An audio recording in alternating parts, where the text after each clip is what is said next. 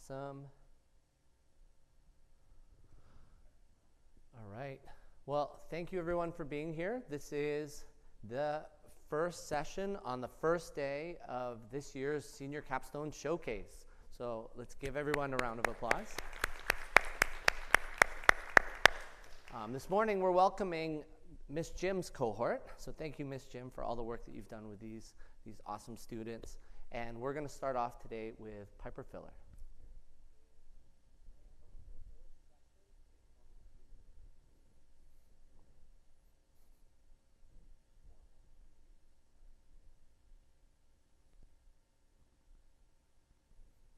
Hello, my name is Piper Filler, and my capstone project is on climate change education for the younger generation.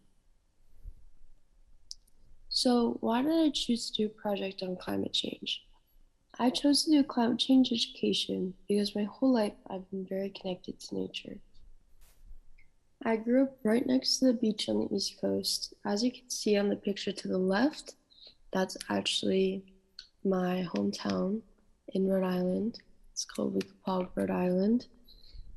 And so I've experienced many hurricanes and storms in my lifetime living next to the ocean. And then the picture to the right, that is the saltwater pond that surrounds the other side of my town.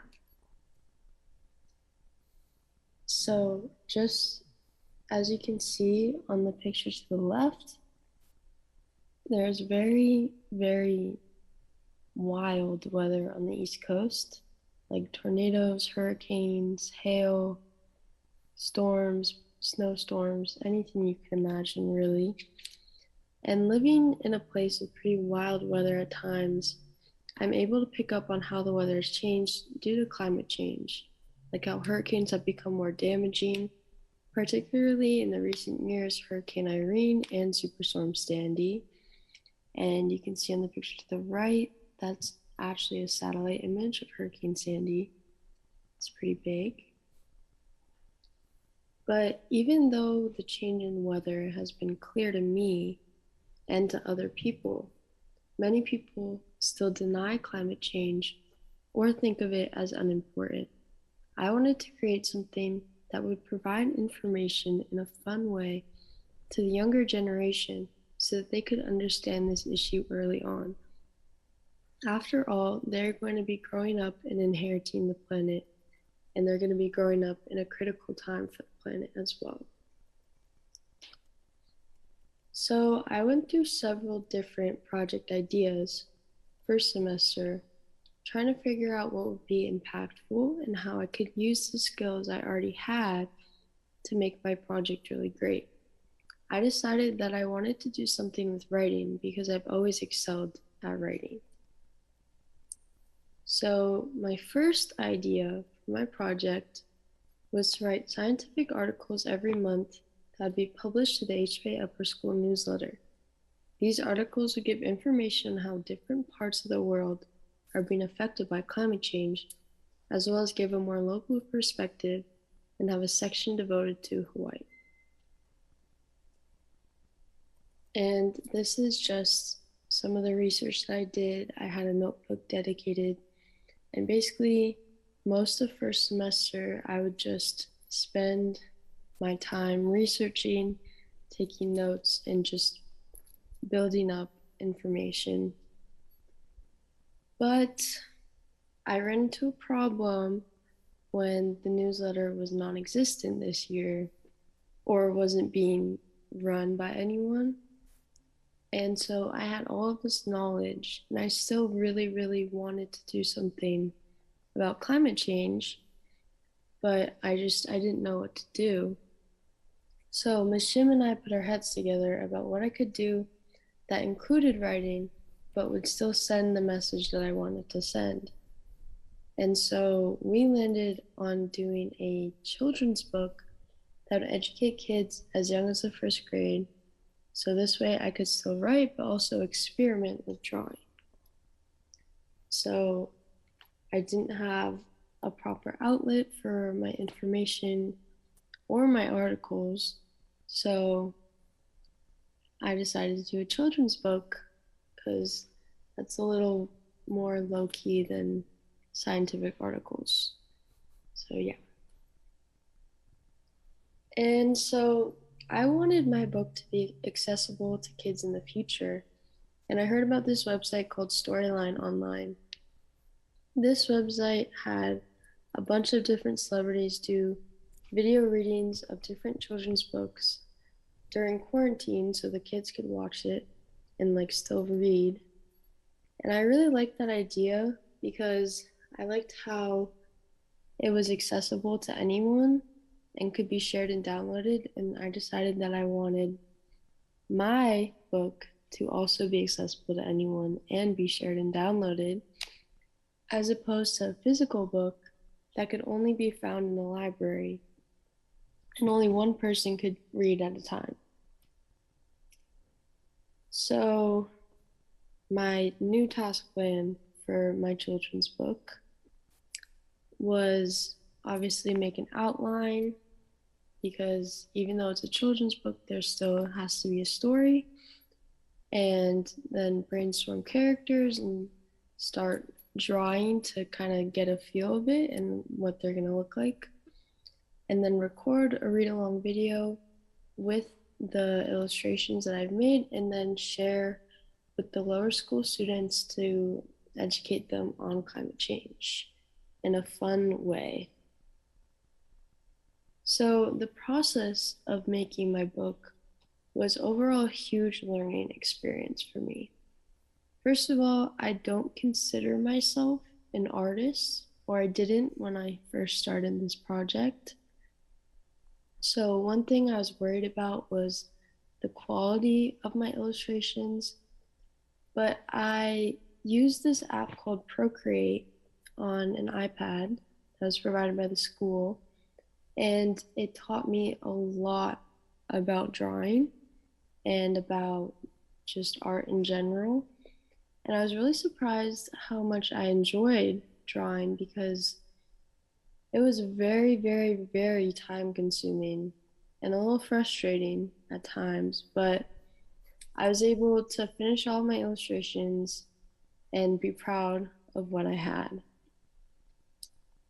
And so the writing in general, in terms of writing, it actually took me the shortest amount of time compared to everything else that I had to do. But I think it was also the part that I enjoyed the most, because, as I said before, I've always excelled in writing, but I think it was fun because I got to redirect information in the form of a story. So I really enjoyed that. And then another thing that making this book has taught me is time management, because the drawing process took a lot of time. And of course, I had deadlines to meet and I had to complete my project on time. So I had to realize that if I wanted my illustrations to be good, then I had to put a lot of time into them, which meant I need to set aside a lot of my free time at school and out of school to work on them and finish them and get them perfect, and then connect them with the actual story. And so the title of my book is Our World. And on the next slide, I'm just going to show you a couple of the pages just so you can get an idea of what they look like. So personally, these pages I think are my best pages out of the book, but also they were the ones that took me the most amount of time to draw. But yeah. So overall, my capstone experience it's been enjoyable, even though it's been stressful. And I've learned a lot, and I wanted to thank Miss Jim especially for helping me finish my project and share it and kind of guiding me through everything, and then everyone else who helped me along the way.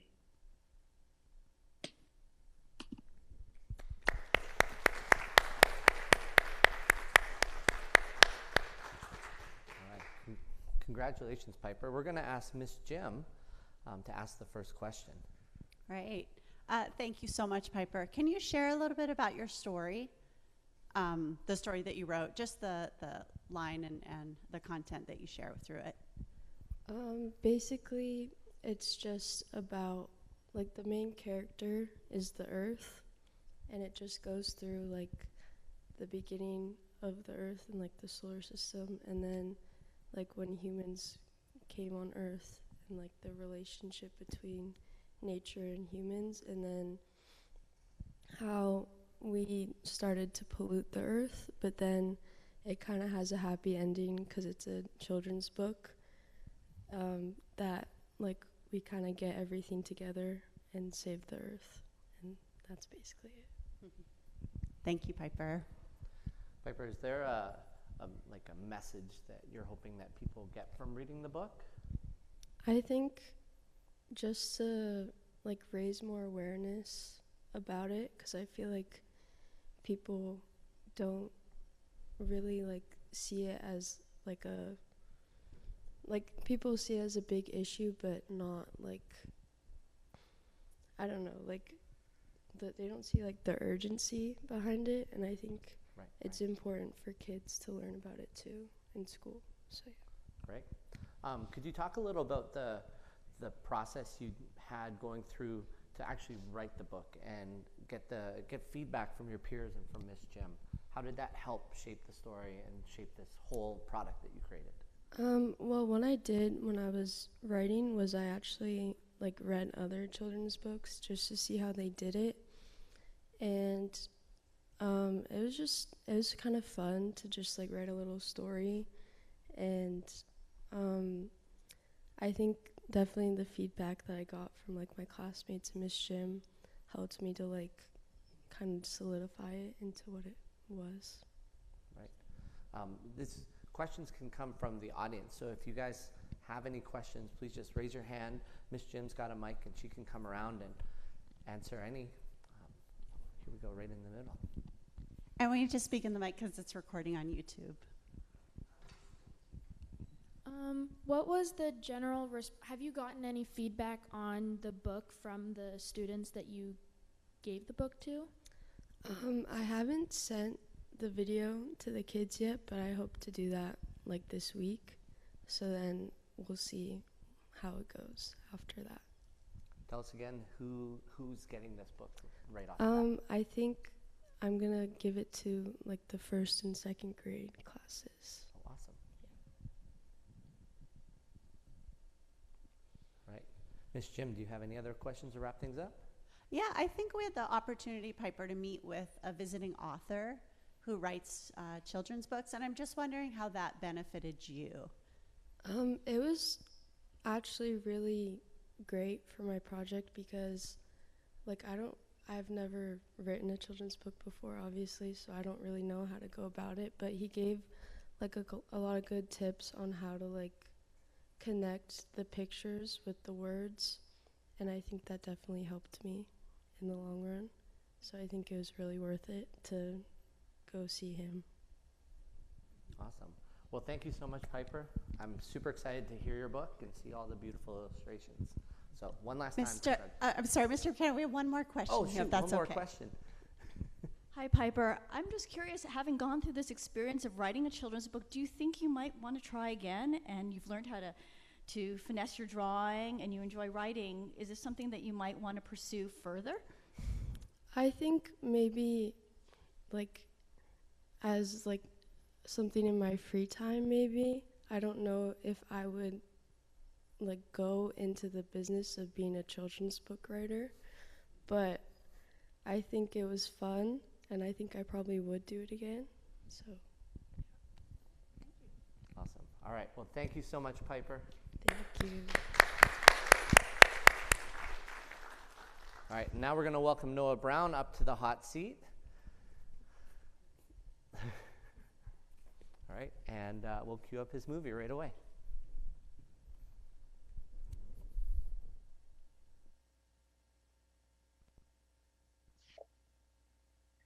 Hello, everybody. Thank you for coming this morning to hear about my Capstone project that I've been working very hard on these last few months. I'm grateful to share it with all of you.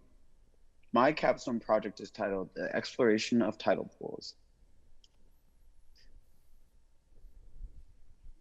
So you may be wondering, how did I choose my project to revolve around tidal pools and why? The answer is simple. Ever since I was very young, I've been obsessed with the ideas of many self-sustaining ecosystems that lie within the shoreline of the broad ocean surrounding us. The first time I had ever been to a tidal pool was life-changing, given that for the most part, I grew up away from the shore. Since then, it has been my dream to work closer to and understand more about tidal pools themselves. Making a project revolving around tidal pools wasn't easy. After looking through different resources that I had available regarding tidal pools, I noticed that most tidal pool field guides are lacking in information about the organisms shown on them. As you can see on the left, there's a few illustrations or pictures of the organisms and their name, but that's about it. That's when the idea hit me. I wanted to create a high-functioning and modern field guide.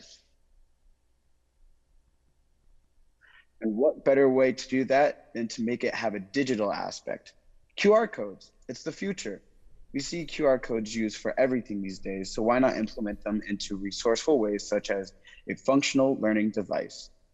On the right side of the screen, there's a QR code that leads you to the same image seen on the left of my field guide that I've completed this year. I'll give you all a moment to scan it if you'd like.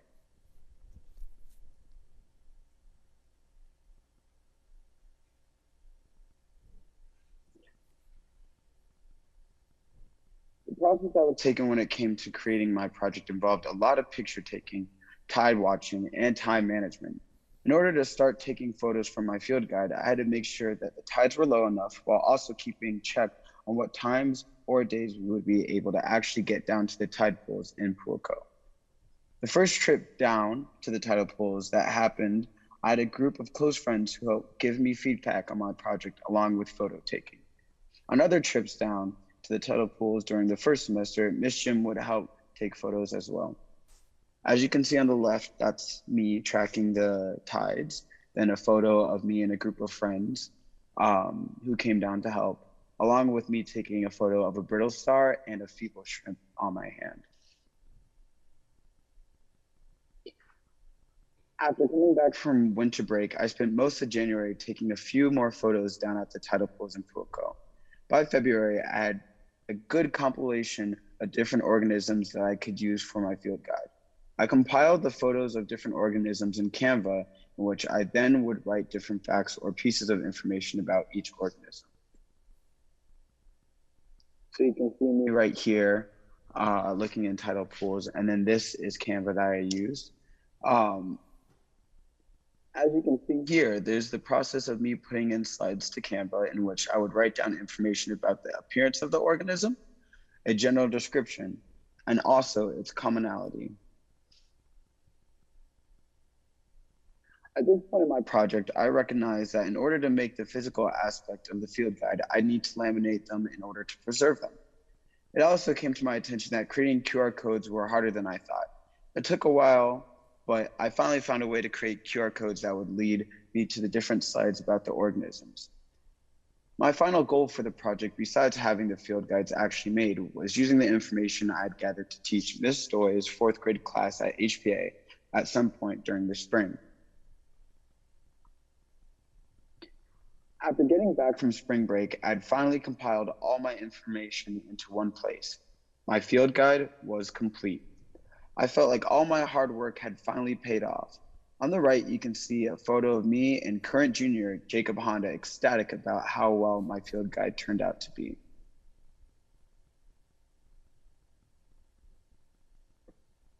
If you guys have a phone on you at this current time, I encourage you to take them out and move to the camera application in which you'll be able to scan the QR code on the right to see just how my field guide works. If not, you'll be able to see on the next slide what pops up when you scan it.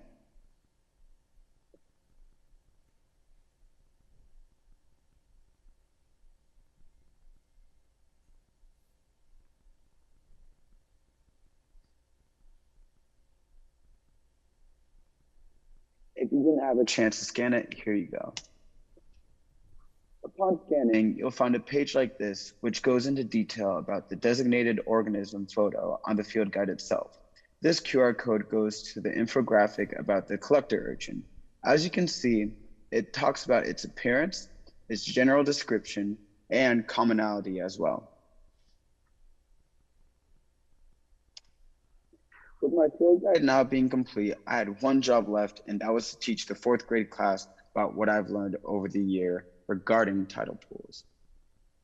As you can see here is what the physical copy of my tidal pool field guide looks like.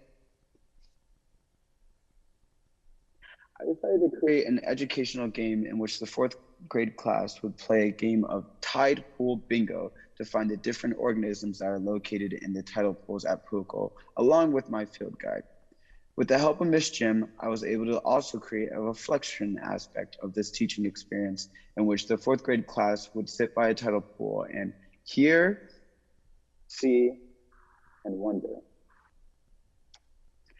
Finally, the day came to teach the 4th grade class, and to my surprise, there was no problem in completing the tidal pool bingo. The teaching experience allowed me to learn what it means to share information on a topic I'm passionate about, and in whole was a wonderful experience to have.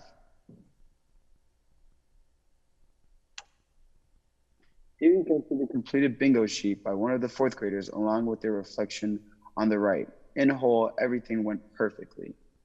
So you can see that they wrote the different organisms underneath the little hints on the tide pool bingo, and on the right, they talked about what they were able to hear, see, and wonder. Although in the end, everything worked out, throughout my project, there had been setbacks that caused me to become frustrated and reevaluate my project as a whole.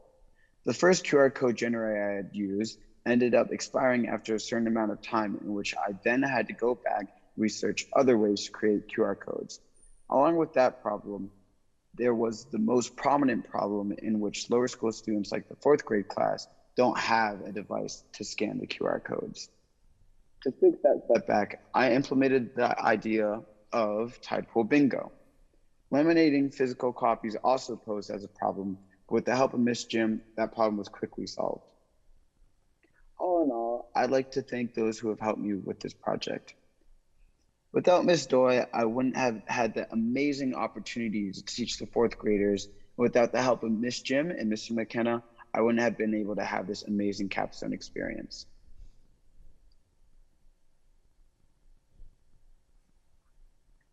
Thank you all for letting me present to you.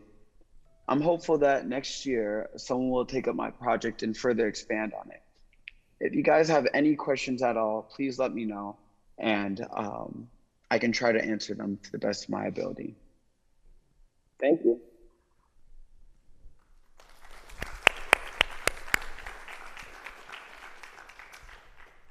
All right, great job, Noah. Again, we're gonna start off with Miss Jim. All right, thank you, Noah. I would like you to share one of your most interesting organisms that you located, that you found, and maybe some facts about that organism. One of the most interesting organisms I probably found, my favorite, is the brittle star. One of the coolest facts about the brittle star is that it got its name given that its arms will break off if picked up, or kind of acting as a defense mechanism. So that's my favorite organism that I was able to find, and also a few cool facts. Great. Noah, I think over the course of this capstone, you know, you're honest about it. It was challenging. It was frustrating at times, but I could really see the joy out there in your face in the photos that Miss Jim shared with that experience with the 4th grade. Mm-hmm. Talk about that passion you have for sharing and education. And is this something that you think you might consider doing in the future? That's a great question, Mr. McKenna. Right now, I'm going to Loyola Marymount University next year as a biology major. I was thinking about studying in marine biology, but after this amazing experience, I'm actually thinking about switching my major to early education. Wow. To work with lower school students as a full-time job. That's awesome. Yeah, I love that. Talk a little bit more about like how you're coming to that decision. You know, here you are, senior year, right? Talk about how this capstone has helped you make that call.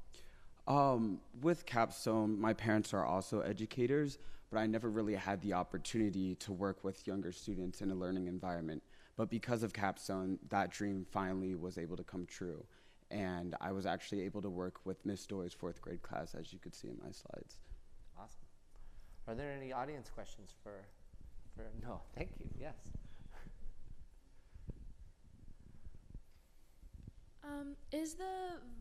So you have the hard copy of with all the QR codes on it. Do you plan on making one without the QR codes that goes straight to all the information and the pictures on it? So that way people who don't have access to like their camera and stuff, they can see it? I was planning on making one of those. It would not take that much time. It would be as simple as just printing out the different slides on Canva. But my idea was to generally have a traditional looking field guide in which it has the organism and its name, but also having that implementation of a digital aspect in which you can scan the QR codes and it brings you up to that information. Do you have a place where these field guides will live? Currently, they're with Miss Jim and Miss Cordova, and I'm hoping, like I said, that next year, upcoming senior will pick up this project and add more to it as well. Awesome. I think we got one more from the audience. Very nice work. Thank you. As you noticed in the beginning, you showed that the current guides that are out there lack information. Have you thought about working with a publisher and having these available for purchase at, diving stores and tourist places around the island? Currently, I haven't really thought about that, but I would be more than happy to work with someone to get that done. Awesome. All right, well, Noah, thank you so much. Thank you. It's been transformative for you, so congratulations. All right, up next we have Trevor Kaufman. There he is. All right.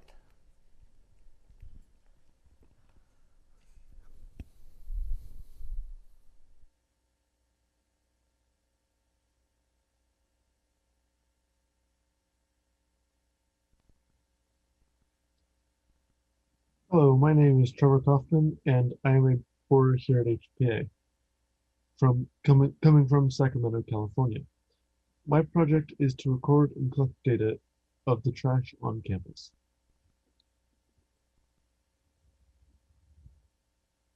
To start this project, I had to create a path around the campus to stick to and collect data of the trash on campus.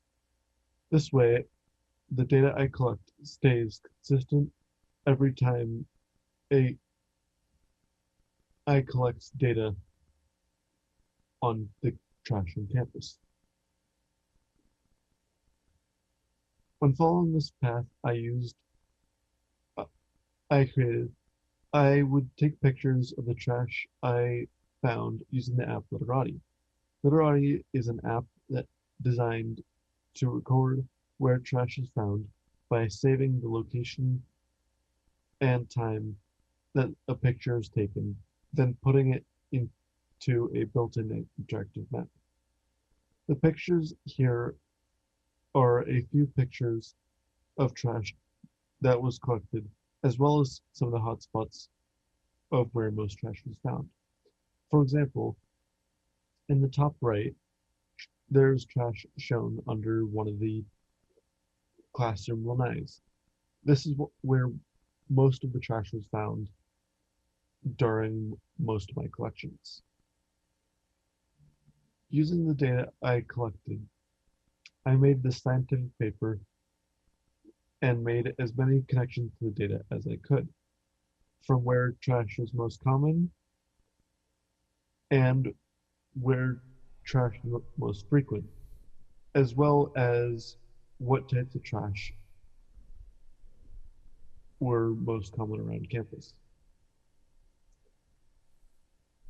For example, in the pie chart shown here, that takes the total amount of trash I found during my collection and categorizes it into articles of trash that's most common.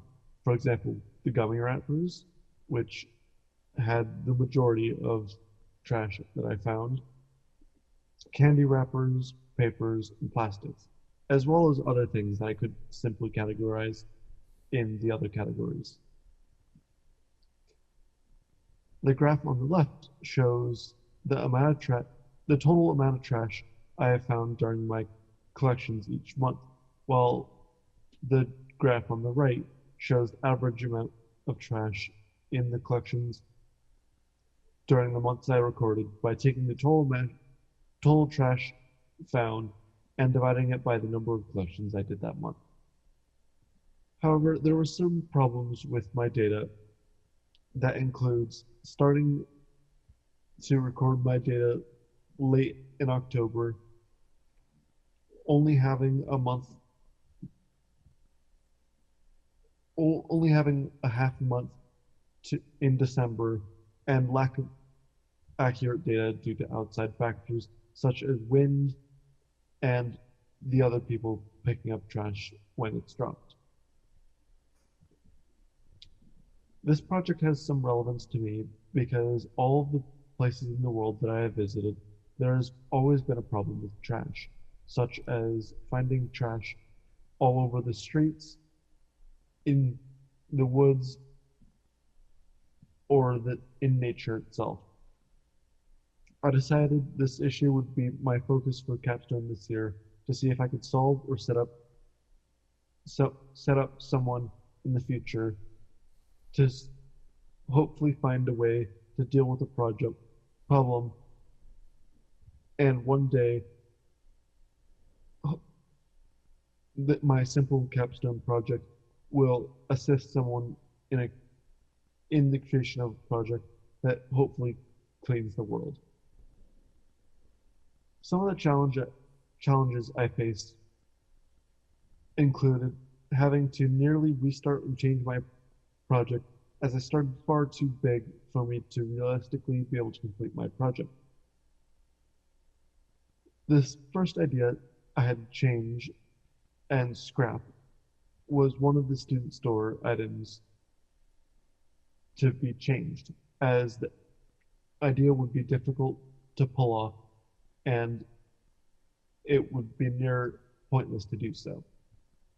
The second idea that was scrapped was the poster shown here, as I simply didn't like how it turned out, and I didn't know what to do with it.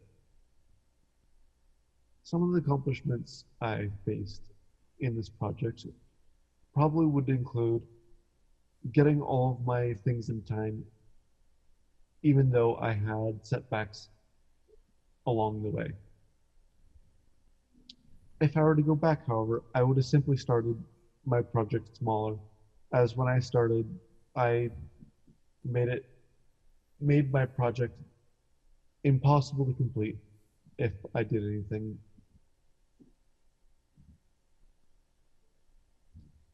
Some of the guidance I received from others includes Mr. McKenna, who helped me build this project today, what is today, Miss Jem, who helped me stay on top of my work and keeping everything on time, and finally, my dad giving me ideas for the project before the senior year even began. Thank you, and I hope you enjoyed my capstone.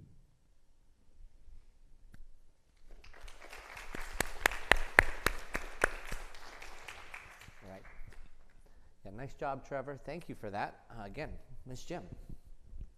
Trevor, I'd like you to share some ideas you have for future projects. So you collected data, you now know sites of hotspots as well as sources. How do you feel that others could then expand your project to eliminate the issue of trash on our campus? Thank you for the question. Some of the ideas I sort of thought could use my project idea is a better cleanup plan for students, such as work programs, and every once in a while, like we do an all-school day where we just go around the campus collecting as much trash as possible, and then maybe something to do with Olympics, as it can be a event to see who finds the most trash in each class, or even expand it beyond the campus. Thank you, Trevor. Trevor, you did, I looked up there, you did almost 10 cleanups or these big events around campus. What were some of the surprising types of trash that you saw? Well, some of the surprising trash that I saw probably would fall under the lanai, as once I found a full trash bag under the lanai. Quite a few of the dining hall plates, bowls, and silverware, as well as some water bottles. Interesting. Again, we can open this up to questions from the audience. Oh, we got one in the back. Fabulous. Hi, Trevor. Good job. It's a very worthwhile project. I was wondering, when you made your path that you would check, did you find any areas of high rubbish? Finding high rubbish, any correlation with more receptacles in that less or more receptacles in terms of areas where you found more or less rubbish? Do you mean like trash cans and stuff? Yeah. Sometimes there were more, like, for example, if it's behind a building, such as like behind the technology building, there's a large area without any trash cans, and the only ones nearby are at the edges of the other classrooms. But other than that, it was still more common to find trash under the buildings themselves. Was there a specific area of campus? I know you've talked about under buildings as kind of being a key spot, but were there areas on campus where there seemed to have a larger accumulation of trash than others? Oftentimes, either very close to the dining hall and close to the art building, as the science building tended to have far less trash, as there were multiple trash cans all in very close proximity to it. Gotcha. Oh, I think we've got one more. It just struck me that gummy wrappers were up there. Is there a reason there are so many gummy wrappers on the campus? Well, one of the things that the student store sells is gummies. However, it seemed like people were getting careless when throwing the trash away, and that caused some problems. However, it wasn't just student store gummies that I saw. It was from other places as well. So it's not just on the student store. All right. Thank you for that, Trevor. This was a really great project, and as a sustainability resource director, I'm looking forward to grabbing this, reading through your final data report, and looking at ways that we can improve our campus. So thank you so much for this project. It's phenomenal. Awesome. All right, next up we have Nathan O'Toole. Ooh. There you go.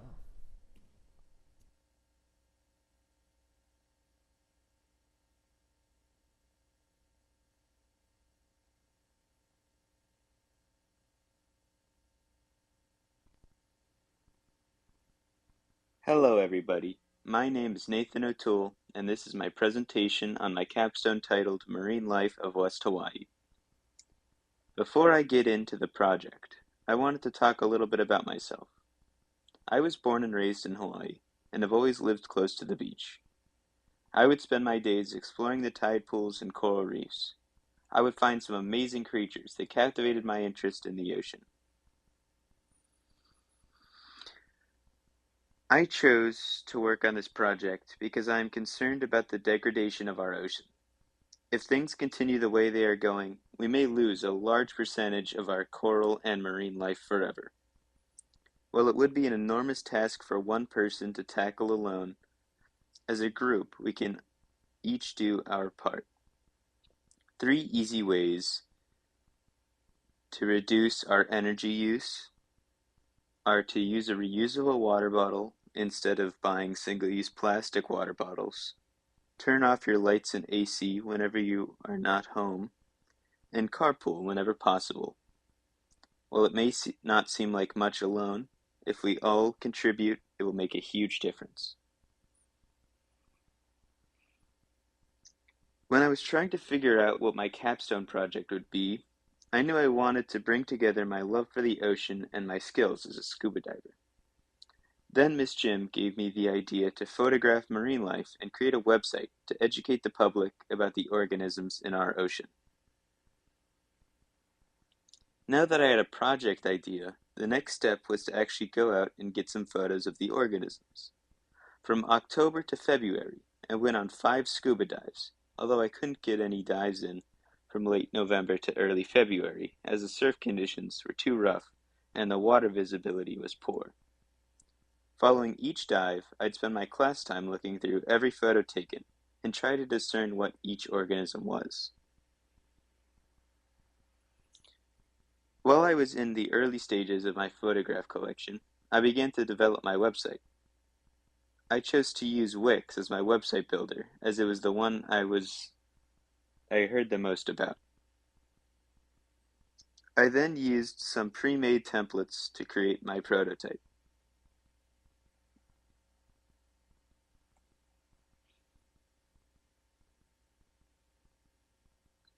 So how did I accomplish this?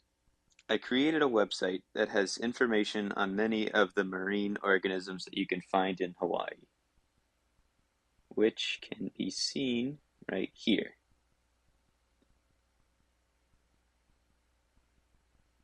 So this is the homepage of my website. It's just a photo of me right before I went diving the first time. And then the next page was the solutions I mentioned earlier, like using reusable water bottles, turning off AC and lights, and carpooling whenever possible. My next page is just a little snippet about who I am and why I'm doing this.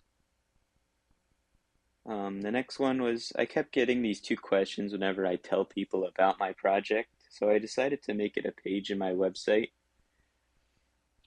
And you can really just add to this whenever, but for now, this is just the most frequently asked questions I had. Now, the next part of my website is split into 3 parts, depending on what it is. So we got reptiles, echinoderms, and fish. Now, they all have the same kind of outline, but I would like to share the one on pufferfish, because I really like this picture of the Hawaiian white-spotted toby.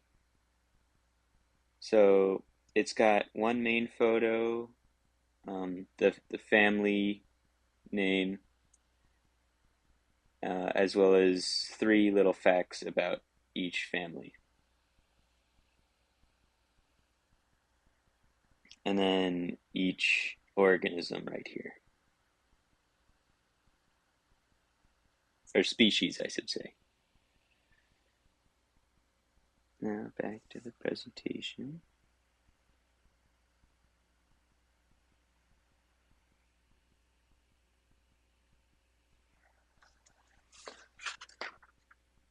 So, some challenges I had.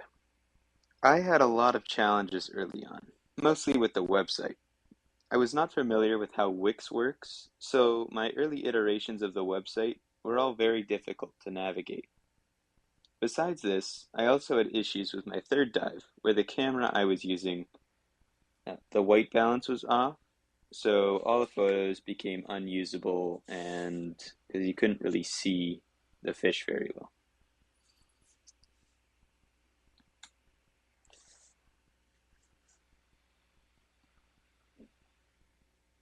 So I'd like to talk a little bit about what I have planned for my project later on.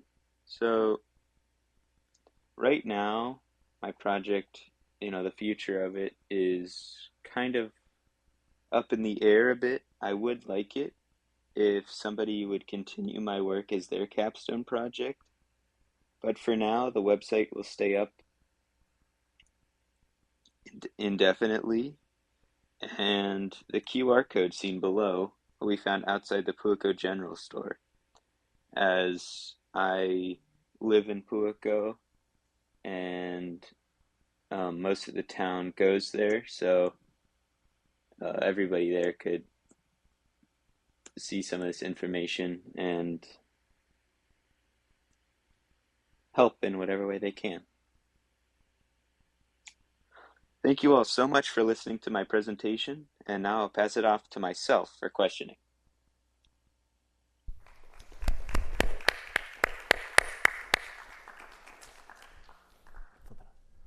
All right, thank you, Nathan. And actually, we'll pass it off to Ms. Jim for the first question. So Nathan, if you talked about other folks expanding upon your project, what would that look like, and what do you envision that as? Yeah, so well, I'm the only person right now who has editing privileges to my website. If one of the junior classes wanted to take up that project, they could reach out to you, who could reach out to me, or they could reach straight to me, and I could give them access to it, and then they can edit it in whichever way they want. Can you speak a little bit to photography underwater and what you learned? So you talked a little bit about the issues surrounding white balance and checking your images as you take them, but anything else you learned about photography? Yeah, I never really used a camera of that quality, so I wasn't really sure how it worked at first, like what all the steps you needed to do to make it look like as professional as possible. But I felt like as I went along, I really learned how to like get the right distance on it, so it was in focus and like really clear. Thank you. Great. Nathan, who's the intended audience for this website? I just really anybody who wants to listen to it. What do you hope that they get out of it? Yeah. I'm sure most people know that like our oceans are dying, but I feel like not many people know what they can do or what it's actually affecting. Right. So I felt like if they could see the organisms that could disappear, they might like look at the solutions and see what they can do. Great. I think we have an audience question. Hi Nathan, that was a wonderful project. I was just wondering, how did you go about identifying organisms that you didn't immediately recognize when you were out diving and exploring the tide pools? Yeah, for the first few dives, I didn't actually know what any organisms were, but once I got to the class and started looking through books, like the one that John Hoover has is really good. I just looked through photos and see, well, that's it. And then once I learned kind of what each like family characteristics each one has, I could kind of identify like what type of family it was in, and then it was much faster to identify. Talk a little about the skills that you learned over the course of this year. Yeah, so website building, I definitely got much better at that. Underwater photography, but yeah, I think those are the main two, but besides that, I also, through presenting this many times, I feel like I got way better at presenting to people. Absolutely. We got Mr. Bernstein on the line, and he first wanted to say congratulations. Seeing your progress from 8th grade to now is huge. Were you part of the 5th grade class as well that Yes. did a capstone? Oh my gosh, so you're our first one up here who's 5th, 8th, and 12th. Can you talk about that journey as a student and what that's meant kind of in each of these capstone moments? Yeah, I mean, I can still remember the 5th grade one about bees. It's really just been kind of exciting, I don't know, but because like these projects, well, like beforehand you're like, I don't really want to do that, but after you get into it, it's just kind of fun. Right. Like I got to build a garden in 8th grade for my 8th grade capstone, and I just had a blast doing that. That's great. It's the power of Capstone, right? Cool. All right. Well, thank you so much, Nathan. And we have one more coming up. So thank you. All right. And here is Phoebe Wyatt.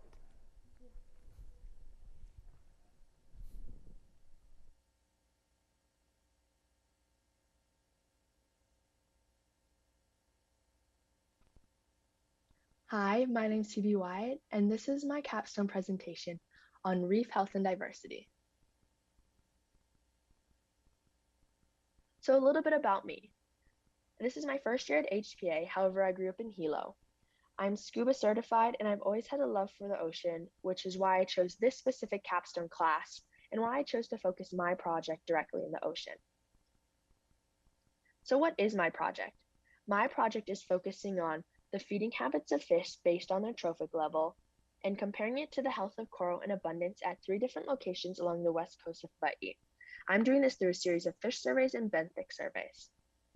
So this is a timeline of what my capstone year has looked like so far.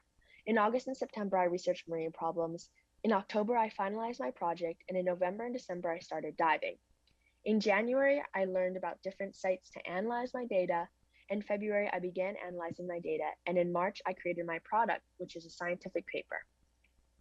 So in August and September, we researched marine problems. We went to the Malama Honu project to study turtles. We went to Pelikane Bay to look at water clarity, and we went to Wailea Bay to look at coral health. Wailea Bay inspired me to actually start looking at reef health. So in October, I finalized my project. I knew I wanted to focus on reef health, but I wasn't sure what specific aspect I wanted to focus on. I attended a Zoom meeting by a UH Hilo student who had been conducting fish surveys in Hilo through Reef.org. Reef.org is the Reef Environmental Education Foundation, which is a citizen-based database, and it allows anyone to join, and they can conduct a fish survey, and they submit it to Reef.org, and it goes into a database. So I decided I would focus on fish and how they play a role in the reef, and specifically I wanted to see if assessments of fish population can be used to ascertain reef health. So I attended a Reef.org training guide, and it went over how to survey and how to identify Hawaiian fish. I finalized my gear with Mr. Rice and Miss Jim, and in the top right, this is the contraption I used to take coral photos underwater. It's an L-shaped PVC pipe, and the camera sits atop and overlooks the reef. I had broken down my project into 3 main components. Number 1, I was going to take coral photos. Number 2, I was going to conduct a fish survey. And number 3, I was going to analyze my data. I thought I was going to analyze my data through this program, CPCE, or Coral Point Count on Excel. In November and December, I actually started diving at different sites and learning about different fish. In the left picture, you can see Miss Jim and I setting up my camera contraption to take pictures of the reef. And in the right picture, you can see me conducting a fish survey. This was the portion of my project where I encountered the most problems. Number 1, I'd had to figure out how I was going to count my fish. This was before I decided on a fish survey, and I'd been playing around with the idea of taking a video, rewatching it, and counting the fish I see. However, I really struggled to capture what fish I was looking at. I couldn't get the right angle to actually see the fish, and it just proved to be more trouble than it was worth. I also thought maybe I could take pictures of the fish. However, I couldn't take pictures of the fish fast enough. I also struggled with blue light that comes when you're filming underwater. It made it even harder to discern what I was looking at. Once I decided I was doing a fish survey, I had to figure out how to actually get one. I thought I was going to make my own, and I started to. However, it proved much more difficult than I thought it would be. I wasn't sure what fish to include or even how to make a fish survey. So I ended up purchasing one from Reef.org.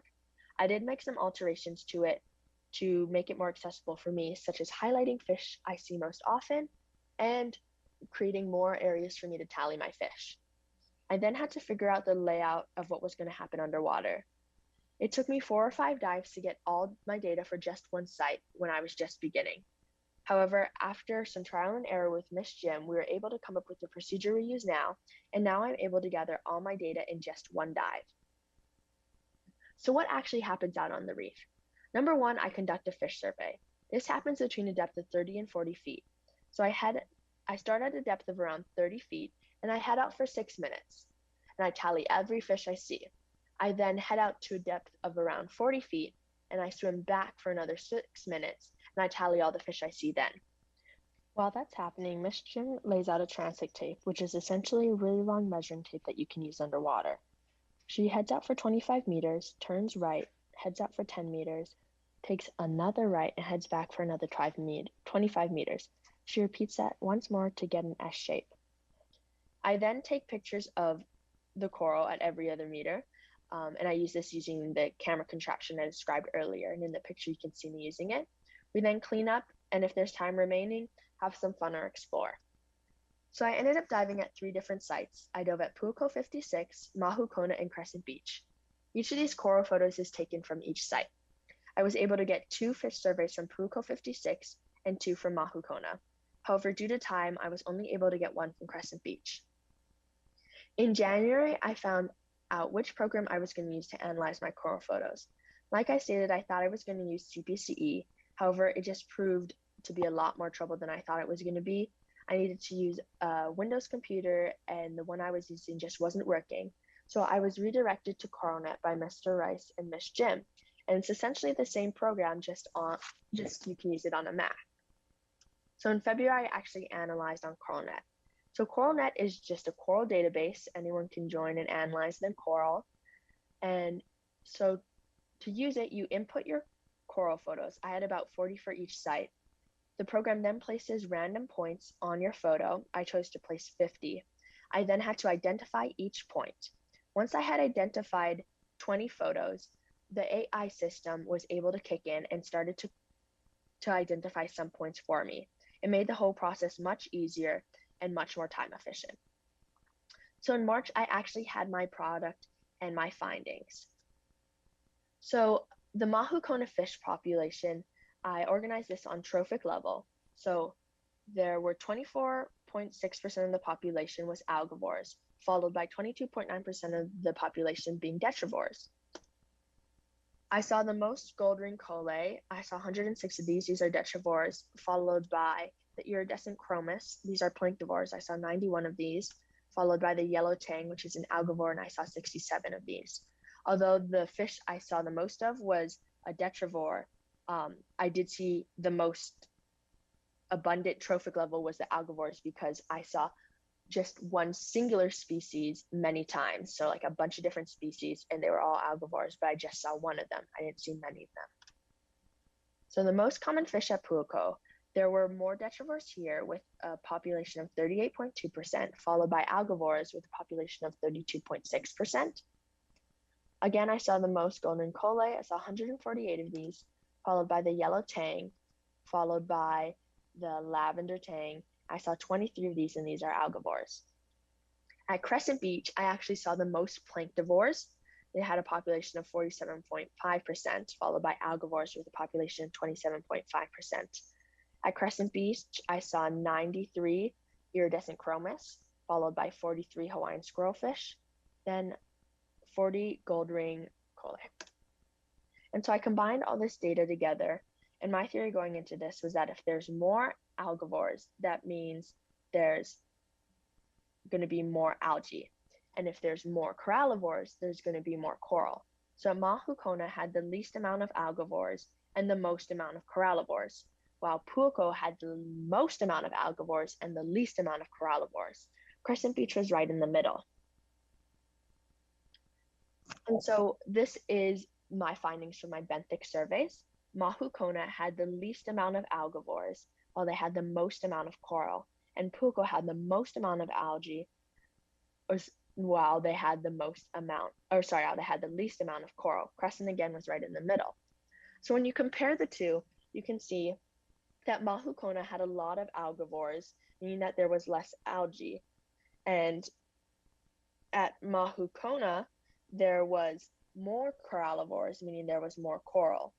And at Pu'uko, it was the complete opposite, where you had more algivores, meaning you had more algae, and you had less corallivores, meaning you had less coral. Again, Crescent was right in the middle of the two. So Mahukona was actually the healthiest reef I surveyed. This is because they had the least amount of algivores, meaning that they had less algae. And because they had less algae, that means there's more viable places for coral to grow, meaning that there's more coral to support a bigger corallivore population. While in contrast, Pu'uko had a lot of algae, meaning there was not a lot of room for coral to grow. By comparing these two, you can see that there is correlation between the trophic level and feeding habits of fish and the health of the reef.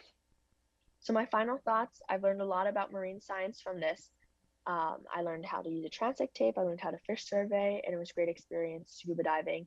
And hopefully, maybe this can also build another capstone, see how it's changed in a couple years. And I also learned about the great resource reef.org, which I hope to use in the future just as a hobby. Thank you, and let me know if you have any questions.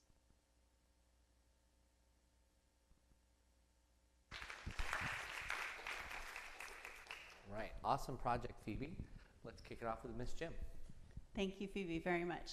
I have a question about reef.org and whether you talked a little bit about this possibly being a viable option for the future, but with your work with UH a little bit and what reef.org, is there potential for expansion within our marine science program or capstone? Yes, there's definitely room for expansion. Reef.org is open to anyone. You don't even have to be in a marine bio class to join. And it's definitely possible to expand outside of the west coast of Hawaii too, just because you can conduct a fish survey anywhere as long as you have paper and you can see the fish. Yeah. Awesome.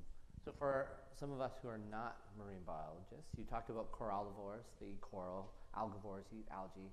Can you dive into those other categories? There was detrivores. Yeah, so planktivores, they eat the plankton. And I'd like to note that herbivores are a feeding habit for these fish. However, there was a lot of overlap between the herbivores and algivores, so I combined herbivores into the algivore category. So we had detrivores that kind of just feed on the stuff at the bottom. Okay. I think, and then omnivore, they eat both, and carnivore, they eat just meat. Yeah. Talk about those dives that you went on. Was it like how was sorry, I'm formulating here. Okay. I got to do a cool reef assessment project, and I know that being underwater and working with tools and working with equipment is a challenge. So how are you able to do all that in one dive, and what system did you have in place to support it? Well, I certainly can't do it by myself. So I'd like to give a shout out to Miss Jim, Mr. Rice, and Eli Manella because they were with me for most of my dives. And what essentially happens is I kind of divvy up what I have. My camera gear goes with one person, my transect tape goes with another, I carry my underwater paper. And so I think it's all a team effort. We all bring it out there, and just through like writing on our slates and communication, one way or another, I get the materials I need, and then we all conduct it, and then we just carry it out all together. So I like to thank them for being a big part of this journey. Are there any audience questions? I see one over here. While Miss Jim's heading that way, talk about your plans for the future. Does this capstone help lead into that? So I do have an interest in marine biology. I'm not sure if it's something I'm going to major in, but it's definitely a hobby I'd like to keep pursuing in the future.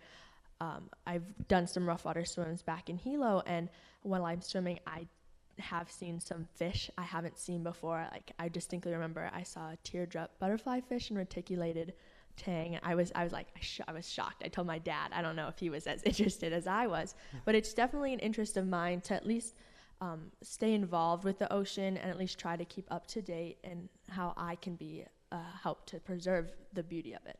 Yeah. Hi, Phoebe. I was wondering, when you're out on your dives, taking account of a specific fish population, was it challenging to decipher which fish you had already counted and then new ones that were adding to the population count? Yes, definitely. It was like I was trying to swim as slow as I could, but these fish would often go back and forth, and so I would try to count as many as I could in my head and then write down that number instead of tallying each time. And as I move section by section, I just tried to look ahead to make sure there wasn't a huge amount of overlap between the two. Yeah. All right, we've got an online question here from Mr. Bernstein. He said, you mentioned that this is your first year at HPA. What were some of the challenges you had to overcome to complete this project as you adjusted to life here at the school? Well, I was definitely struggling with just adjusting to HPA as a student and a boarder. It was kind of hard for me to balance just life and then this new, like, living at school.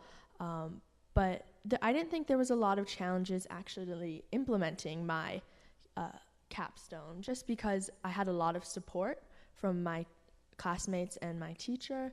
There was always someone I could ask for help or guidance. Could I just ask Phoebe, so it's somewhat nuanced how much work you actually did. It's hard to really know how much you put forth.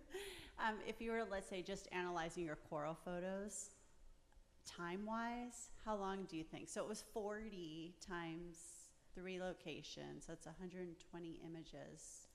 How long did it take about? Yeah, so, I mean, before I even got to actually analyzing these photos, I had to watch like a couple hours, I think, worth of tutorials on how to use this site. And the tutorials were a little out of date, so I did have to play around with this site for a good portion of time.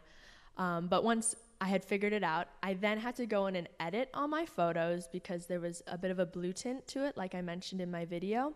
So I tried to get rid of that to the best of my ability so I could decipher the differences between like rubble and sand and coral a lot easier. And once that was done, I was finally able to input my photos. It did take a lot of time. I want to say it took before the AI kicked in, it took me about 5 minutes to go through everything. I debated a lot between what I was actually looking at, because the thing about corals is they can be a certain species, but they may look like a completely different species as well. It's the morphology of it. So I had a hard time discerning whether I was looking at Porides lobata or Porides lutea, and oftentimes it was a good old guess. But nonetheless, it was a lot of time, a lot of just clicking through and identifying. But I'd say it took at least about a month of my time. Wow, that's impressive. All right, well, thank you so much, Phoebe. This was such a cool project and such an awesome kind of culmination for this first session. And thank you, audience online and here in person. And thank you, Noah, Piper, Trevor, Nathan, Phoebe, and Miss Jim for this wonderful opening to our Capstone Showcase. So thank you. Thank you.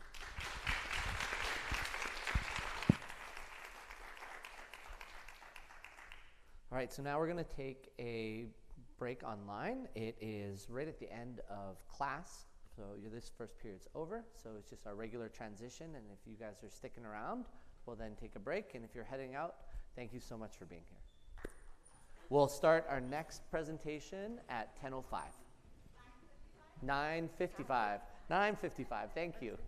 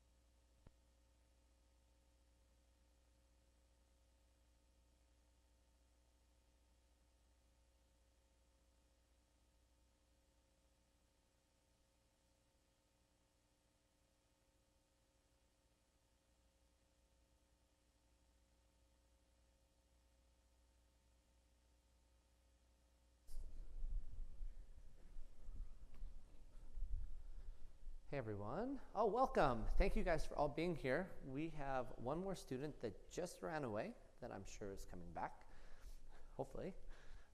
So we're gonna do a brief introduction of the students, and then we'll watch their videos, and then we'll open it up to questions from you guys in the audience. If you have a question or you want to make a comment, just raise your hand, and then we've got Miss Jim with a mic, and then Mr. Muma will have a mic, and they'll bring the mic to you. Wait to get the mic. We are putting this on a live stream with YouTube, and that way the online audience can also hear the questions, and then we'll have a little conversation. And then we've got 4 awesome presentations in this period. We've got 2 from Miss Jim's cohort, and then we've got 2 from Mr. Muma's cohort. So we're kind of getting a little treat because we get to sample 2 different capstone classes. And the first student up is Eli Manella. So why don't you come join me in the hot seat. This will be your mic. You can turn it on later. And welcome again to everybody online. We're excited to be here. This is our second session on the first day of the senior capstone. So as soon as the folks in the back are ready, we can start the next video.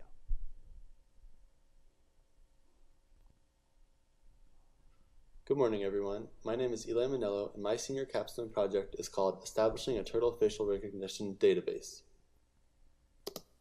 A little bit about me. I live here in Waimea. This is my first year at HPA. I moved here because my mom got a job at the lower campus.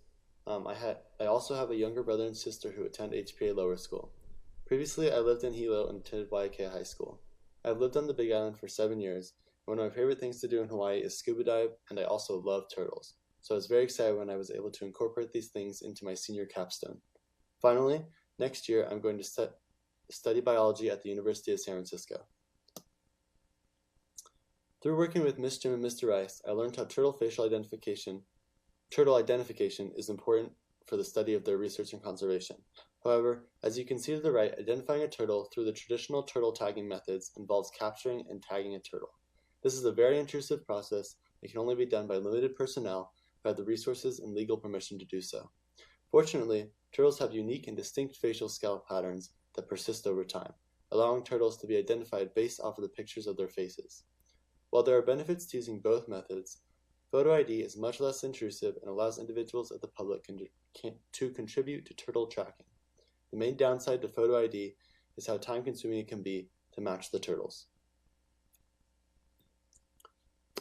This leads me to my project. There are multiple computer programs that can speed the process of turtle facial ID along. Through trial and error and different programs and recommendations, I decided to learn the computer program Interactive Individual Identification System, or I3S.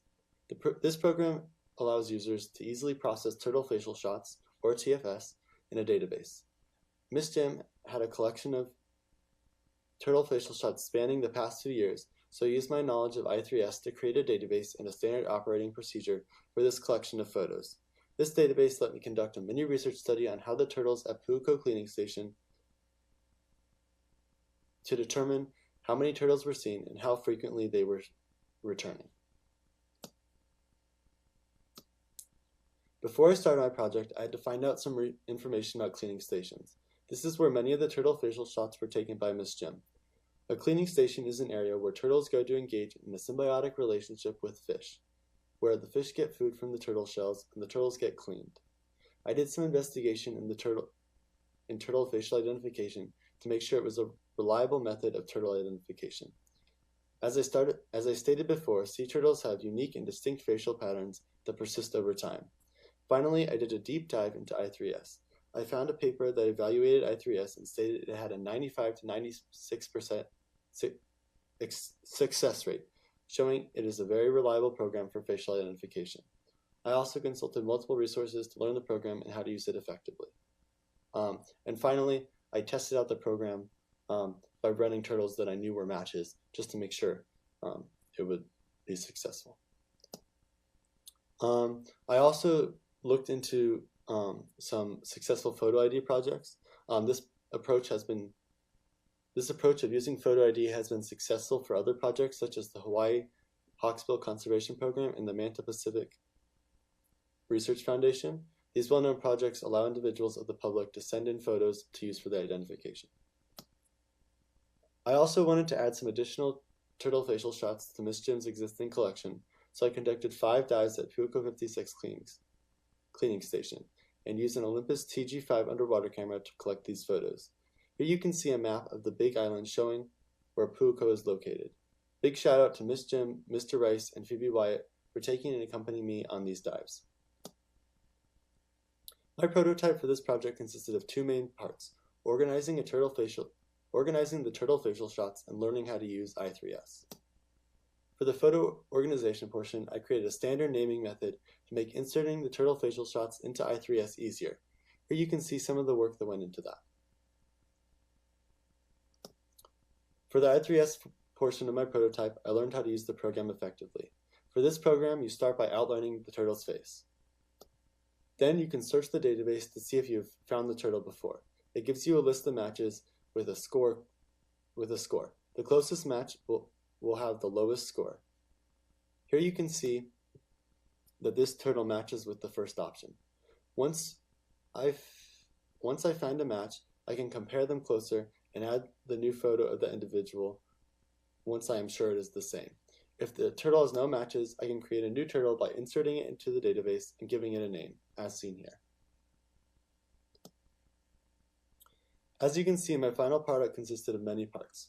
I made a database using i3S, put that database into a spreadsheet for easy viewing, used the database to do a mini research project, and finally created a tutorial and standard operating procedure for using i3S. The main portion of my final product was my i3S database. This database of turtle faces was from September of 2019 to present. This included 38 events, including recreational dives and research trips. My final database consisted of 92 individuals, 66 of which were at Pu'uko cleaning station. From the database of turtle facial shots I made a spreadsheet containing a visual list of the individuals from the database. If you want to view this spreadsheet, you can scan the QR code on the slide. This was a very time-consuming process, as I had to go through each of the 92 turtles, select the best images, and remove the backgrounds from each one. However, it allows for easy visual comparison. In fact, the other day, Mr. Rice had a few turtle facial shots from a turtle stranding, and I was able to quickly go through the list and find a match rather quickly. This will be beneficial for those who do not want to learn i3S but want to utilize the database. From my database, I found that 92 turtles in total. 66 were seen at least once at Pu'uko cleaning station. Of those 66, 10 were seen twice, 2 were seen 3 times, and 2 were seen 4 times. Some of these can be seen on the slide. In addition, 2 were seen at Pu'uko cleaning station in another location as shown on the slide. If you turn your attention to figure 6, the bottom left corner, you can see turtle 17, which was seen at Pu'uko 22 on a research trip and Pu'uko cleaning station during a recreational dive over 2 years later. This shows how turtle tagging and facial identification can be used together. Finally, the last part of my project was an easy-to-follow i3S tutorial, which can be viewed by scanning the QR code on the screen.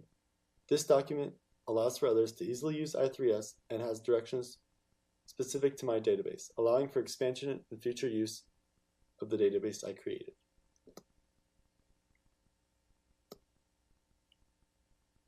Because the population of turtles in my database was relatively small, I cannot make sufficient claims about the turtles at Pu'uko cleaning station. However, my project will serve as the foundation for future projects using facial identification at HPA. I hope that I can pass on my project to someone who will expand upon my database and conduct in-depth research studies of the turtles at Pu'uko. I also hope that eventually my database will become accessible to the public and possibly become a citizen-based project. I have worked hard on this project, and I'm very excited to see how it will grow in the future. After I finished my project, I was given the opportunity to present my work in a poster at the 2nd annual workshop on sea turtle research and conservation in the Hawaiian Islands/Oceania, held at Hawaii Pacific University on Oahu. For this workshop, I took a day trip to Oahu with Miss Jim, Mr. Rice, and Alden Mazo, a fellow student at HPA.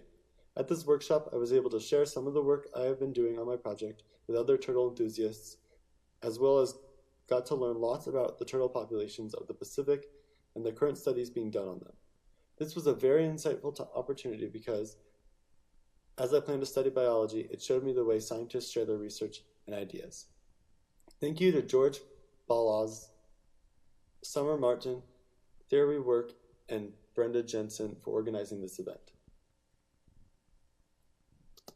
I would like to acknowledge the HBA Marine Research Program, Ms. Jim, and Mr. Rice for mentoring me throughout this project, taking me on dives, and making opportunities possible like the workshop I attended. I would like to thank Phoebe White for going on many of the dives with me.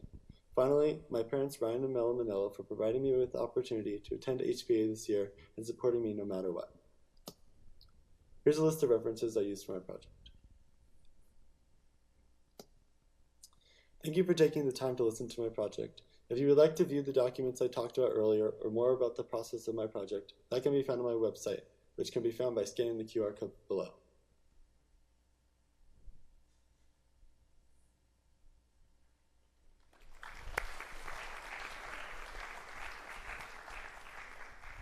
Great work, Eli.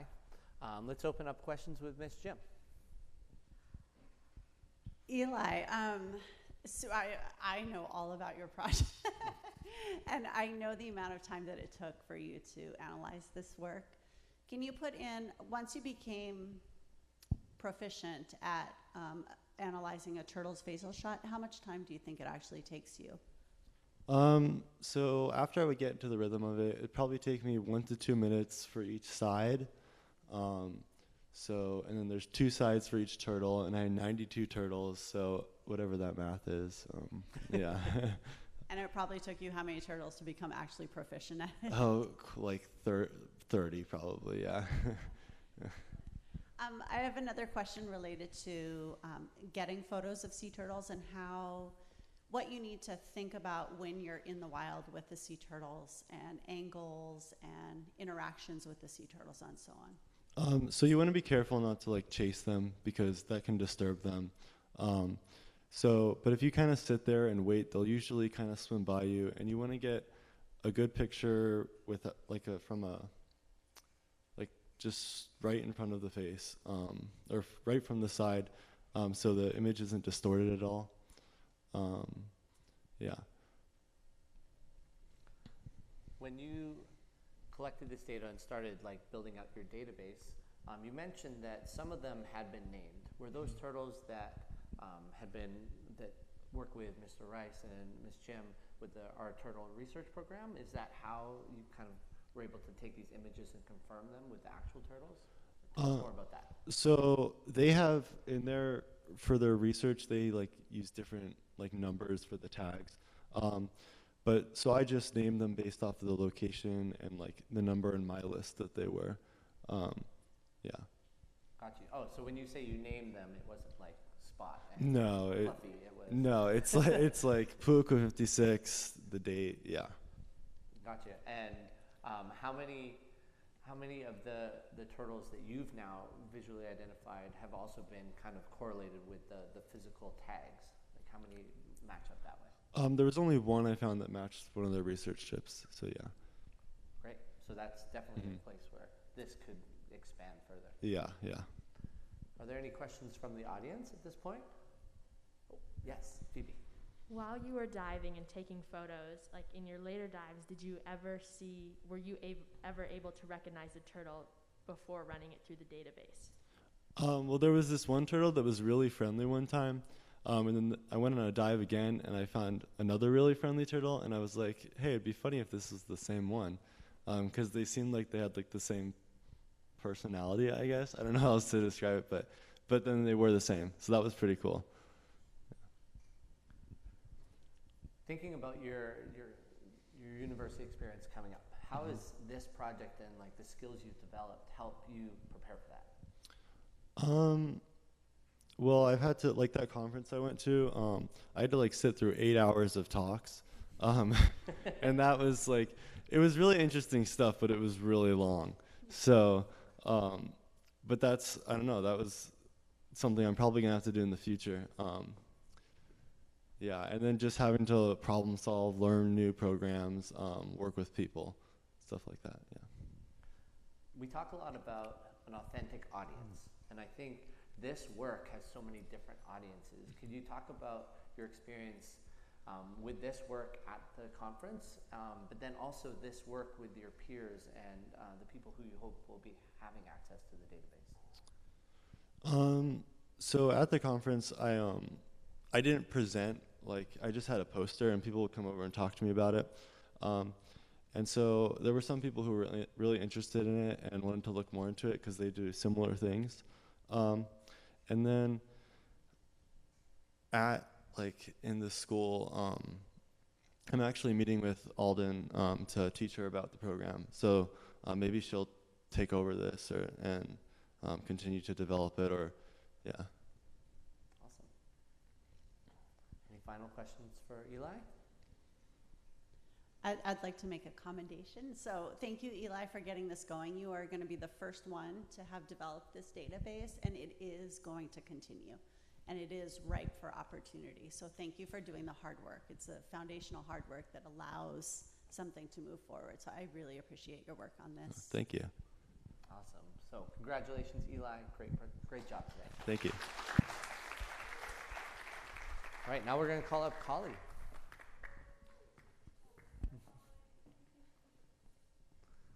All right, welcome, Kali. Let's go with the video.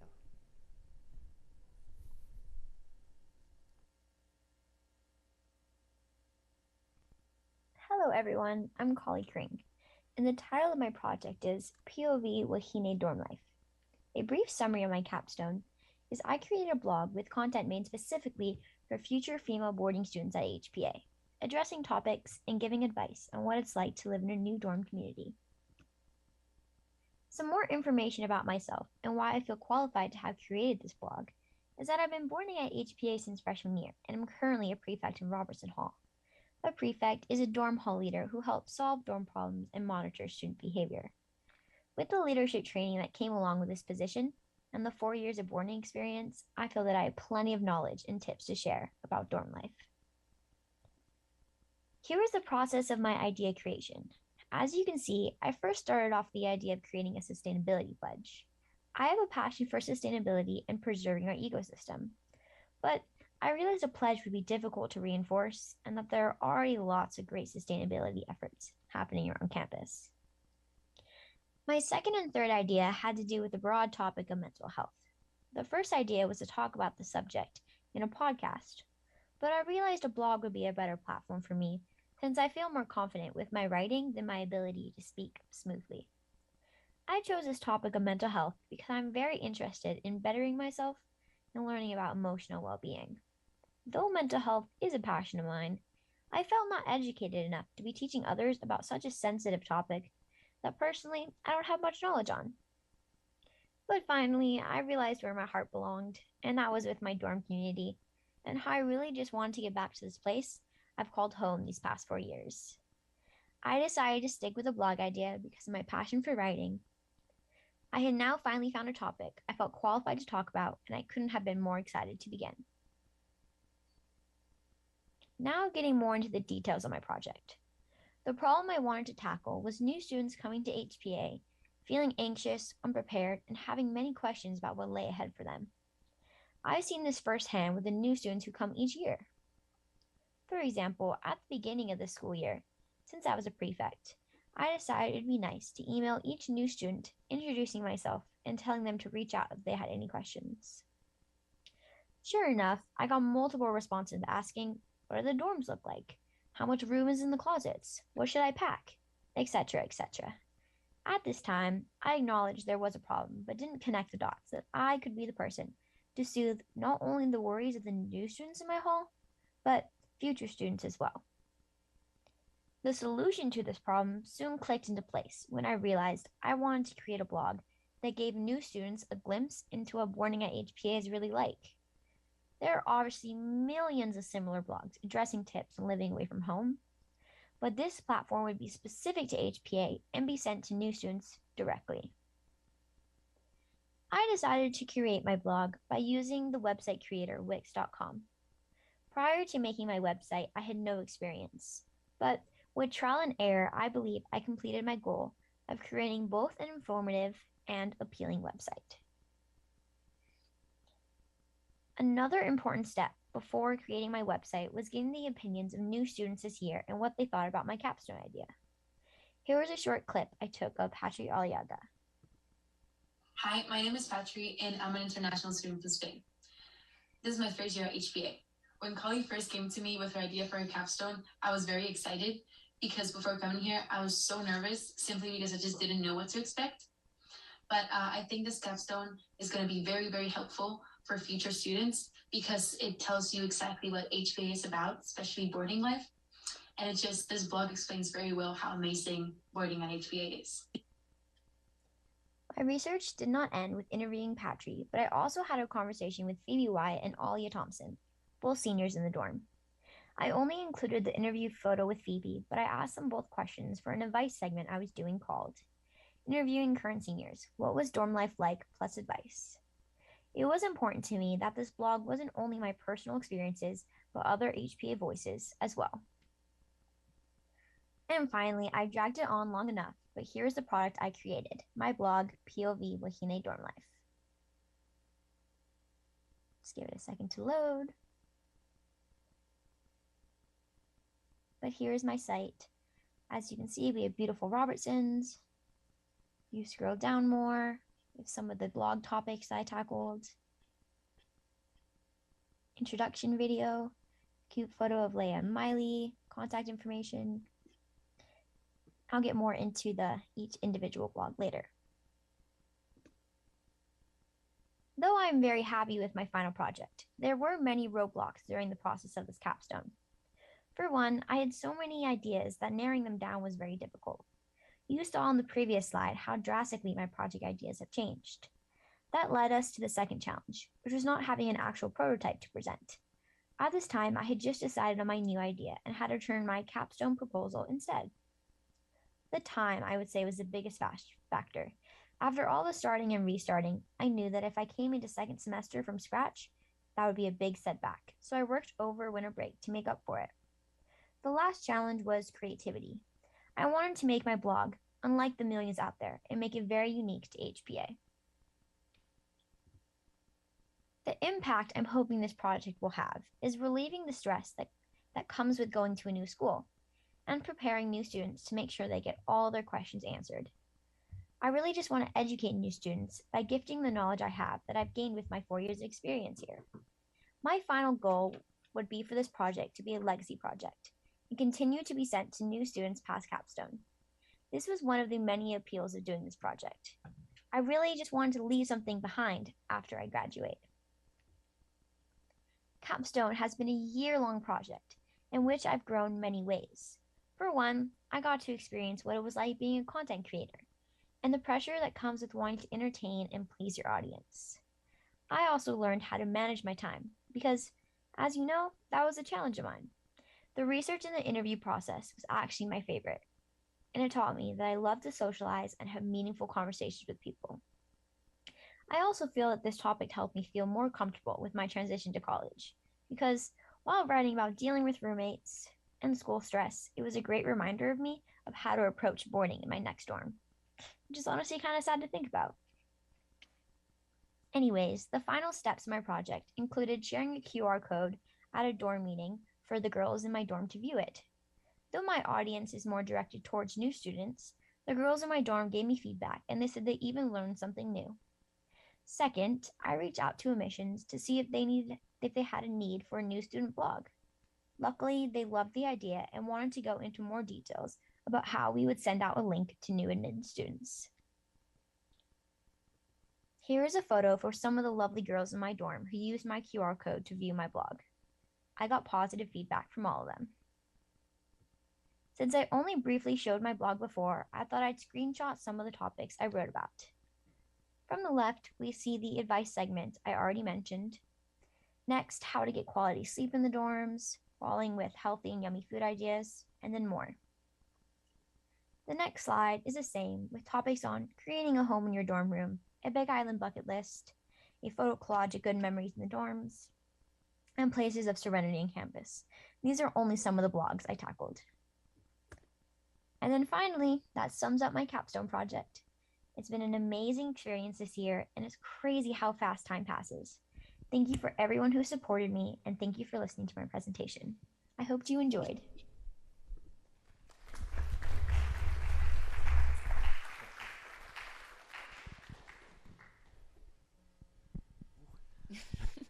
All right, well, thank you so much, colleague. That was awesome. Miss Jim, why don't you have the first question? Great. Kali, I'd like you to share with us what your favorite blog post is and why it hits closest to your heart. I would say the blog I talked about with decorating your dorm room and what you should bring.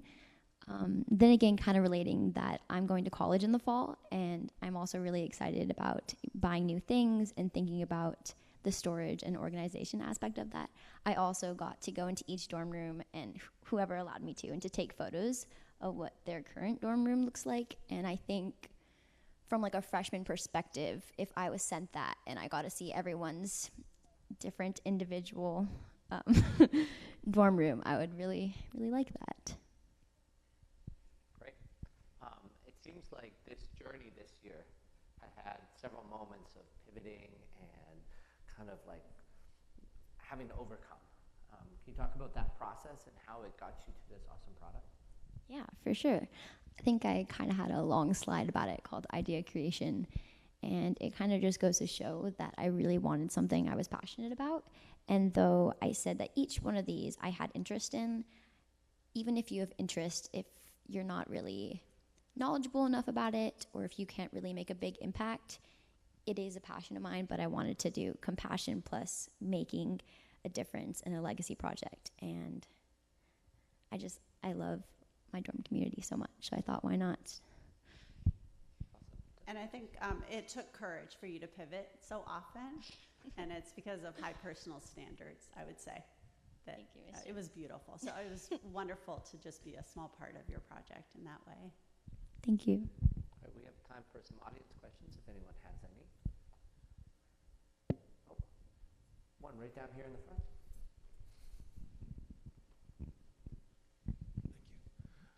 Well done. I appreciate you addressing a need in our current dorms. Hypothetically, you did such a great focus job. How would this blog be different were it geared towards males in the dorm? How do you see the differences or problems that were unique to female versus male dorm life? Thank you for the question, Ms. Muma. Also, thank you for being a great dorm parent, dorms. I think, obviously, I've never lived in Perry Fisk, so maybe Stefano can get more about that. But I think it would be more about maybe time management and less about, like, dorm room decorations. Well, maybe a little dorm room decoration might be a bonus for some of those guys. Yeah. I'm messing around, but I think it could be similar and also different in the ways that I have not experienced that. For sure. And we've got a couple more coming up from the audience. Miss Jim's going to get our workout in today, all those steps. Well done, Kali.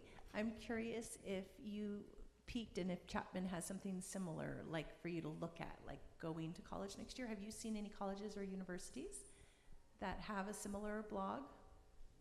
And then the second part would be, is this something you'd consider doing for them? Because I do think it's a great benefit. Thank you, Ms. Sebastian. I haven't actually seen a blog, but I know a lot of universities have, like, under the student section or like the Q&A, they have lots of different stuff and also lots of videos, which I think that's something my blog was lacking. I didn't really have any talking videos or like day in the life, which I could incorporate.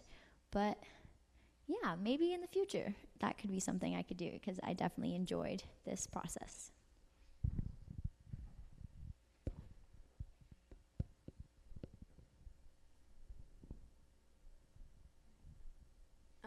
Do you also talk about like the difference between, for example, Robertson Hall and Carter Hall, because like one of the dorms is co-ed and one is like only girls? Thank you, Linda, for the question. I didn't actually specify, but I think I made sure to tackle topics that were kind of broad and just addressed both concerns from both girl halls, but I think I could make that known, because you're right, co-ed, there is a difference with that, but thank you for having a Carter girl perspective. How did the meeting go with the admissions? Is this like, what's the next step working with getting this information to new students? Okay, thank you, Mr. McKenna. So I'm still in communication with them, but they said they love the idea, especially from like an international student perspective, because some aren't actually able to come tour the campus. So I remember I presented this last Friday, and I think it was Noah Brown who suggested, or maybe it was Trevor, to actually put a link on the HPA website, because even if you don't commit, you might commit because you see my blog. So I'll keep you updated on what I decide to do with that, but I'm excited. Yeah, awesome. I think this is a super powerful recruiting tool for the school. Thank you. I think we've got another question up in the audience. Hi, I was wondering what aspect of your project was most fun for you to curate, put together? Okay, thank you for that. I really liked interviewing people, actually, because I think I mentioned before, but having meaningful conversations and talking. Also, everyone in my dorm room I'm actually really close with, and so these weren't just strangers, but really close friends that I got to have conversation about, and I don't know, I loved that. Also, thank you, Phoebe, for that cute photo we have together now. Great job. I think this was a great capstone and a great pivot to really find your passion and really show that through your work. So thank you, Collie. Great job.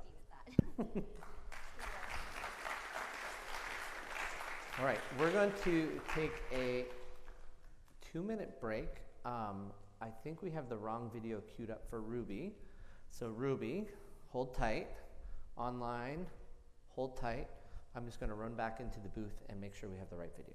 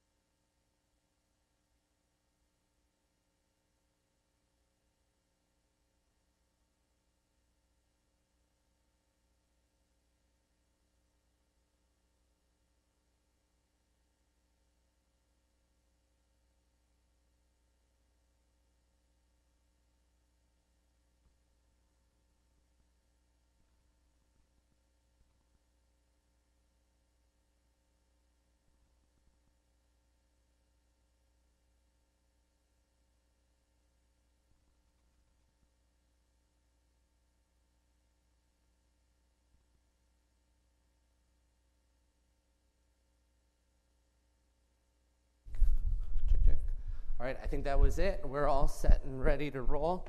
So Ruby, come on up. Join me up here in the hot seat. The video's all queued up, so thanks for your patience. We're ready.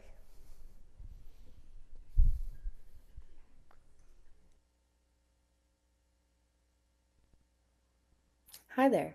My name is Ruby Helmuth, and this is my capstone project, Changing the World One Post at a Time.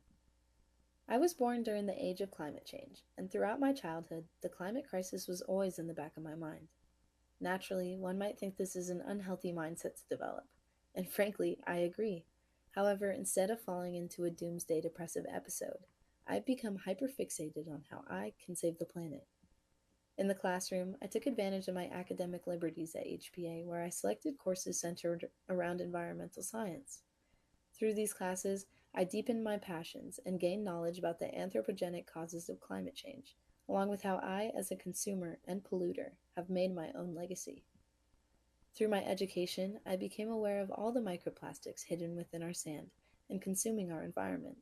Since then, I have done everything I can in an attempt to reverse our impact on the planet.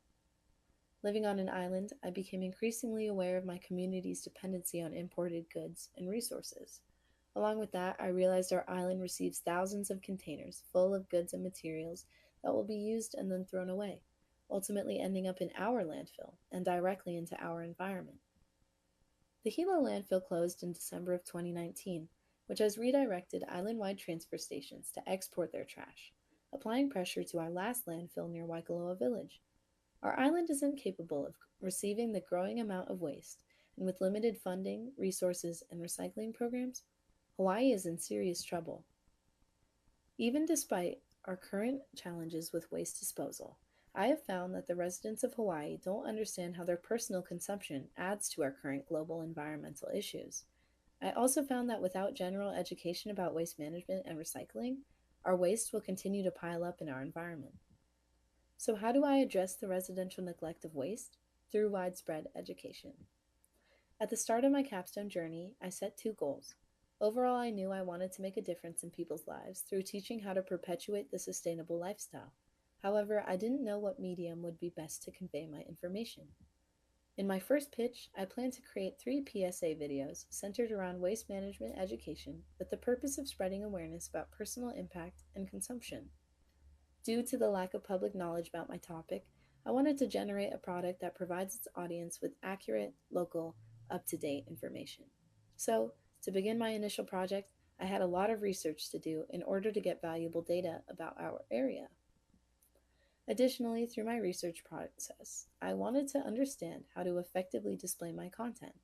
I learned that animated PSAs increase audience engagement and are less distracting to the viewer.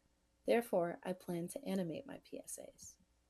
By the end of our first semester, I had finalized my PSA storyboards, which included detailed dialogue and depicted the necessary imagery to evoke emotion and motivation within my audience. Here's my prototype for my 10 Ways to Minimize Your Impact PSA. I anticipated that I would be able to learn how to animate during my winter break using Adobe Animate and then developing my 3 PSAs within a 4 to 6 week period after break. To my own surprise, I found animating to be much more difficult than I initially thought. Despite trying to understand the fundamentals of animation, coming out of winter break, I felt rather hopeless. However, instead of feeling discouraged, I decided on a medium that I am much more versed in, and that was Instagram. To begin my Instagram page, I started with a brainstorm. Within this web map, I decided on 4 main concept areas seen in yellow, which are waste management, consumption, energy usage, and food. Through my new medium, I found that I would have more freedom to expand my focus areas from 3 PSAs to a collection of content about sustainability. When creating content, I wanted to focus on consistency. Weekly, I created 1 to 2 posts using my own designs and research. To the best of my ability, I wanted to focus on quality over quantity, and I often found myself needing to do extra work on the side to maintain my post schedule. Here is my Instagram account. For time's sake, I'll just scroll through some of my favorite posts. The purpose behind this post was to provide a list of easy adjustments everyone should make in order to minimize their impact. For example, some posts include shocking statistics, whereas others provide simple tips. Or this post that provides my followers with a simple definition of what a carbon footprint is and how their carbon footprint makes a difference. Once I started producing more content, I was able to take a deeper look into my Instagram page by reviewing my analytics. More specifically, I wanted to see how effective a variety of different posts could be. My most successful posts were endorsements for 2 senior capstone projects. Our first post is about Emily Thompson, a senior who has dedicated her year to creating an educational children's book about climate change. This post reached 202 accounts, and 246 people engaged with my photo, making it my most liked photo. Following Emily's endorsement, I created a second student portfolio about Jordan Hanano.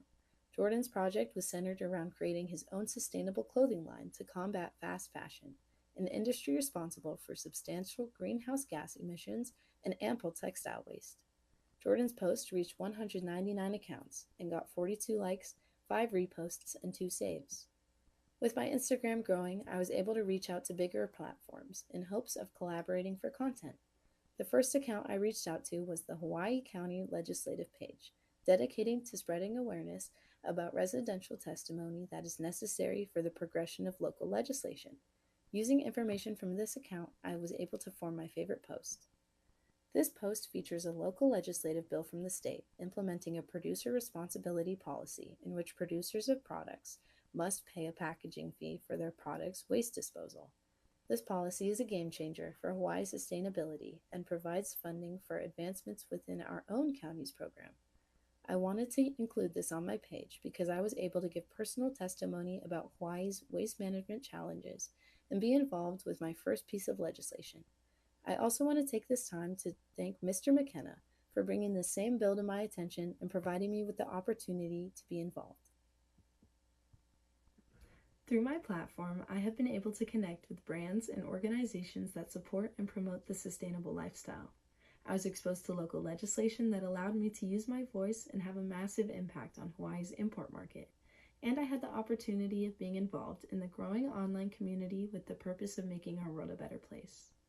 Before this project, I believed that Hawaii was one of the most sustainable and green states. However, I too seemed to be distracted by paradise.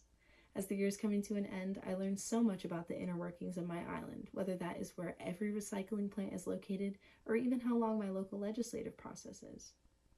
I believe my biggest takeaway from this experience is the magnitude of my capability. I found that at each turn along this journey, I caught myself saying, I want to do more. I learned that I am terrible with due dates and I struggle with staying motivated, but I also learned the power behind education as well as how to overcome discouragement. Looking into the future, I plan to continue my Instagram account in an attempt to see how far I can go with it. But overall, my main goal will remain the same, and that is to continue educating people about the small changes they can make in their everyday lives to secure a better future for us all. I've always wanted an environmental awareness page, and now that I have one, the world is literally at my fingertips. Finally, I'd like to take a moment to thank Mr. Muma and my amazing Capstone class for your tremendous help throughout the year. Miss Jim, you are a climate superhero, and I'd like to thank you for inspiring me to follow along in your footsteps. And for everybody else, thank you so much for watching.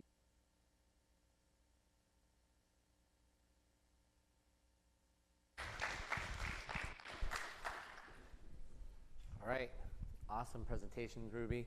Let's start off the questions with Mr. Muma. All right, thank you, Ruby. You did a great job. I really appreciated watching your growth throughout the term. I think a lot of people of my generation, we discount the impact of social media, and we might say, well, that's only an Instagram account. What is your response to the power of social media when trying to amplify your message? I feel like in the last couple of years, especially when it comes to big movements like environmentalism or social awareness, social media is a great way to interact with younger audiences because I feel like all of us in this room have Instagram, so you would all have the opportunity of seeing my page. So I found that through Instagram I would be able to have a bigger outreach and connect with more viewers and also I felt like this was the audience that I wanted to address most because we're coming into our own lives and being able to learn about the sustainable lifestyle, we would be growing up and becoming these people that are more involved in environmentalism and just more aware of their impact on our planet. Absolutely. Excellent, very good. Collaboration is a big part of what we do in Capstone. Can you talk about some of the ways that you collaborated with either people in the community or just peers in your class to help accomplish some of these big projects?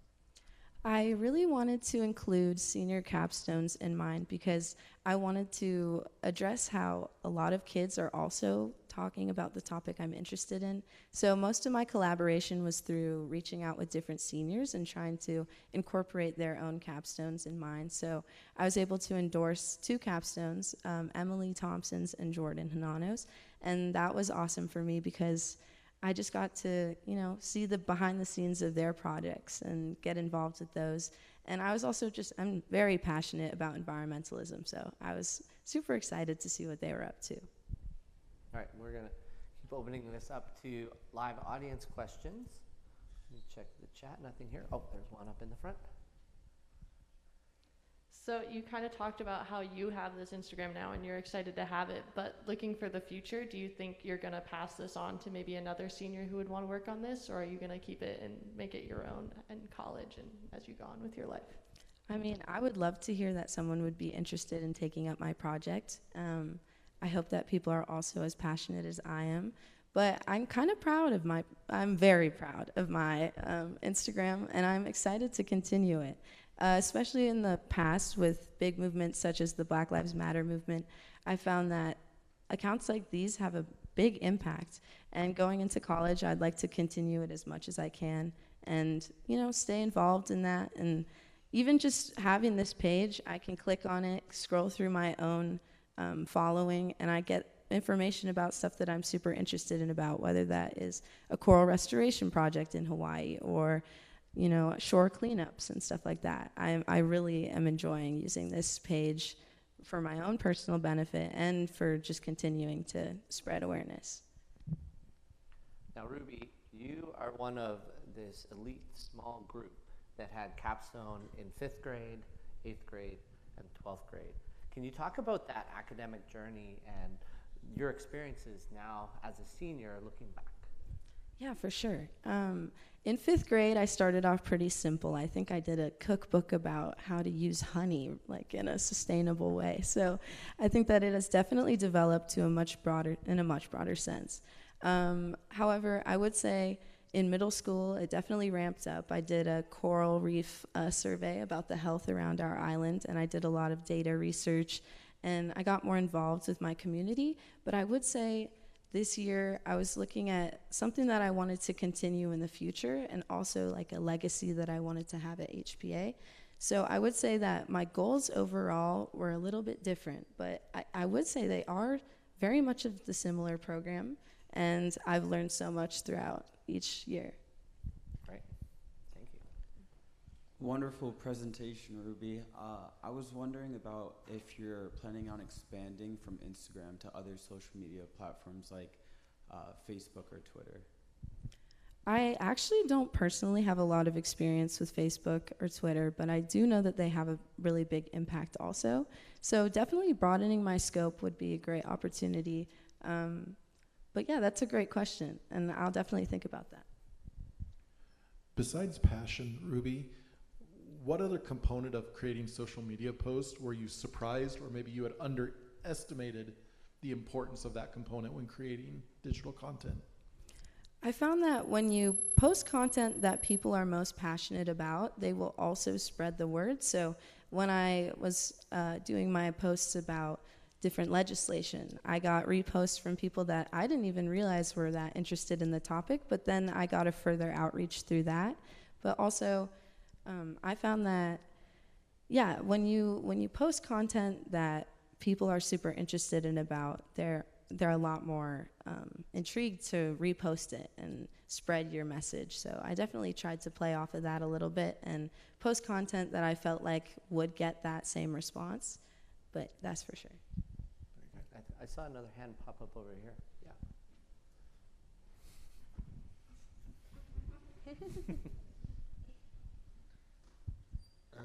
Congratulations. And just to ask the name of the Instagram again.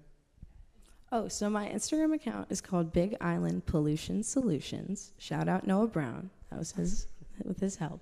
But yeah, if anybody is interested in following it, I'll post it on my story later today. So thank you. Great. Well, Ruby, you know that this is one of my passions, and seeing it impacting others and having the awareness just go like a storm through Instagram and in our community is great. So thank you for this work, and thank you for caring about our planet. No, thank you so much. I learned so much through this process, and it's all thanks to you, Mr. McKenna. All right. Well, great job. Congratulations. All right. Our next presenter coming up is Tess Kelly. We'll come up over to the hot seat.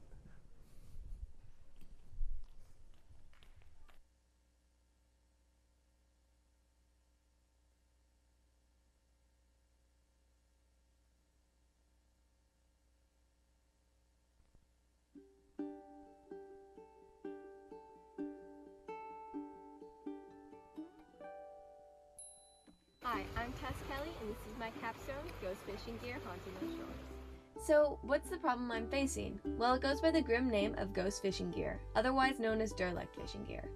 Ghost fishing gear is fishing gear that is lost or left out at sea. It gets its name because the gear keeps fishing long after its human counterpart has left the gear, killing and injuring millions of marine animals. Globally, 10% of all plastic pollution is ghost fishing gear. But why is this problem so important to the Big Island in specific? Well, our islands are set in the middle of the ocean currents that flow through the Great Pacific Garbage Patch, which is the largest gyre of marine debris particles in the world, in which nearly half of its trash is made up of abandoned fishing gear. The location of our island makes us extremely susceptible to receive this waste, as well as the large fishing culture on the Big Island. Ghost fishing gear is incredibly harmful to critical species in our ecosystem, including fish, seabirds, turtles, coral, and Hawaii's endangered monk seal. So, how did I decide to combat this problem? I decided to create and implement monofilament fishing line recycling bins at our local harbors with an attached QR code. Secondly, I've created HPA's Marine Debris Ambassador program to carry on my legacy and build upon my work. But I couldn't have done this project alone. Behind me I had my capstone teacher, Mr. Muma, my mentor, Miss Jim, and my community partner, Cynthia from Keep Puko Beautiful, and associated community partners, Eric, Mandy, Kelly, and Sam, who I have connected with via Cynthia and have helped aid in my project. I started my project by conducting field research at Hawai'i Harbor to gain a better understanding of where to place my bins. Then I connected with Sydney from UH Hilo through Miss Jim. We were able to connect via Zoom where we discussed her experience with monofilament recycling bins. Through Sydney, I was able to learn how to best approach putting up my bins, and she shared helpful tricks about collecting line from the bins. My next step was to begin work on implementing the bins themselves. After these initial steps was when I began to experience what would become the hardest part of my capstone, working with outside organizations. I initially planned to do my capstone mainly on my own without relying too much on outside organizations. However, when I began speaking to Ms. Jim about my capstone, she knew of a couple community organizations who were also interested in focusing on the same goal as me. Though I didn't intend for my project to go this way, it made perfect sense to connect with the organizations and work together to achieve our shared goal.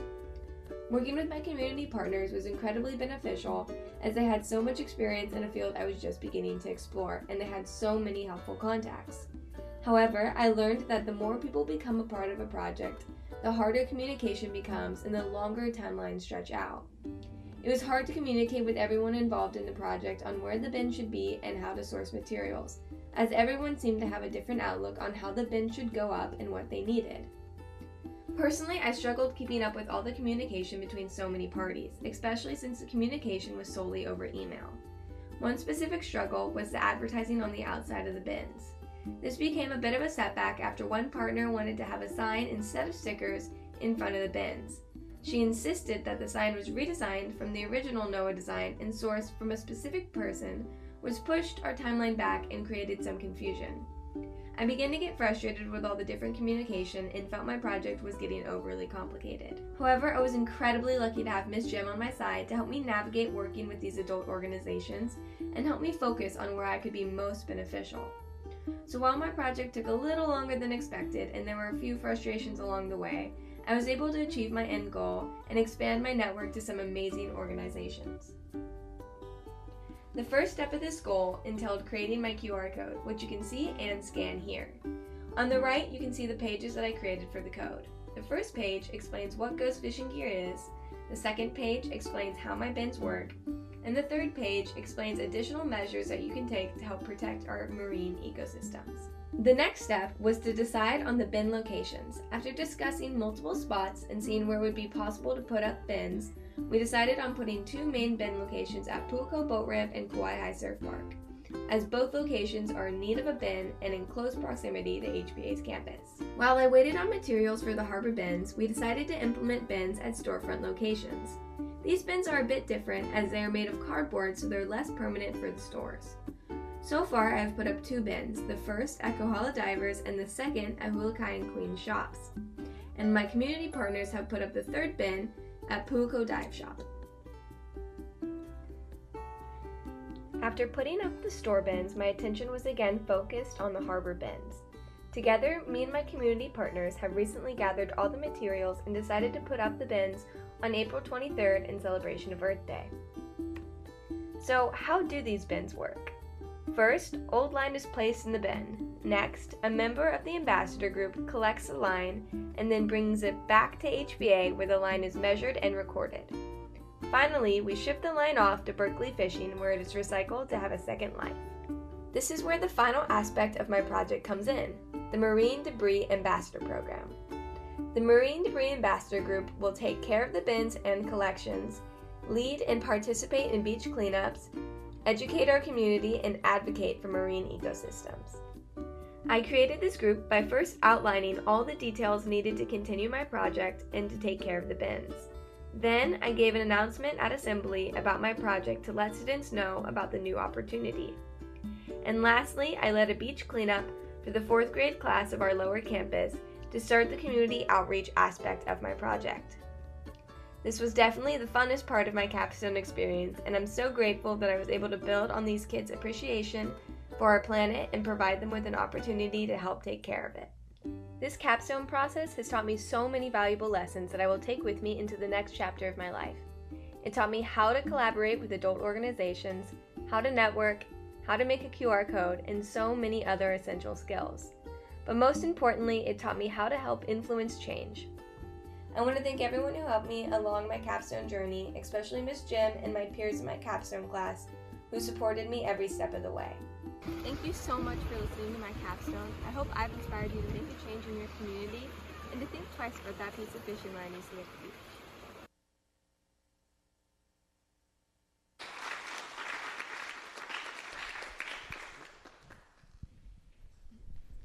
All right, congratulations, Tess. Let's start off questions with Mr. Muma. So Tess, I really appreciate you addressing a topic that I admit had never thought about. Although I do fish, I didn't think about my line when it gets cut. Besides the work that you're doing and help participate, what else is taking place on our island, in our state, and even globally to address this problem? There's actually a lot of organizations who are working towards it, and as I mentioned, Sydney, she's doing a similar project for like her college courses, and she's doing that Hilo side, and then there's another group that's doing it in Kona, so I kind of been like filling the gap this way. Other than that, there's just like a lot of education stuff about it, but it's kind of a really hard problem to address because a lot of it is stuff that's like deeper in the ocean. And that's a lot harder to deal with than the stuff that comes up on shore, and takes a lot more equipment. So. Excellent, thank you.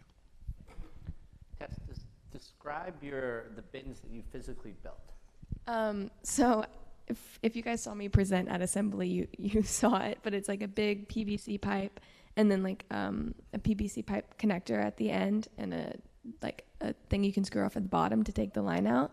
And so that's what the harbor bins look like. And then you saw the store bins. Those are a big cardboard box with, at the bottom, there's a spot for like the spools that you can put in and they'll be recycled too. And then so there's a box down there like this way. And then there's a box to the top like this where you can put in line. And then it has like the cute outside on it. Yeah. How was the Earth Day event? How was setting those up? I actually had to do I made this video before this came up, but I had to do a last minute college tour where I was gone this whole weekend. So we were going to do the Hawai'i bin on that day, but we have to reschedule it for next weekend because I have to make my college decision by next weekend. And so I had to go see those schools, but they will be up. Yeah. Who will be emptying the bins when you leave for college? So that would be hopefully if this Marine Debris Ambassador group picks up steam, it would be them. Which I've had a couple people from the upper campus reach out, like kind of interested in it, or it also is something, I'm the president of the Sustainability Club. It's something that they could take on every once in a while because you don't have to do it that often. Because like line takes up so little space that it can kind of build up in there for a while. And then I've also had a couple parents from lower campus reach out and say that like it's something that lower campus kids are interested in. So if it doesn't pick up steam in the upper campus, I think it'll be something that will continue to the lower campus. Speaking to that, I did have family participate in the cleanup this Saturday.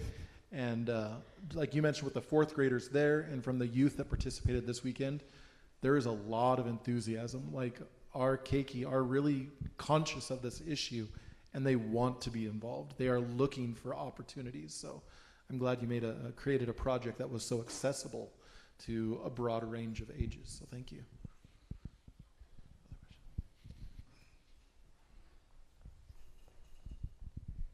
I just wanted to give a little feedback. My daughter was on the trip with the cleanup, and since then, every time we go camping at the beach or snorkeling, she's on a mission to continue looking for fishing line. So it's really great, and I think the other fourth graders are kind of the same. So thank you for doing that for them.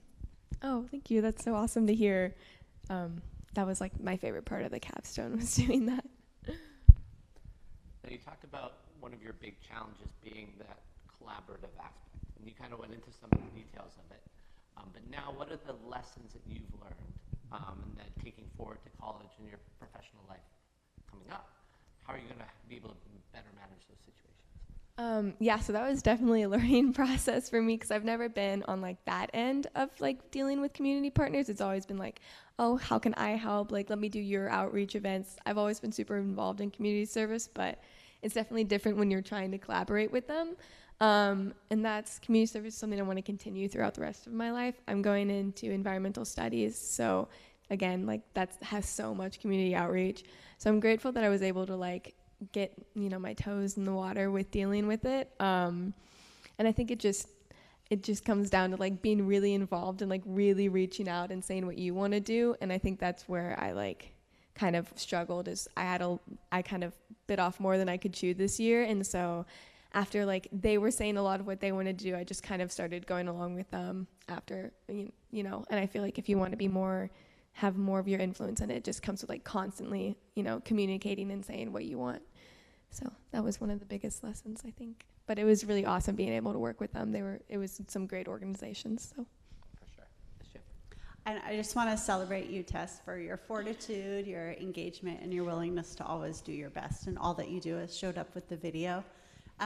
Sometimes we will never know the impact that we have had, whether it be on our fourth grade colleagues, if you want to call that, but also these fishing line tubes. These are the first to be in this area, and just getting one up is a huge, huge celebration for you and our community as we represent the next generation of making change and being our best selves for our community. So thank you very, very much. Thank you.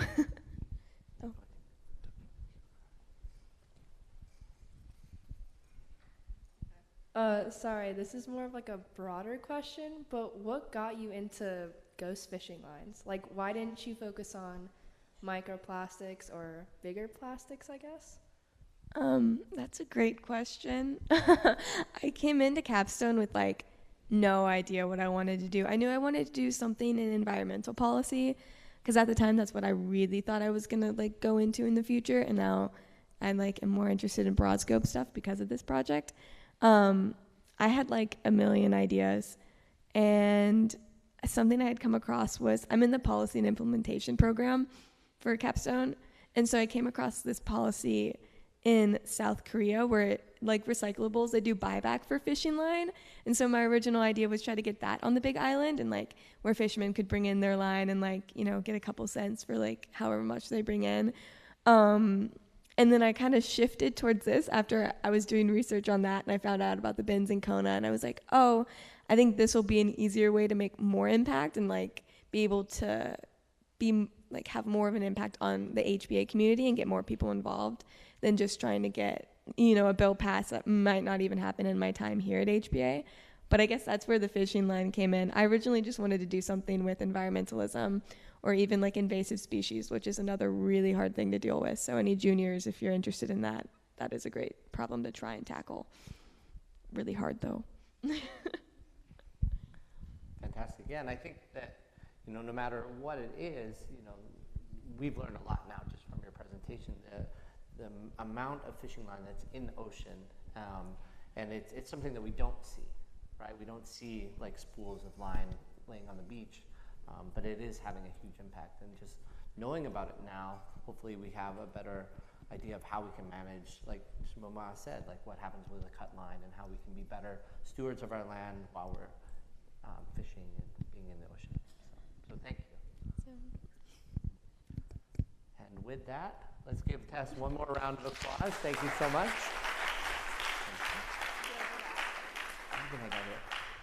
So this wraps up this second session for our Capstone Showcase. Thank you for being an awesome audience, and thank you for everyone who's joining us online. This has been a great session. So again, Mrs. Jim, Mr. Muma, thank you for working so well with these students, and then Eli, Kali, Ruby, and Tess.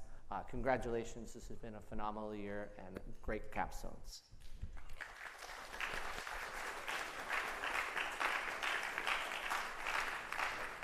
All right, so we're going to pause the online feed, and then it is almost lunchtime. Well, it is lunchtime. So everybody else, thank you again for being here in the audience, and looking forward to the next period.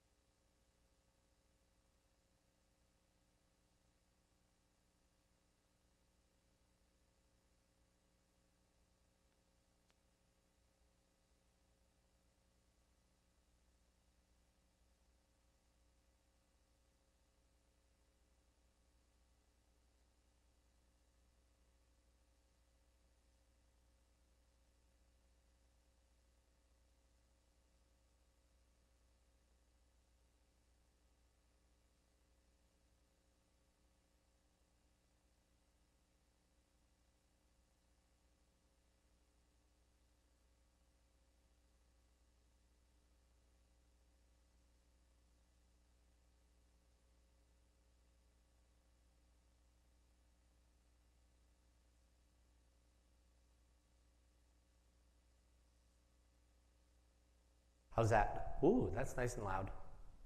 So that works. That works great. At least at this point.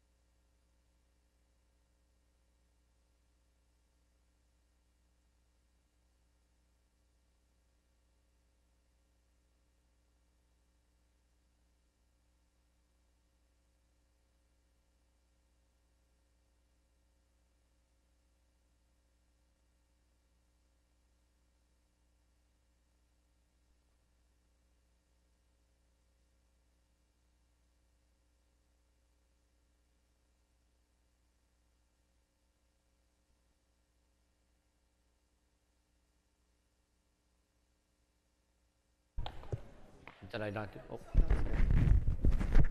was taking away from the. Oh, the. Mr. Bergstein, is this okay here? Thank you. Perfect. Now let's see. We need Lin Shu, who's consistently 2 minutes late to everything. So we will start when Lin Shu gets here. And then we got a couple more that are coming up to join us on stage. Thank you guys for all being here. I think we'll start the live feed shortly, just not yet. So that you guys know, the presenter will be up here, and then this is Dr. R's capstone called Data-Driven Entrepreneurship. And he'll be down in the audience with you guys and able to move the mic around. We are doing this via live or through a live feed as well. So if you're going to ask a question, please do. Just make sure you wait until the mic gets to you, and then everyone will be able to hear you. Oh, here he is, the man of the hour. Oh. Yeah, you're up. Here, why don't you take 2 seconds, go drop your bag off on the corner of the stage, and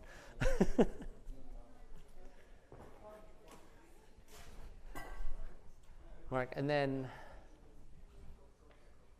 Mark, Chris, and Riley should be arriving, and then you can just tuck them up on stage.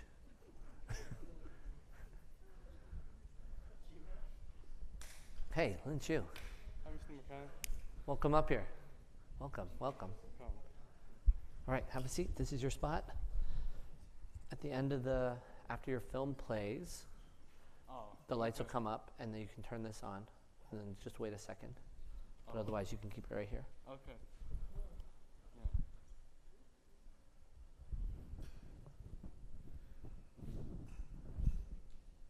All right, are we ready to roll?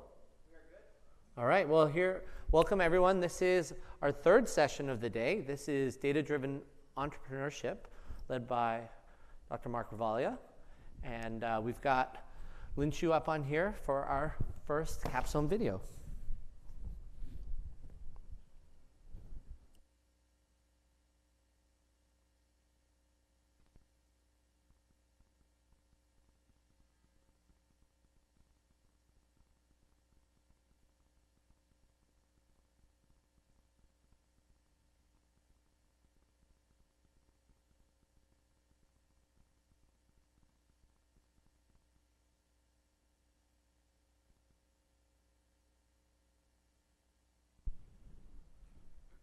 All right, we'll get this all queued up. Don't you worry, folks.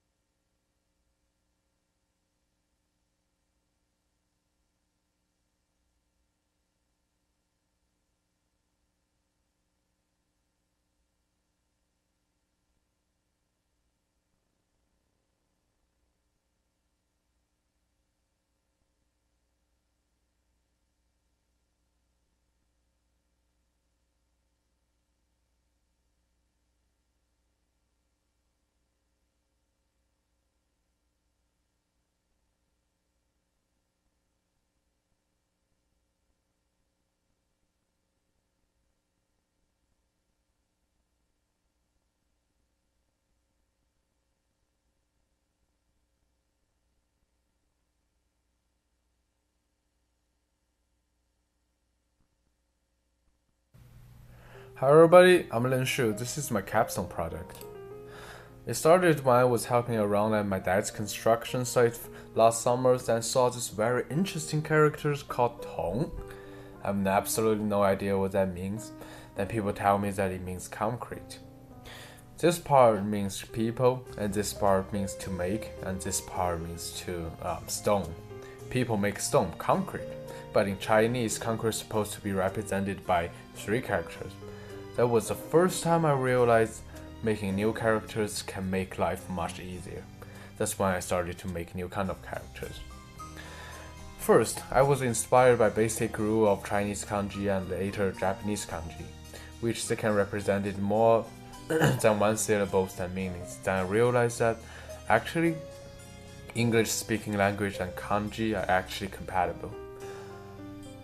Then I was inspired by Arabic script as well, because they have the emphasis on the consonants on the diacritics for vowels, and they pronounce exactly as they're written, no exception.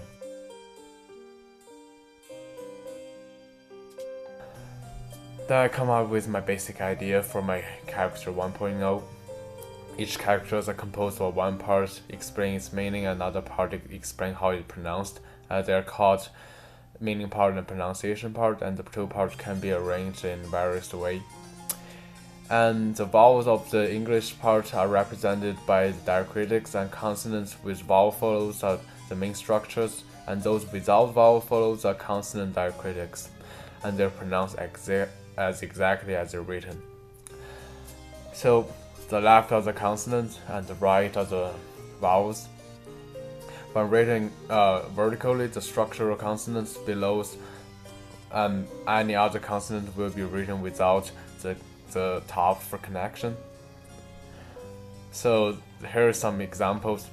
So this character means lamp, this part means fire, and this part is lamp, the alphabet lamp. And this is the same idea. This means atoms. It just substitutes Chinese part with a graph. And this is the sounding part. And then I substitute the other alphabet. For example, I substitute Arabic alphabet for some of the characters as well. It's an experiment. Then I was like, whoa, I'm gonna make a lot of characters. So I decided to make this website to allow people who are interested in this project to help me to make more kind of characters together. Here's a demonstration of how you can use the website. So you will log in, then you have all those elements available on the left. You just drop and drop into the work area, and you can change the structure as well. Then you put on what's the definitions of your character. Then you upload it to your profile. Boom! New characters you just made.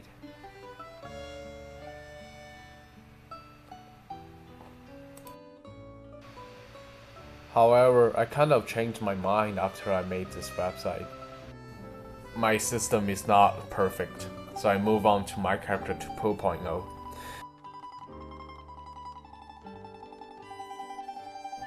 And because making a lot of character system is so complicated, I decided to just make one unified kind of characters.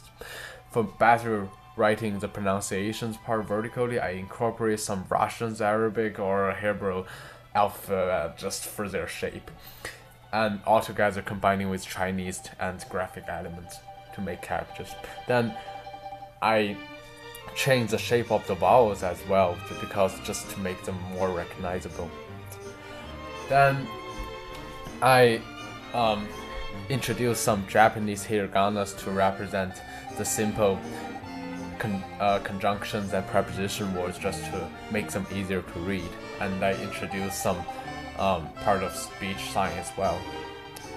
Then I introduce tonal characteristics, because Chinese and its dialects are tonal.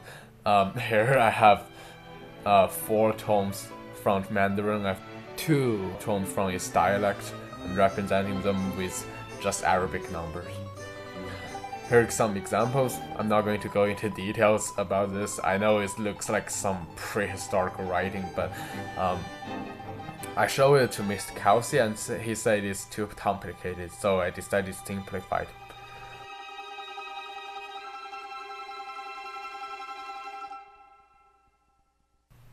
So then I move on to my character 3.0.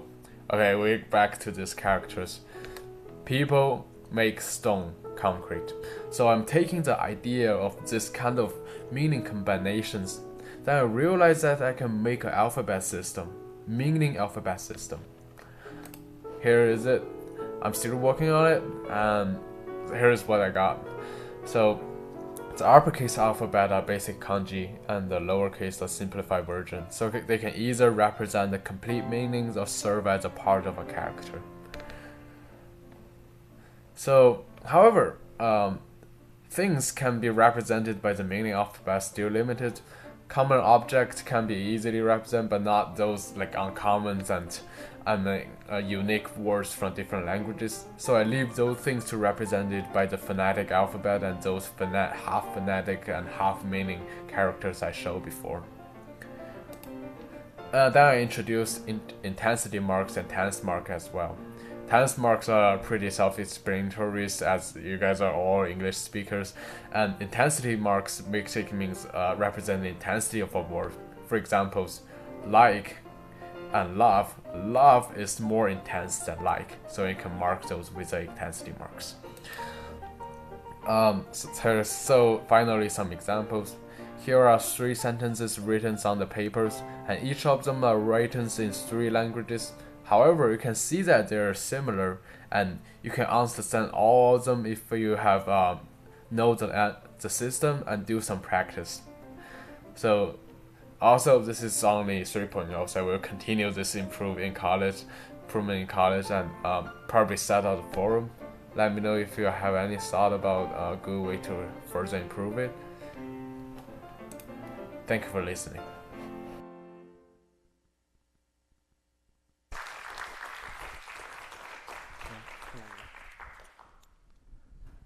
Well, thank you, Lin-Chu. That was pretty fascinating. We're going to open it up to some questions, and we're going to start with your teacher, Dr. R. Yeah, I thought that was pretty amazing. You came up with 3 iterations of your own writing system. But for the first iteration where you developed the website makecharacter.com, which is still live, and if you want to go play with it, you can, it seemed like you were trying to get your product out to a wider audience. Do you hope to modify it to bring it in line with 3.0, or was the website just the initial idea and now you want to share it out in different ways? I think I'm probably going to close it out, I think, because I think it's not very useful because like I'm still working on the system, so yeah. Keep the URL at least. Yeah. Don't sell the website. Don't sell makecharacter.com. It's pretty amazing that you got that URL. No. So Lin-Chu, you're developing this system for writing. Where do you see it being used? I'm not very sure because like the first I was inspired, as I said, by like Japanese, because in Chinese like each characters have one sound, and it can't represent double sound or like triple syllables, but like in Japanese it's like whoa, it's like all free, like you can represent everything, a word and stuff. It's like for example, like the Chinese character cat, you can call it in a Chinese way, or you can just call it cat, or in Japanese, whatever, because it just basically represent the meaning. It's not like the sound. So I don't know where it's got used for, but it's just one of my hobby, I think. Cool. Do you have we have International Day coming up. Do you have ways that you're hoping to share this writing system with your peers, even at the school? I'm not. I think it's probably too complicated because, so for my character 2.0, I was trying to like have one part represent the meaning and one part represent the sound. Then I found out it's impossible. It's like you got too many words and too many syllables. And you can't fit into a single characters. So I decided to introduce some basic kanjis just to simplify it. Like I'm trying to have a limit on the numbers, like probably like 100 to like 300 kanjis, but like that's still a lot actually. For sure. Is there anybody in the audience who has a question that they'd like to ask Lin Chu? Yeah. Oh, hold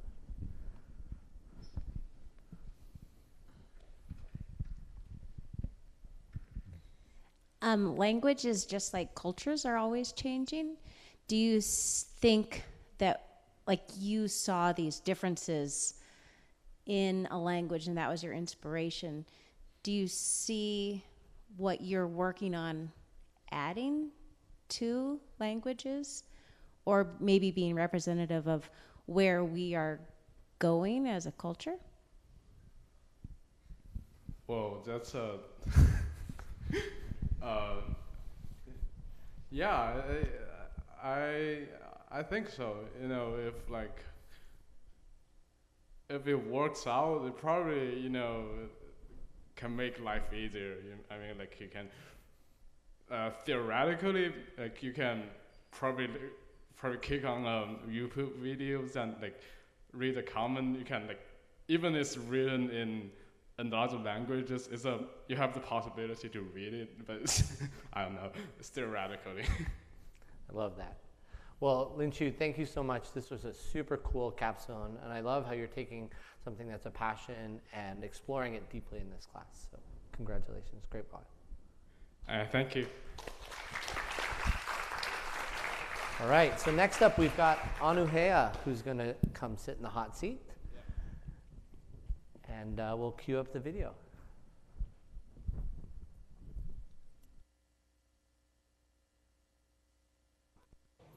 Hi everyone, my name is Anuhea Elliott, and here's my capstone project. My capstone project is called Visualizing Hawaii's Renewable Energy, and I have done work analyzing data and creating engaging visualizations to represent Hawaii Island's progress in reaching state sustainability goals. I have always been interested in renewable energy and its presence in Hawaii. In my ISR class last year, I did research regarding solar panel efficiency at HPA, as well as calculated the residential solar growth rate in a neighborhood near HPA. For my project, I was also featured in the school's magazine Makekua. Before the year started, I was researching and found out that Hawaii State has a goal of reaching 100% renewable energy by 2045. At the start of my capstone project, I did not know exactly what I wanted my project to look like until I was looking at Hawaii County's website on renewable energy. I saw an immense lack of information and data regarding the progress of renewable energy on the Big Island in terms of the state goal. This picture is taken directly from the county's website, which, as you can see, gives very little information, and this is the only graph available, which in a very confusing and relatively unhelpful way depicts the sectors and types of energy that the county uses. So I decided that I wanted to find out what Hawaii Island's progress was, as well as how accurate the state data was, and that's where my capstone project began. In order to create my data visualizations, I had to contact and meet with various government employees and field experts to gather information as well as to collect the data I needed. I talked to Cassandra Quintens from Kivala Analytics about how to find accurate and transparent data about renewable energy in Hawaii, Riley Sato from Hawaii County Research and Development to get the state government's data on renewable energy, and Kaimana Bingham from Hawaii Green Growth, who is in charge of the data visualizations for the Aloha Plus Challenge, which monitor the state's 100% renewable by 2045 goal. I then began to start my data visualization process using an industry-leading software program called Tableau and many sheets of Excel data. This is the URL to the website in which I have all of my data visualizations uploaded on, and here are the data visualizations that I have created for my capstone. To start learning about Tableau and getting used to the process of data visualization, I use a topic that I always complain about given that I drive a car in Hawaii: gas prices. In the visualization picture, the green bars represent the national average gas price per gallon, and the red bars represent how much more gas prices per gallon are in Hawaii. On the y-axis is the price per gallon, and on the top of the x-axis are the years 2006 to 2020 that I used data for. As you can see, there's quite a large difference between the price per gallon of regular gas in Hawaii compared to the price per gallon of regular gas in terms of the national average. The average price per gallon more that Hawaii residents pay is actually about 71 cents, which, for a full tank in my car, means that I pay about $16 more than the average person in the US would pay. The second group of data visualizations that I created were to chart electric car growth in the state and Hawaii Island.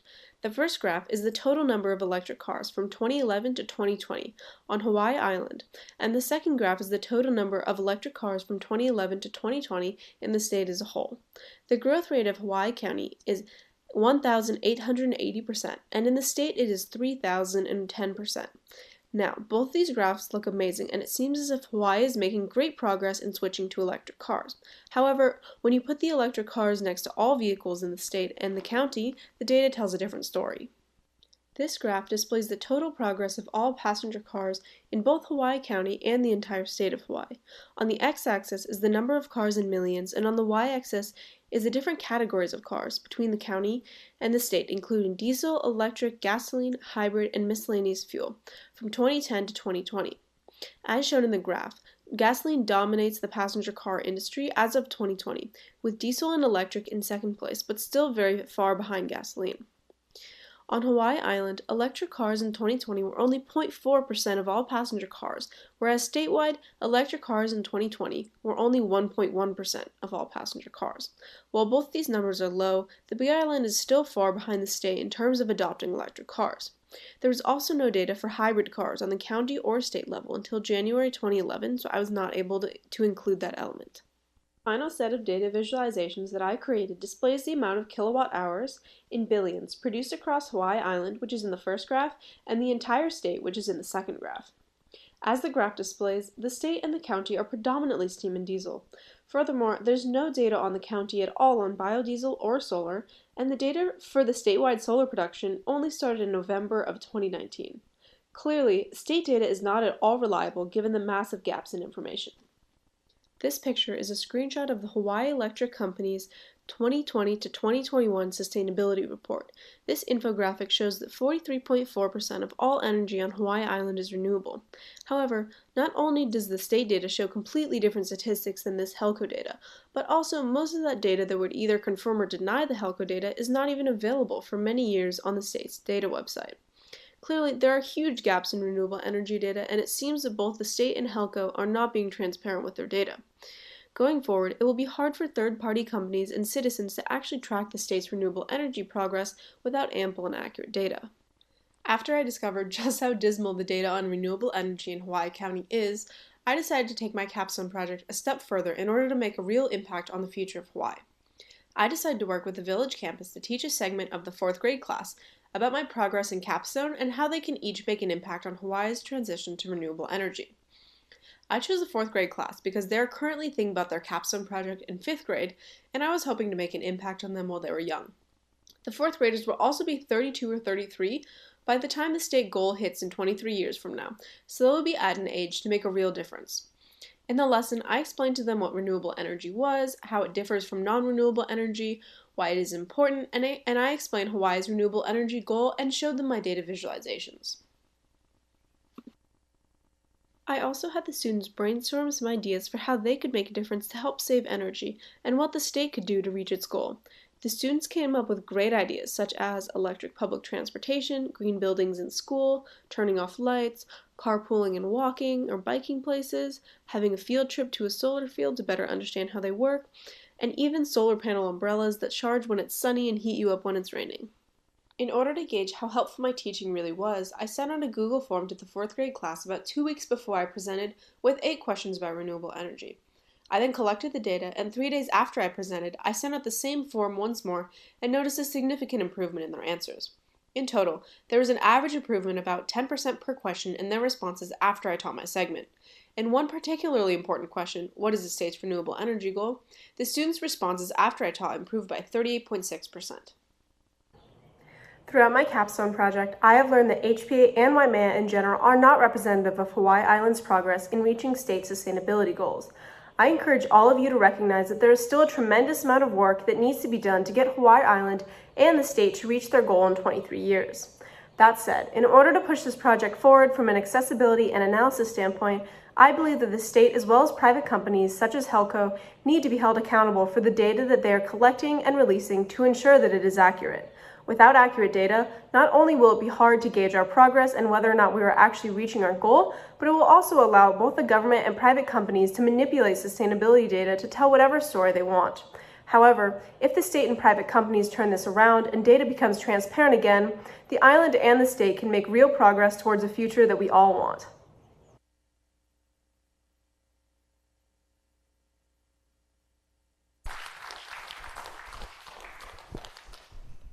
Great job on it, yeah. Thank you. Do you think that we could get that graph that kind of disappeared that one time up, because it's pretty important?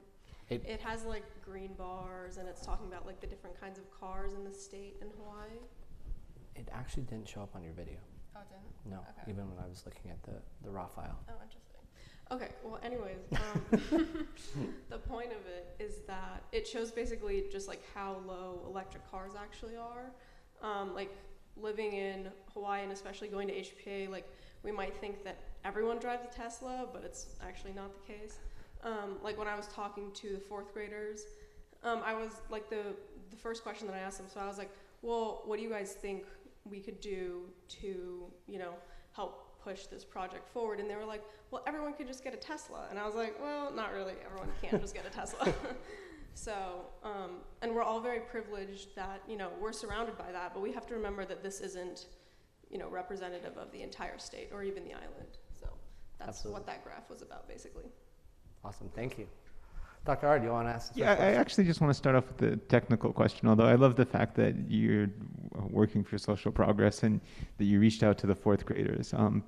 But the question is Tableau. Like, I love that you use Tableau. It's an insanely powerful industry level program. Did you find it relatively easy to learn? The only issue that I had was with like saving data onto my computer, because you have to like save it in a certain way, and it has to be a certain type of Excel file, and like converting it from like what the government uses to like private companies, and any, you know, it was a lot of working with Excel data. But no, it was relatively easier to use. So yeah, it was pretty good. Great.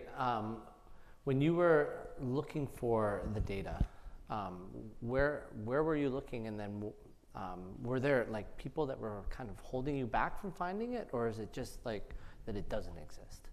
Yeah, it's more that it doesn't exist. I think it was Riley Sato that I talked to from Hawaii County Research and Development, and she kind of redirected me to the website where the state holds all that data, because I was just going to look for the county data, but basically the state has an overview of the entire like Hawaii state, and then the islands as well. Right. So I kind of took it off of there, and it's more that just that data doesn't exist.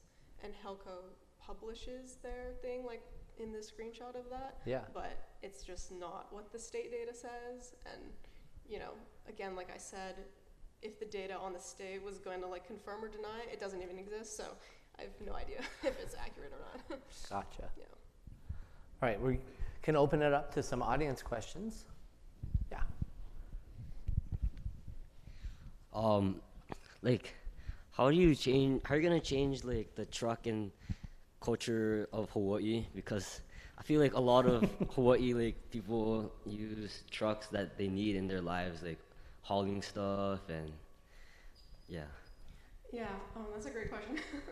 I don't really have an issue with that exactly. This project was more about bringing awareness to the state's goal, and obviously so much more infrastructure needs to be, you know, created until, you know, we're actually at that point. So totally not expected for like individual people to give up on their trucks. Yeah, and also like the state's goal is in 23 years, and my project was kind of saying, I don't know how really like how accurate or like how close we are to getting to this. So it's not exactly, yeah, it's more about just like kind of not exposing, but like understanding, you know, the progress that we still need to make to get to that goal. Having spent some time looking at the data and kind of seeing the story that it's telling, do you think 2045 is achievable?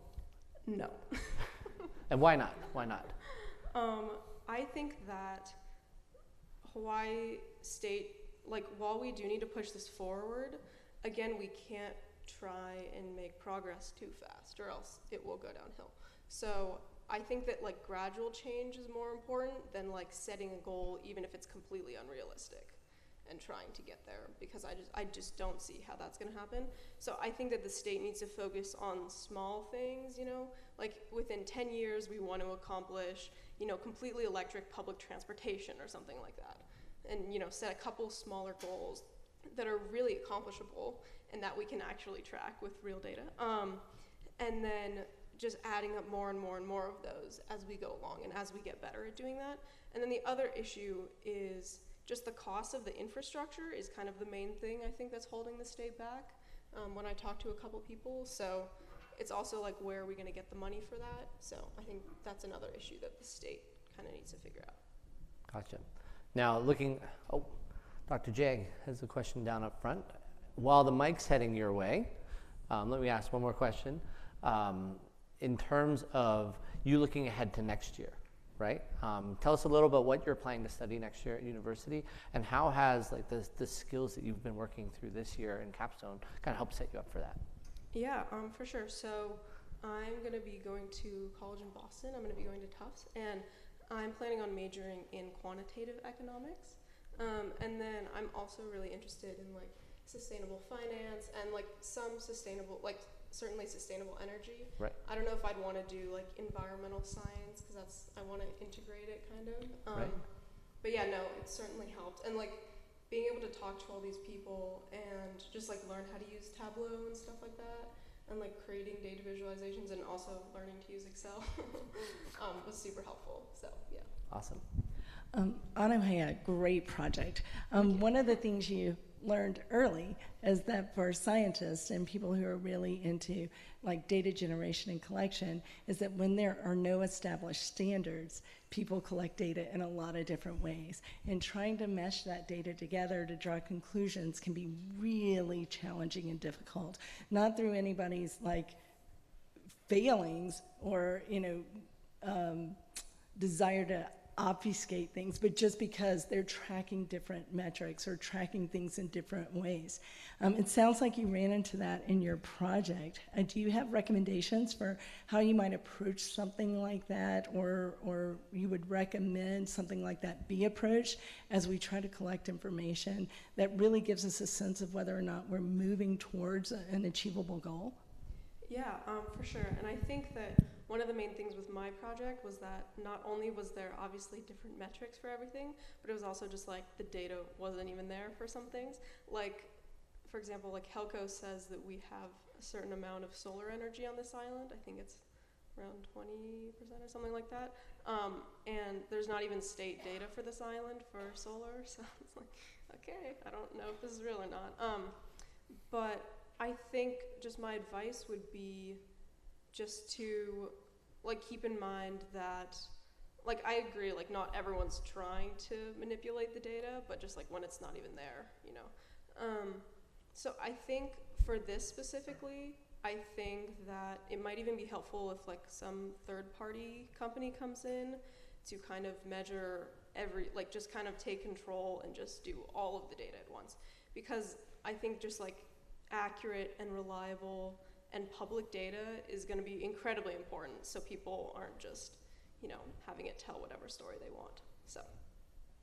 Absolutely. Did you work at all with a company called Hawai'i Green Growth? I talked to Kaimana Bingham from that company because she runs the data visualizations, and I was kind of like, well, what is your, like, where do you guys get the data from and that kind of stuff? And they said that they use a mix of Helcos and. Gotcha. So it's again that like. So it's again like finding that balance of sources. Yeah, exactly. Gotcha. Yeah. Awesome. Well, thank you so much, Anuhea. Thank you so much. It's super fascinating what's going on in the state and the county level. Awesome.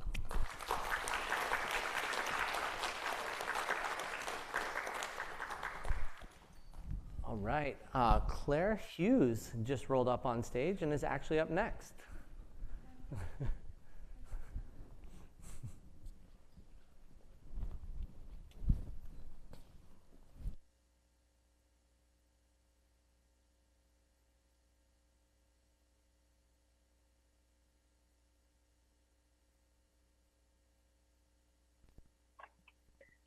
Hi, my name is Claire, and my capstone is Just How Bad Is Kohala, using ultrasonic monitors for species conservation.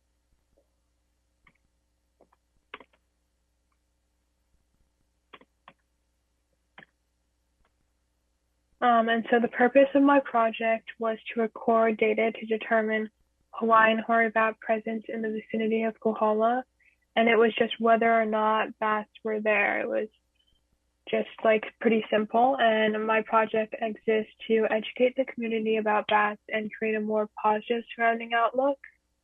And then to the right are my two sites. I chose YPO, which is on the bottom, the bottom two photos, and then the top two photos are of Parker Ranch property, which is just above HPA.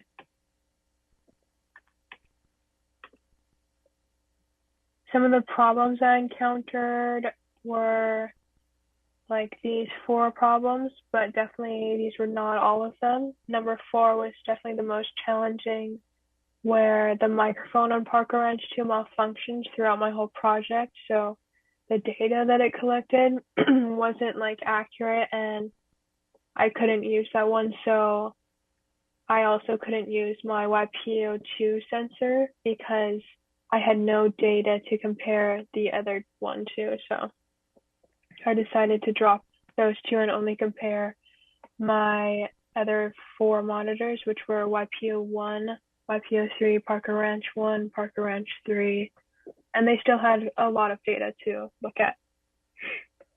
And then this is just like the steps I took. I first contacted my mentors, Christina Montoya and Marcus Gorson, and they really helped me with starting my project, where I had to like figure out where my sites were, how to place my monitors, and how to look at my data, which was quite a bit of data. And then again, here are just my locations.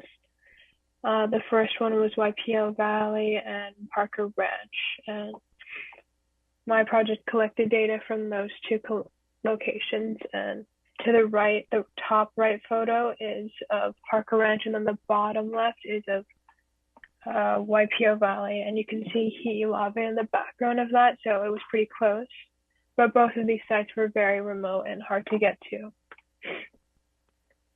And then who are the Hawaiian hoary bats? Here are just some important notes about them. The Hawaiian hoary bat is the only flying land mammal native to the Hawaiian Islands. And unfortunately, it is listed as an endangered species due to population decline and lack of knowledge. And especially because they are nocturnal hunters, which mainly prey on moths, but because they're nocturnal, they only come out at night, which is harder for scientists to collect data on and do a population census, which is why the actual population is unknown still. And then some modern day threats to the bat are habitat loss, of course, wind farms, and the COVID-19 pandemic, which has created a lot of like negative representation around bats because people are afraid of them and people like think they are pests. So mainly the major threat to bat populations are human caused. And then what are the ultrasonic sensors? I use 6 of these to record back echolocation remotely. And how do they work is bats sense distance using sound waves. They emit something called echolocation, and these sensors collect and record this. And then here's just what they look like up close, right below. And I use like all those buttons to record and set it up, and they only go on from dusk to dawn, which is the primary time when bats come out. But they also do have a microphone right above, which you can see in the left photo if you look really closely. And that one was at my YPO Valley site. And then here is an example of what the bat soundings actually look like and what I was looking for. And so I looked through about like upwards of 1,000 of these, and most of the bat soundings look like the white, like what is highlighted in the white box right there. And it's like a long line, and if you play it, it sounds like a chirping noise. And so they have a very distinct call, which was a lot easier for me to interpret than the insect noises, which sound a lot different. And you can actually see them on this screenshot as well to the left and the right. And so I had to go through and like distinguish between those two. And so again, the population of Hawaiian hoary bats is actually unknown. And so scientists can't know for sure how many they are, but they estimate that it's in the like thousands somewhat. And yeah, it's just really hard to know since they are nocturnal species. And then lastly is my graph visualization. And this is exciting to look at because I found that it was surprising to me that Parker Ranch had a lot more bat soundings, like the number of nights where bats were detected. And Waipio had like almost like somewhat of a third of that in comparison to Parker Ranch. And then the average number of bat soundings at Parker Ranch was also a lot more than Waipio as well. And so to conclude, Parker Ranch, I guess like that land is more favorable, I guess you could say, to the Hawaiian hoary bats because of their population, because their population is larger there and they are more active.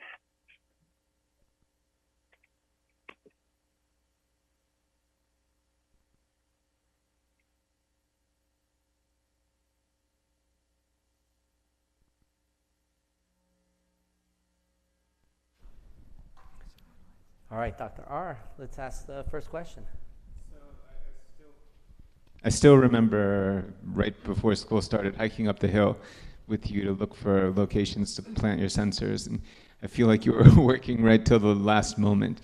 Can you talk a little bit about how when you're doing research it doesn't always move at the speed that you want, and talk a little bit about some of the obstacles you had to overcome?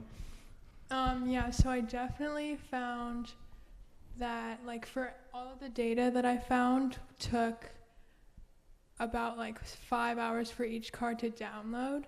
And so it was like a lot longer to download the data, and then it took like about an hour to look through the data to find the bat soundings. And it was definitely not going the way I was hoping, but I think that I got through the end and I'm happy with the end product. Yeah. Sorry, a quick follow-up question. Could you also talk a little bit about some of the researchers who helped you, because you were doing some pretty serious level research and you really tapped into some people in the community who led you in the right direction? Yeah, so Christina Montoya was like the main person who helped me with my research, and she's a researcher for the USGS Forest Service, and she helped me like figure out where to deploy my monitors, how to deploy them, and like which habitats I should use. And so I focused on the riparian zones. I don't know, you couldn't really see in the photos because they were really blurry, but they were like all near the streams and then on the forest lines too. So they were like the best ones and like the most similar, which is what I wanted to compare the two sites and their populations. Yeah. So in terms of the data that you collected, are you optimistic about the local bat population, or what kind of story did it tell? Yeah, I'm definitely optimistic about the Parker Ranch sites, since it was like surprising for me to see that it was a lot more than Waipio, and it was almost like 3 times more the amount that it was recorded. And I think that it's good that there's a lot more in Parker Ranch, but it was surprising to see that there was a huge difference from Waipio. Right. We have some audience questions. During all the analyzation of your data and everything, did you ever get to a point where you recognized certain bats from the data? I wish I could say that I could, but I think I had the wrong software, so I only had the trial software, which is like a little bit of a downgrade from the Kaleidoscope Pro. And so I think that you can recognize it, which is what Christina, my mentor, said too, because she said that she could recognize bats and then like point out which nights they were like active. And so no, I couldn't on mine, but yes, it's possible. Okay, we got one over here. Hi. Did you expect to see those populations be similar, or were there other things about the habitats that you thought might lend itself to those differences that you noted, like elevation or land use over time? Like, is there something that we should use from this to understand about restoration of habitats that might help our bat populations?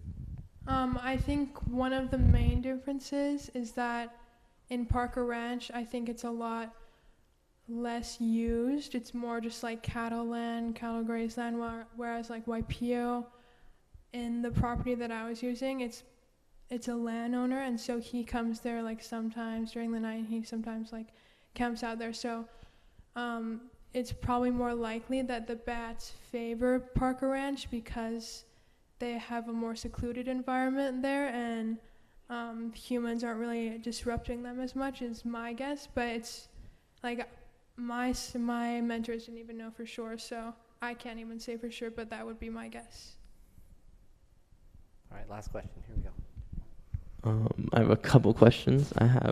My first one is, do you know how long these bats live, like their life expectancy? I'm not sure. I don't know if it's been recorded, but I know that at least like some bat populations or some bat species live for like 40 plus years. And so that's a pretty long time. Yeah. And do you know what's killing them? Do you know what's killing them? There's like a new disease, unfortunately, called the white nose disease or white nose syndrome, which has been found in bats like living in some lava tube caves, but they primarily like live among foliage, but they have been found to be in like lava tube caves, and so they just have like that disease, and it's like a white nose, and it just looks like a white spotting, and then probably like humanist like disruptive activities like deforestation, and then wind farms actually too have been shown to like lower the populations. All right, well, thank you so much, Claire. Oh, we got one more. Way in the back. Yeah, thanks for the presentation, Claire. Just a quick question. What was the most fun part of your project, and what was the least fun part of your project? The most fun was definitely going down to Waipio and up to Parker Ranch anytime, like every 3 weeks. The least fun was probably like looking at the terabytes of data, honestly. But I mean, it was fun to see the bats though, and like analyze them and like identify them. Yeah. Great. All right, well, let's give Claire a round of applause. Thank you so much. Yeah. Next up, Chris, come join us in the hot seat, and we'll cue up your movie.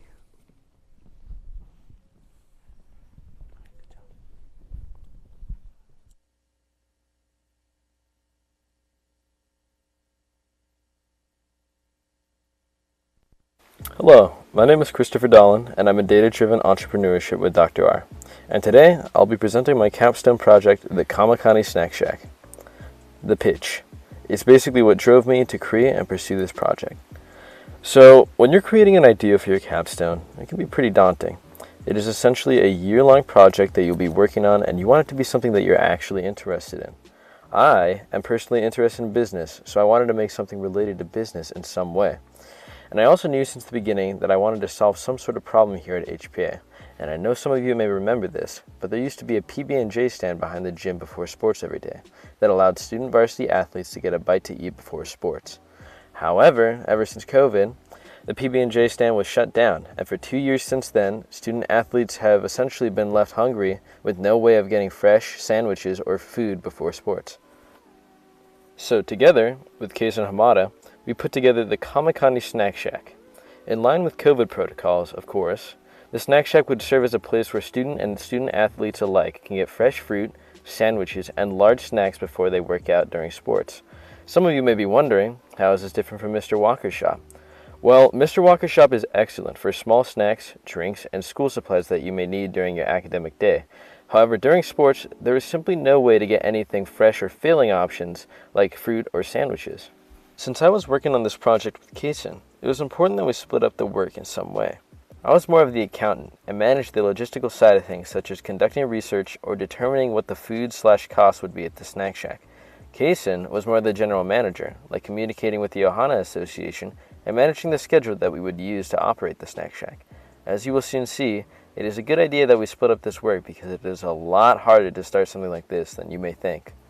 To make sure the idea of the snack shack was something that the students actually wanted, we interviewed 35 student athletes and explained them the idea as well as if they would use something like this, and 100% of them said they would use it. That leads into the next section, the process. So, to even get started, we first needed to communicate with the Ohana Association as well as the athletics department. The Ohana Association was responsible for the PB&J stand a couple years prior, and so we decided they would be a good contact if we were to start something like it again. And the athletic department was, of course, in charge of the athletics here at HPA, which is why we thought they should have a say in what we serve and operate, because we are directly interacting with the athletes here at HPA.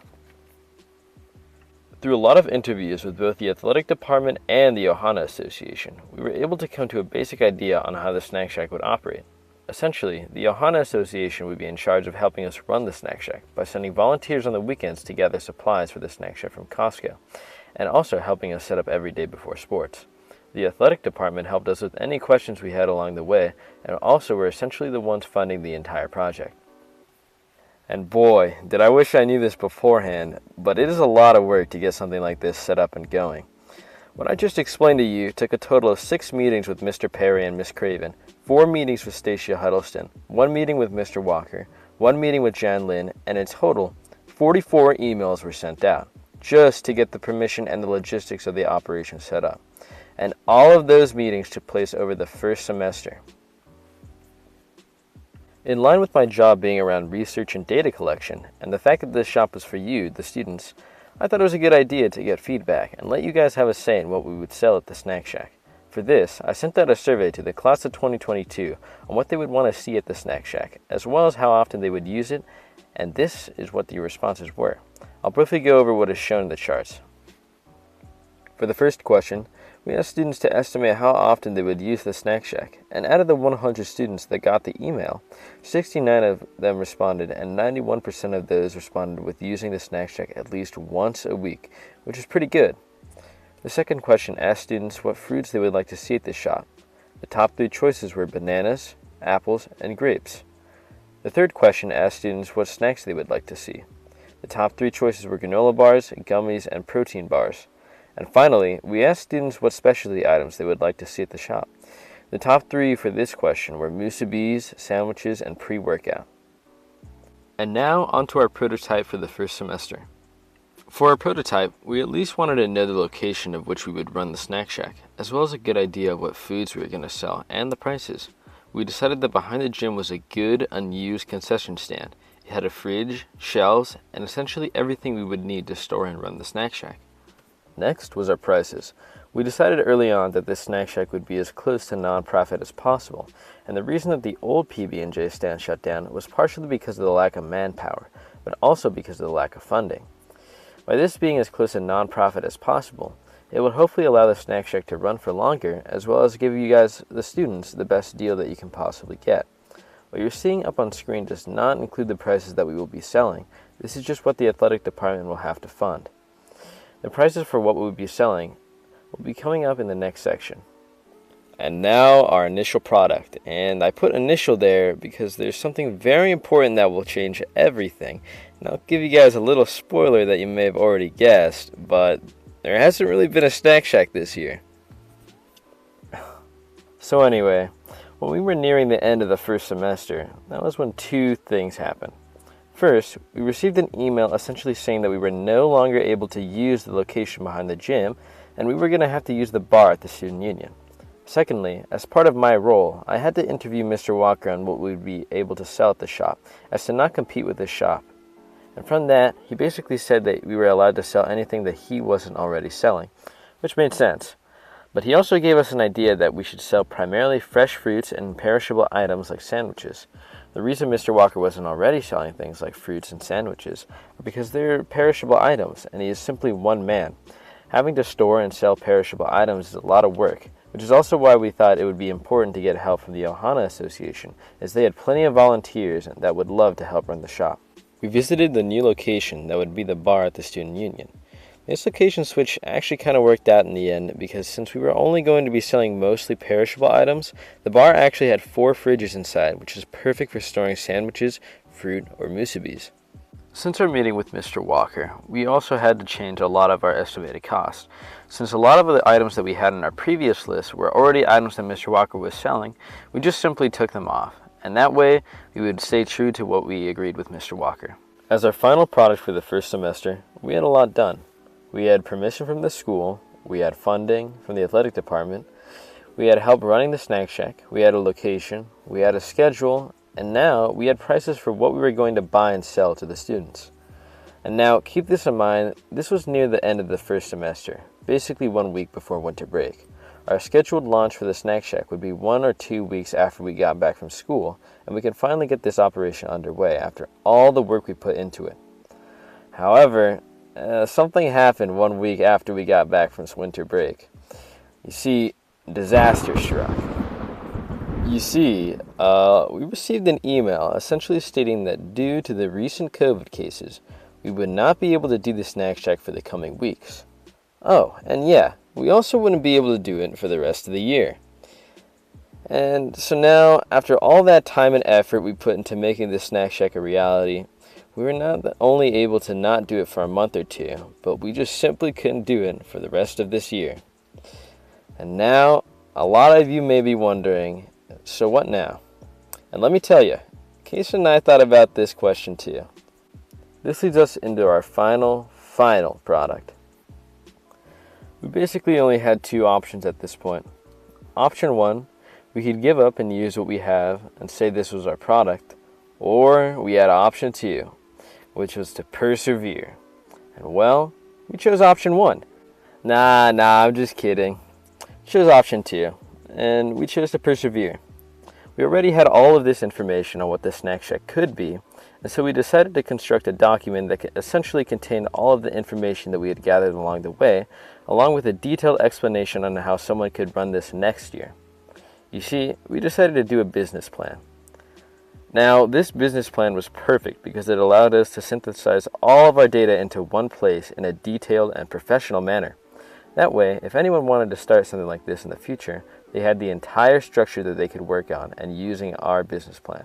Here, you can see the table of contents of the business plan. We have the executive summary, company description, market research, process to launch, service line, and operations. Now, again, since I'm working on this together with Kaysen, we decided that we would be able to split up the sections into our own respective roles. Kaysen writing about the snack shack operation, and me writing about the data to back it up. Within the business plan, I wrote a section for research, which basically goes over all the meetings we had and what we learned from them, as well as the survey that was sent out for the foods the students wanted. I also wrote a section on marketing/sales, which essentially outlined the prices, how one would inform the students about the snack shack, like an email or an announcement, and I even included the different payment methods one could use, such as Kamakani Cash or just cash in general. And I also reiterated that the shop is strictly non-profit. I also wrote about customer communication. Since the customers are you guys, the students, it is very important to the success of the snack shack that you guys have a say and are able to give feedback, such as a survey that will be sent out every month that you guys will be able to express your experience with the snack shack and any criticism you may have. And that leads us into the conclusion. I learned a lot from this experience, mainly what it takes to start something like this, whether it be at school or just a business in general. It involves a lot of moving parts, and you have to be able to work with any obstacles you may find along the way. And that leaves us again with the final question. So what now? Well, that is up to you guys, the next seniors, juniors, sophomores, and freshmen. Keith and I already put together all this work for you, so that something like this can still be implemented, and it is still very possible. All you guys need to do is express your thoughts to the school, let them know what you guys really think, and I'm pretty sure that something like this will be implemented into the future. And with that, I hope you guys enjoyed my Capstone journey. Thanks for watching.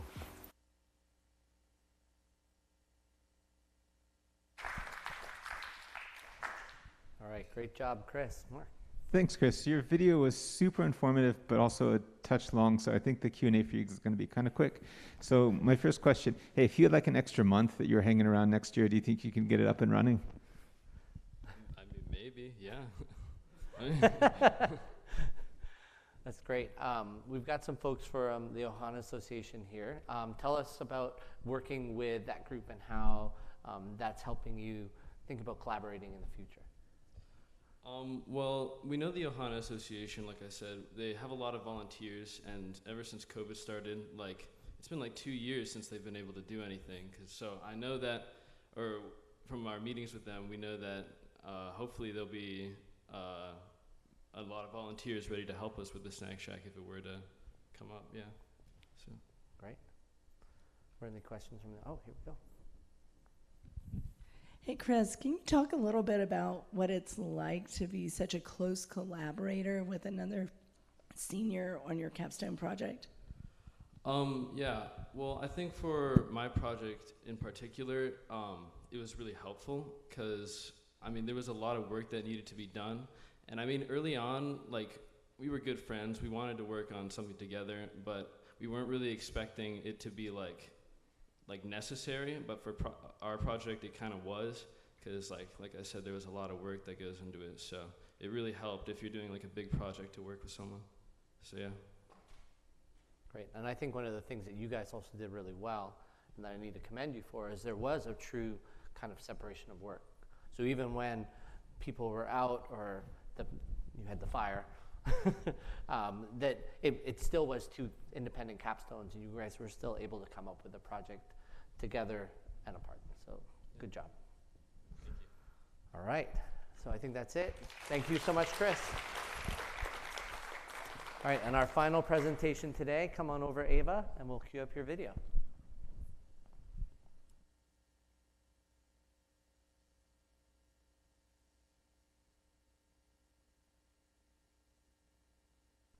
Hi, I'm Ava, and for my capstone project, I studied some images taken using the telescopes right here on our island. Right here. So if you're interested in hearing more about my project, follow me. Welcome to my capstone presentation. So, little disclaimer is that there's a lot of specific details and background involved in this project that I don't have quite enough time to explain, but if anyone is interested, you can ask about something in the questions portion, or you can take a look at my paper. In the center of our galaxy lies a supermassive black hole. This image on the left is an image taken using the Keck telescopes, specifically the instrument NERC-2, of the area surrounding the black hole, also known as the galactic center. There are a lot of questions that astronomers have about black holes, one of them being how these bodies become supermassive in the first place. And this question can be studied and answered by looking at the surrounding objects of a black hole. The image on the right is a zoomed-in picture of the one on the left and shows a blurry, elongated sliver in the middle, which is known as the body X7, which is made up of a combination of gas and dust and is the main focus of my project. So, why did I choose this project? I have always been very passionate about astronomy and have spent a lot of my time following this passion. My freshman summer, I participated in the Pisces Star Summer Program, where we toured the telescopes on Mauna Kea and even spent some nights in the Astronomer's Lounge. The photo on the bottom of my screen is one of my favorite photos that exists, and it is of my group the night we spent in the Mauna Loa Mars habitat. I have also spent my summers taking multiple classes focusing on astronomy, astrophysics, and physics in general with Exeter Summer, Stanford Summer, and Yale Young Global Scholars. The photo at the top of the screen is the first class and the only class that I was able to have in person with my teacher that looked like Einstein. My junior year, Dr. Bill helped me get into touch with an astronomer here on our island to help me with my capstone project and who also just happened to be my next door neighbor. I have also this year been following the online Yale open course Controversies and Frontiers in Astrophysics to help me fill in some gaps in my knowledge. But overall, all of these experiences have been really helpful in building up my knowledge and setting a strong foundation for this project. For this project, I've been working with my mentor, Randy Campbell, who is an astronomer at the W.M. Keck Observatory and is also part of the UCLA Galactic Center research team. We have met almost every week for over a year, and he has sacrificed a lot of his time to help me with this project, so I just wanted to give a special shout out to him. Now, onto my project. So there's a point around every black hole known as the Bondi radius. The Bondi radius is the point where objects being sucked into the black hole are interacting with radiation being emitted from the black hole. On the screen is a diagram of where the Bondi radius is in relation to the black hole. All of that area between the black hole and the Bondi radius line is not a regular vacuum. There's a lot more going on in there than there is in other parts of space. The gas and dust body X7 that I'm studying for this project is thought to have at least partly crossed over this Bondi radius line. And all of the radiation and the intense environment of this area would be expected to heat up the gas body. For my project, I tested this hypothesis by studying the change in the luminosity or brightness of X7 over the past 20 years. Here is a quick video of me collecting my data using the program AstroImageJ. On the right-hand side is the image I'm collecting my data from, and on the left is my reference photo, which labels all the stars so that I know where they are, and I know which ones to measure. I collected data from the gas body in 3 parts, the head, middle, and tail, as well as from 12 other stars for comparison in the analysis portion. You may notice that the gas body does not show up in the reference photo, and that is because they are taken using different wavelength filters, which also explains the different colors. This photo was taken in 2020, and this video here is taken in 2002. As you can see, the quality of the 2002 image is a lot worse, and another issue is that the stars move in the sky, and so as we go back in time, the reference photo matches less and less to the photo I'm collecting data from, and it makes the whole process a little more difficult. When I get this bar of numbers, I take it and paste it into my handy-dandy spreadsheet over here, which keeps track of everything that I've collected. Before analyzing the data, we converted the raw data from the program into magnitudes, which is just a different unit, and we also did some other calculations to ensure that there was no source of error from the program. I don't have time to get too deep into the math right now, but if anyone is interested in this part, I can come back to it during the questions portion. Here are our final graphs of the trends in luminosity of X7. As you can see, there's the head, middle, and tail sections. On the far left is 2002, and on the far right is 2020. So as you can see, there is a very strong dip down from about 2002 to 2004 in every graph. Although, if you look past that, there is a relatively stable line. Although there is a lot of variation, there is no steady increase or decrease in the line, which is not what we were expecting. But what about this dip? SO14 is a star near X7 in that same area in the images that I showed you earlier that is known to have a stable luminosity. So we use the graph of the luminosity of SO14, also in magnitudes, as sort of a comparison or control group to look at background noise, image quality, etc. in the graphs of X7. As you can see, the same dip in X7 is present in SO14, which proves that this dip is not something that we need to consider in our analysis portion, and it is potentially an issue with the image quality or with my data collection in those years. After we finished processing the data, I joined a Zoom meeting with my mentor and a couple of his colleagues, a UCLA professor and a UCLA graduate student, to discuss what these results could mean, why the data strayed from the hypothesis, and what some possible conclusions could be from this experiment. Here's a video of me on the Zoom call, nervously fidgeting with my fingers. As you can see through the graphs on the previous slide, our data did not match our hypothesis. And one conclusion that was discussed on the Zoom call was that there are 2 possible competing effects on the gas body: the radiation from the black hole heating it up, and something causing X7 to cool down. One possibility for what could be causing it to cool down is that X7 came from a nova, also known as a exploding star. Remnants from a nova are known to elongate and cool down over time, which would explain the cool down effect on X7. 2 competing effects would create the illusion that there is a relatively stable luminosity and could also help account for a lot of the variation that we were seeing in the graph.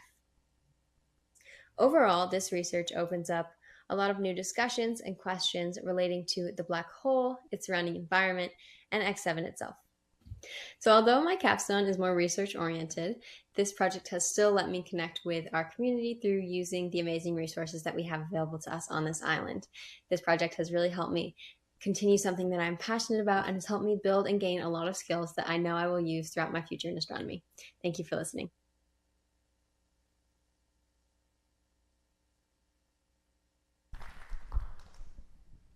Awesome job, Ava. Thank you so much. Let's start off the Thank you. I'm pretty amazed by what you accomplished. I was wondering if you could talk a little bit about what it was like working with a professional astronomer. It was really interesting. I mean, like I said, I've taken a lot of classes in astronomy and like followed it through books and stuff, but getting to actually work in the field and like get that firsthand experience, especially with someone who is so knowledgeable in that field, was really helpful and like a good branch into like a good introduction to what I might be doing in the future with astronomy. It seems like you did a bunch of data collection, right? And analysis then of that data. Claire talked a little about the hours and hours that she spent looking at data. Was it similar for you? It was. When I did it the first time, there was a lot of variation and it wasn't what we were expecting. And so I redid the data 4 or 5 times and it took a lot of hours. I did start a little earlier than when you usually start Capstone, so I had more time, but it definitely was a very tedious process. But doing it multiple times did help ensure that I knew what I was doing and helped like verify the conclusion. Great. Thinking about this research process, right? This is not something that we all get to do here at high school. And then especially having a hypothesis and then not being able to confirm it. Talk to us a little about that and kind of the next steps and where this project is going. So as I said at the end, there's a lot of still open questions, and one of the, like when we talked on that Zoom call, it was a lot of more open questions that just open more possibilities for research, and I guess that's like a continuation. There's so many more questions that it opens up to, like kind of just keeps branching out, and so there's a lot of new things that people could start looking at. Do you think you'll have a part in that? I hope so. I'm going to be attending UCLA with the same people that I've been working on this project with, and hopefully continue with similar research or even the same research. Awesome. Are there any audience questions for Ava? Oh, Linshu has one up here on the stage. Okay, this is just out of curiosity. I've been reading a lot about like how the luminosity of like the stars and stuff actually have the cycle of like changing, like life on Earth. So, is there a relations? I've been thinking about that a lot recently.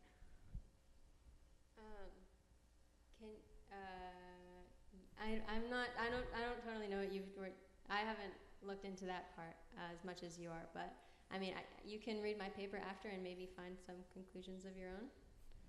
Yeah, sure. Like you're like have the paper on the cycle of like the stuff, the luminosity. I'm not really into that, but like I don't know.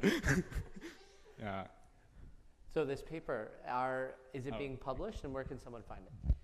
So my paper is not going to be published, but my mentor and his colleagues on the Zoom call are publishing a paper that has parts of this project embedded in it, and my paper is a more like simplified version, I guess, for the public, just that explains it in like more simpler, easier to understand terms, and it should be on the Capstone website when I finish it. Great.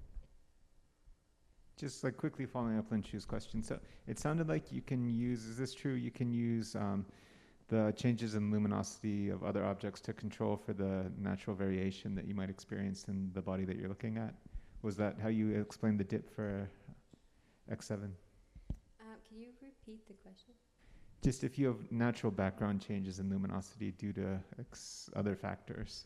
Yeah, so one of the things that we looked at in the program is it collected background noise and background brightness and subtracted it from the luminosity of the body, and then what we did is we redid some of that math and re-inputted the sky value and background noise into our calculations and then took it out through our own calculations to ensure that it was the same for all the bodies. That's awesome. Well, Ava, thank you so much for being part of this astronomy community and then kind of taking this and now going on to UCLA. That's awesome. So congratulations.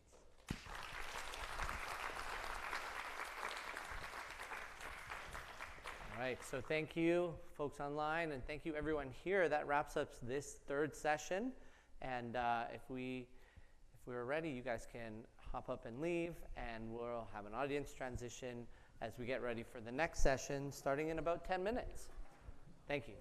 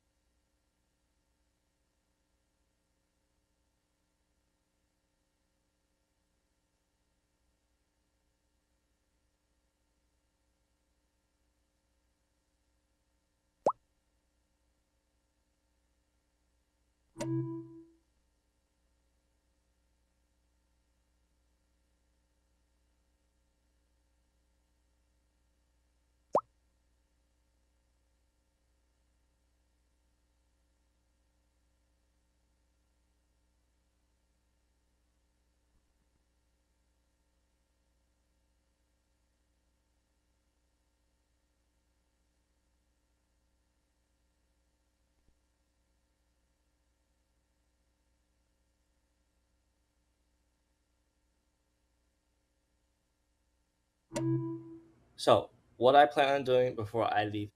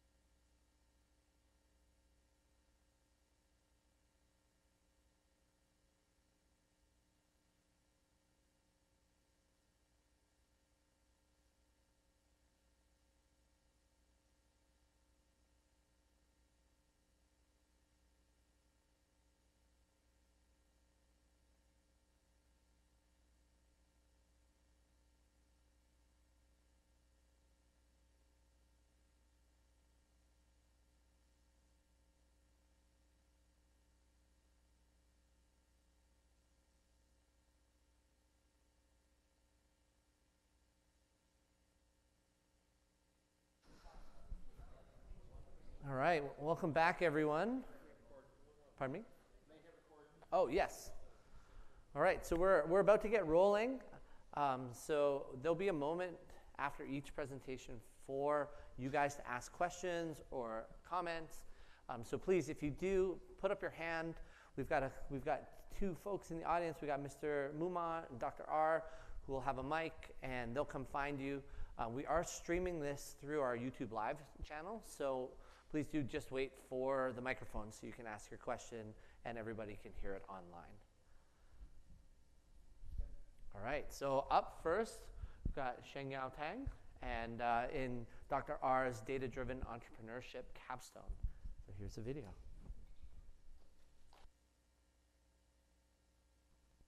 Hello, I'm Alex Tan. I'm going to share about my journey in web development.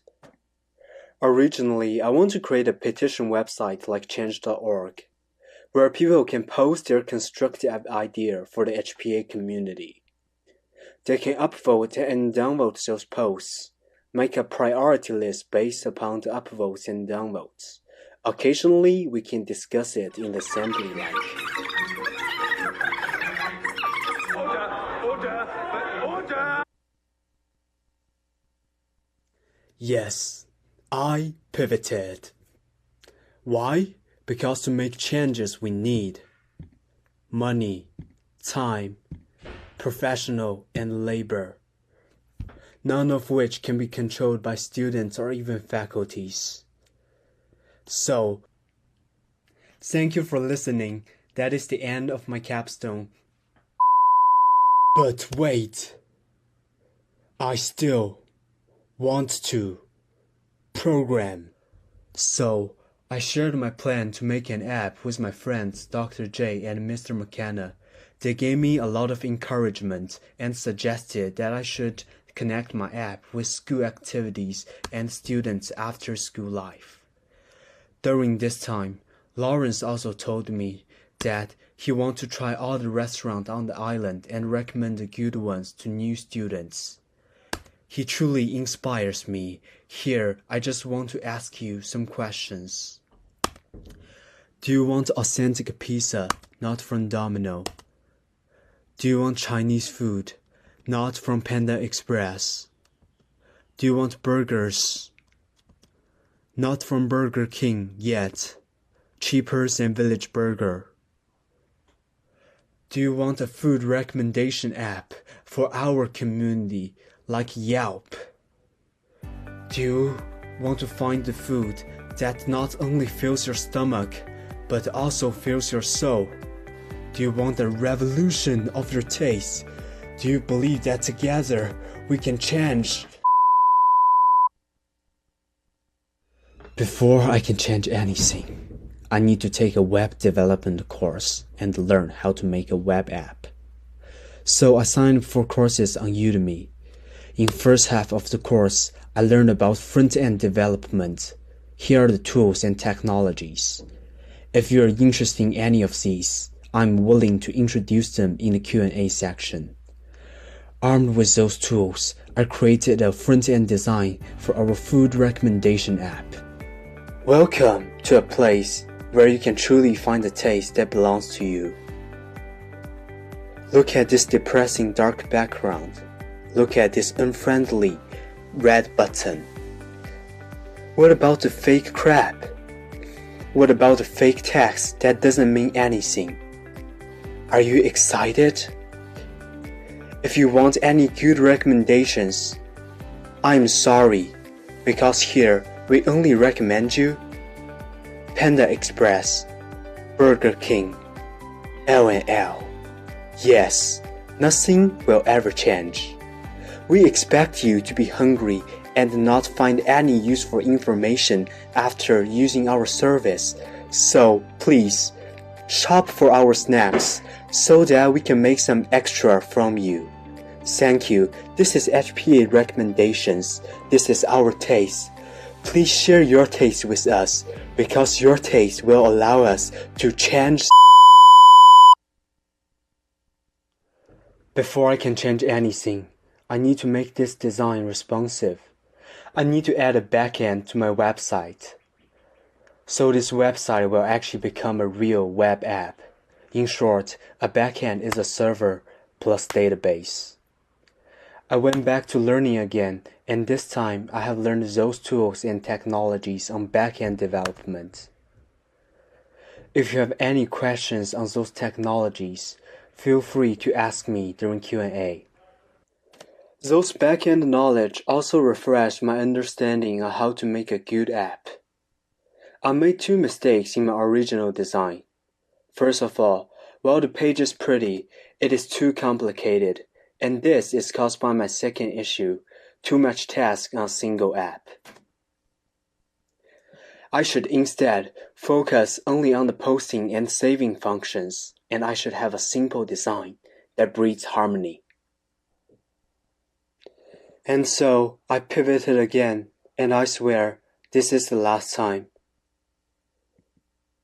This time as a senior who went through college application, rejection, acceptance, and of course, rejection, rejection, rejection, rejection, rejection, rejection, rejection, rejection.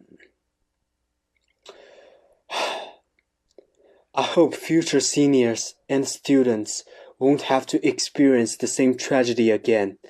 So I eventually created this app for you.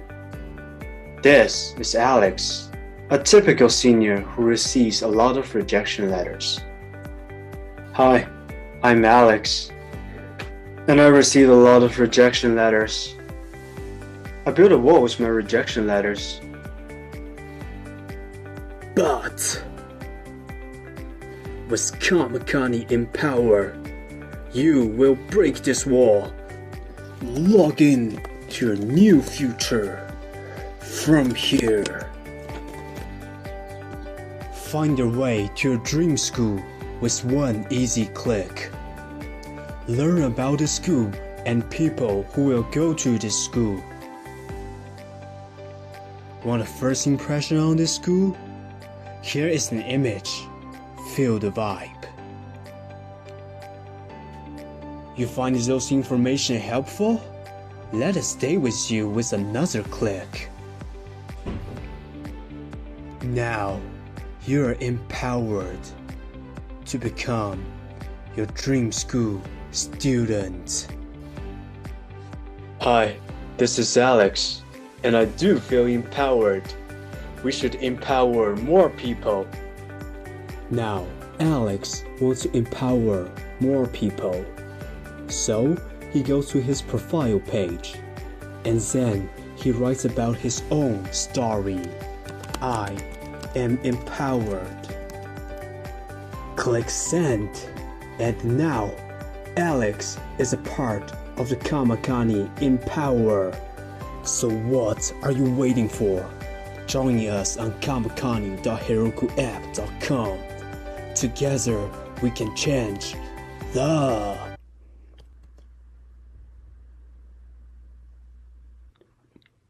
I would love to end my presentation by talking about issues.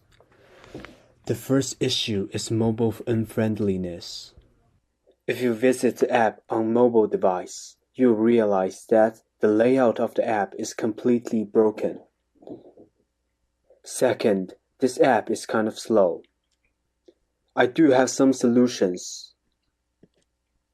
First issue can be fixed through CSS media query, basically making another layout for the mobile device. The second issue might be fixed through using React.js, another JS framework. Feel free to ask me any question on those technologies. And if you're interested in joining this Capstone project next year, please contact me through stong@hpa.edu. And with that,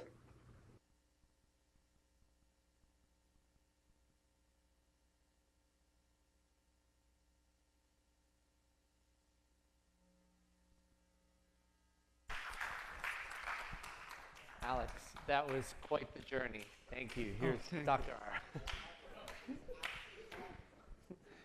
Thanks. I feel like I have 1,000 questions I want to ask you, but like the one question is, if you could just pick like one app, get it done, get it out there for students by students, what would it be? I will actually try to make my last app better.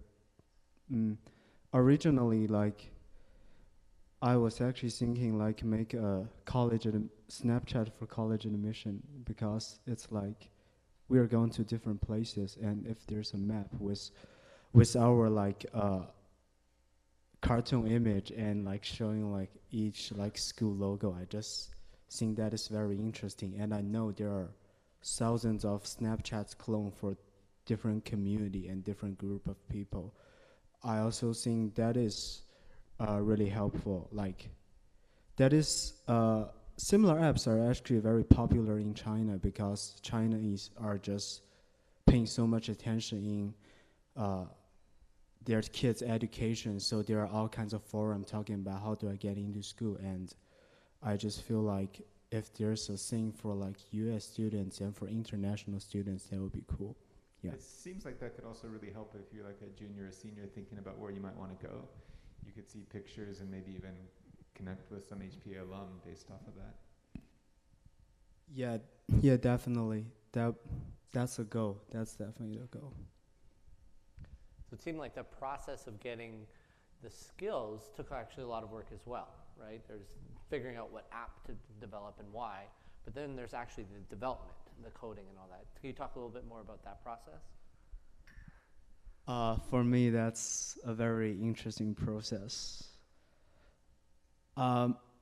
Just in terms of programming, like my specialty originally was actually in data science and how to deal with the data. And originally, I actually wanted to do an algorithm that predicts how the COVID can spread. But then I realized William Young already did it last year. So, okay, I'm going to quit on that. And then I decided to like develop an app, and I originally want to use Python just because that's the easiest and most beginner. That's what I've been using for a long time. But then I realized that there are so many limitations you need to consider. First of all, I really want an actual project that is published somewhere on the world. And so if you're doing a mobile app, that is hard, because if you want to upload a mobile app onto the App Store, it has to go through all kinds of administration, and it may take several months to have a year. So I instead like switched to a web app simply because once you can make the web app, you can publish it. Maybe nobody will use it. Maybe Google will tell you this is a very hostile site, but at least it is somewhere on the internet. So, and JavaScript is the language for web, so I use that. And yeah, like learning it is like so interesting. I started with the front end first, HTML, CSS, and I know many of you who have experience in programming will literally say those are not programming languages, and I agree, but and I do look down upon those two languages before I learned them. So, but like when you are actually doing it, it's super fun. Like it's not that easy. You need to think like the positioning of your card and all those stuff. It's super fun. And when I finished like the front end, I made that design because I really believe now I'm a serious developer. I can make anything. And then I get into the back end, like how do you store your data, those posts, and how to send data through servers. And then I know, oh, I'm still too naive, and so I pivoted again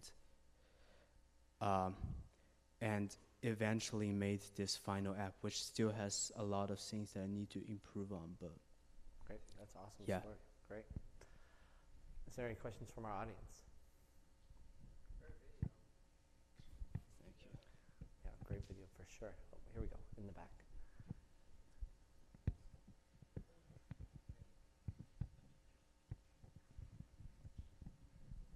Hey, Alex. Oh, that's pretty loud. I just want to know, like, what was your process of making that video?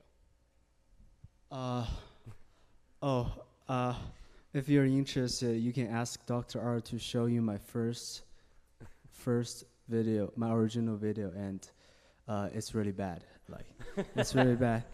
So Dr. R actually like gave me such a good like structure on how should I make it. First, talk about my first idea, why pivot, second, third, and then so structurally I followed that advice. I also like showed my video to Kim. I don't know if he is here, but he gave me such an great advice that I should control the pace of the video, like serious, interesting, serious, entertaining, so people can always be focused and you can still like deliver good contents. And as for editing, yes, I do spend a lot of time in editing that. My skill is not great, so it's kind of, it's kind of a challenge for me to make that, but I'm glad I eventually made that. Thank you. Awesome. All right, well, thank you so much for hanging out. Yeah. Great capstone. All right, next up, we've got Justin Heilman. So as he comes on over, we'll cue up the video and we'll be ready to go.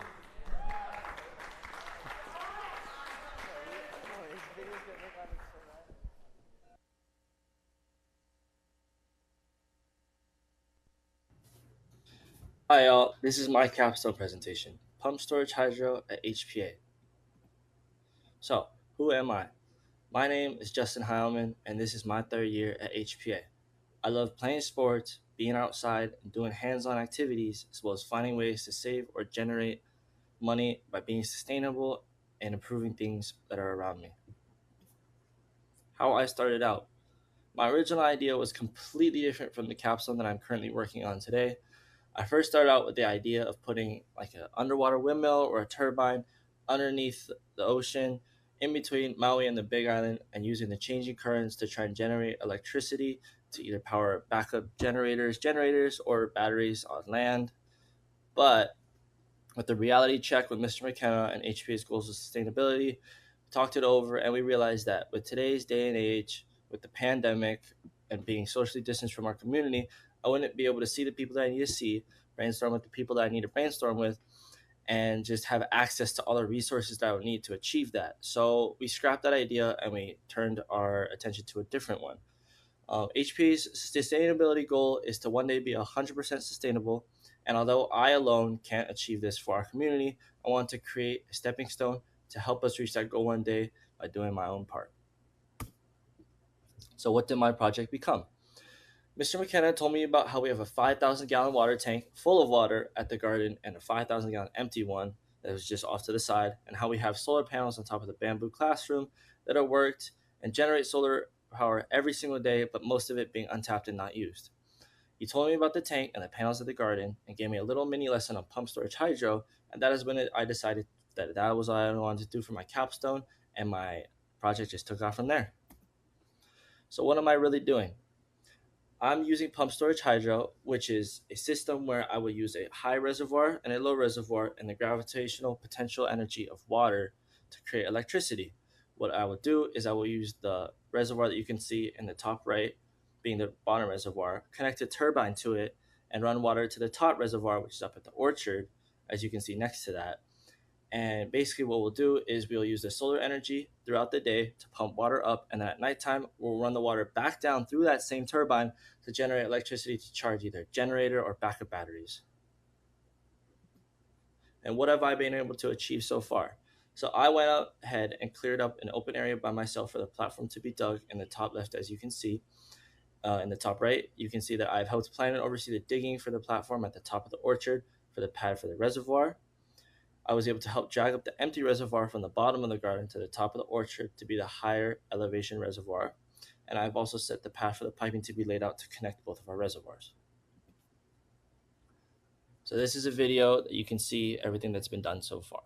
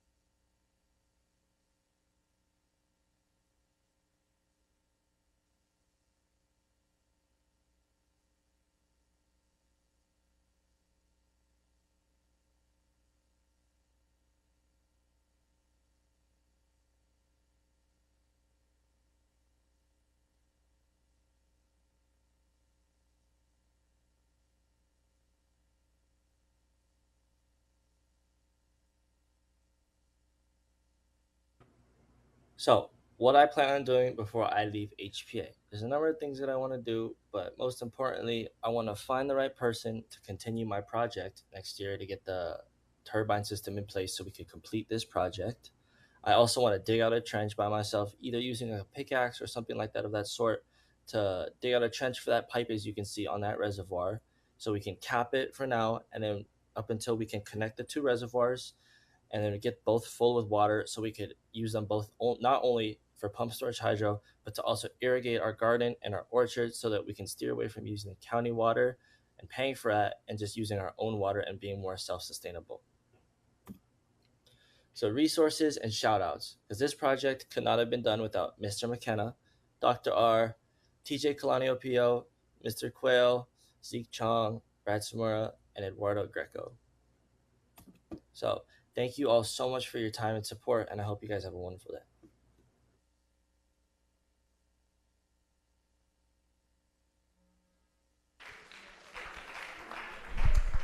All right. Thank you, Justin. I want to first off apologize for no audio. I don't know what happened there. Yeah, why don't you just run us through what you had planned to say during that audio that didn't come through. So basically, in the video, I was explaining how we were first digging out like the platform and basically flattening out the land for the pad for the reservoir, and then in the second part of the video, we were dragging up the second reservoir, which was down at the garden, and it was kind of a lot of work because the original thing that we were using like couldn't get up all the way, so we had to call Zeke to bring in a mule to like drag it up the rest of the way, and then we had to flip it over ourselves. But yeah. Gotcha. All right, Dr. R. With our Okay, first thank you, Justin. I love that one day there's going to be a hydro pump storage station on campus, and like I'll walk by it when I'm out in the hills, and I'll be like, "Hey, Justin helped build that. That's super cool." The one thing I wanted you to talk about, which didn't come out that much in the video, is could you talk a little bit about the initial survey work that you did using the drone and the wheel?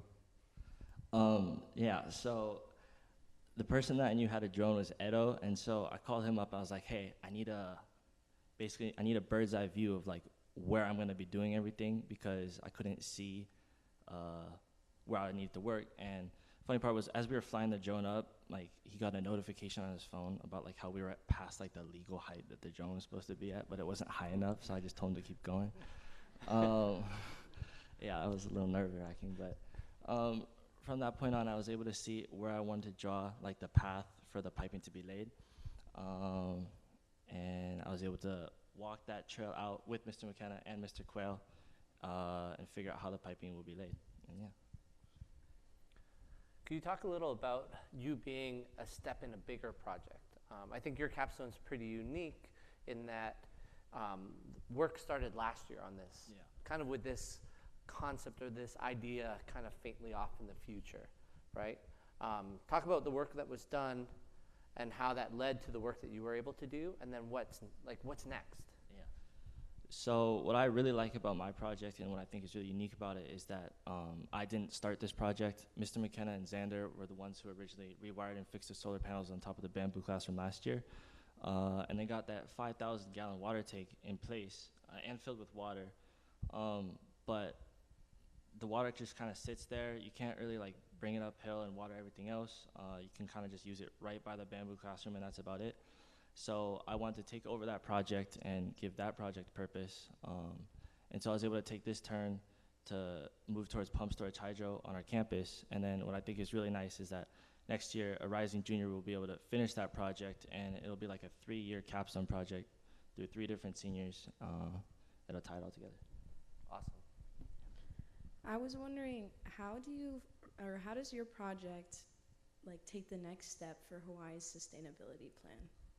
So I'm going to quote Dr. Bill, actually. So he's saying that with pump storage hydro, it's one of the best ways to be sustainable because you don't have to pay for the water. You can set up like a collection system to collect rainwater to eventually fill up that tank. And pretty much from there, once you get everything in place, it's just like free electricity because you keep using the water and you can reuse the water, not only for pump storage hydro, but like I said too, we can also use that water to irrigate and water the orchard. And that green tank that you saw in the video, that's not ours. That was put in by the county. So every time we want to water any of the plants up by the orchard. We're using county water, which we have to pay for, and it's like really expensive too. And so being able to use our own water, not only for like free electricity, but to like water our plants would both be saving money like from using the county water and also just generating free electricity for us. Hi. I don't know if you had a chance to get into this, but I'd be curious to understand what kind of equipment and machinery you will use to generate electricity from the water flow. Oh, thank you. That's a good question. So we have 1,000 feet of piping. I ran the measurements myself. We need 931 feet of piping. So we'll have like 70 so left over, which has already been bought. It's just been sitting at the garden. The tanks were already there. I didn't have to have the school pay for any of that. And what we're gonna do is like we're just gonna lay it down and connect the pipes, probably with like cement, like plastic cement, or just run it through the ground and like connect them with fittings. In terms of like equipment, it's really simple, which is really nice because I already have enough things going on, like trying to figure out where to go and like coordinating with everyone else. But yeah, in terms of that, that's what the equipment that would be used. Talk about the how it'll actually generate power, or how we move the water. What do we need to do there? So next year, what I'm hoping Resi Junior will do is we need to put in a turbine in place, which will essentially like pressurize the water and pump it uphill. And then the way it works is like at nighttime, we'll flip like a valve or a switch, right? And essentially that water that gets pumped up to the top reservoir will come back down through the turbine and fill up the bottom reservoir again. And then as like the water is going through, it generates electricity where we can have it like wired to charge like backup generators for the dorm, or just like extra batteries just for things on campus. Yeah. All right. I think we're good to go. Thank you so much. Oh, we got one more question. Let's go one more question, and then we'll move on for time. Thanks. Yeah, good project for sure. But just down the road, on the mountain road going to Hawai'i, a fellow named Wally Campbell, and I don't know if he's still around, but he had 2 big reservoirs dug, and that's exactly, it's a big project, and he was doing restoration of trees and whatnot, but they would let the water run at nighttime, create electricity, and the water would get pumped up, and it had leftover electricity, and then they would also use the water for propagating native trees. So I don't know who owns the property now, but it's kind of halfway between here and kind of this side of Waimea. It's on the Mackay side of the road, but they might have some answers for you as far as storage and pumps and taking it to kind of a bigger level. But way to go, good project. Thank you. All right, yeah, absolutely. Thank you so much, Justin. Thanks for continuing this one.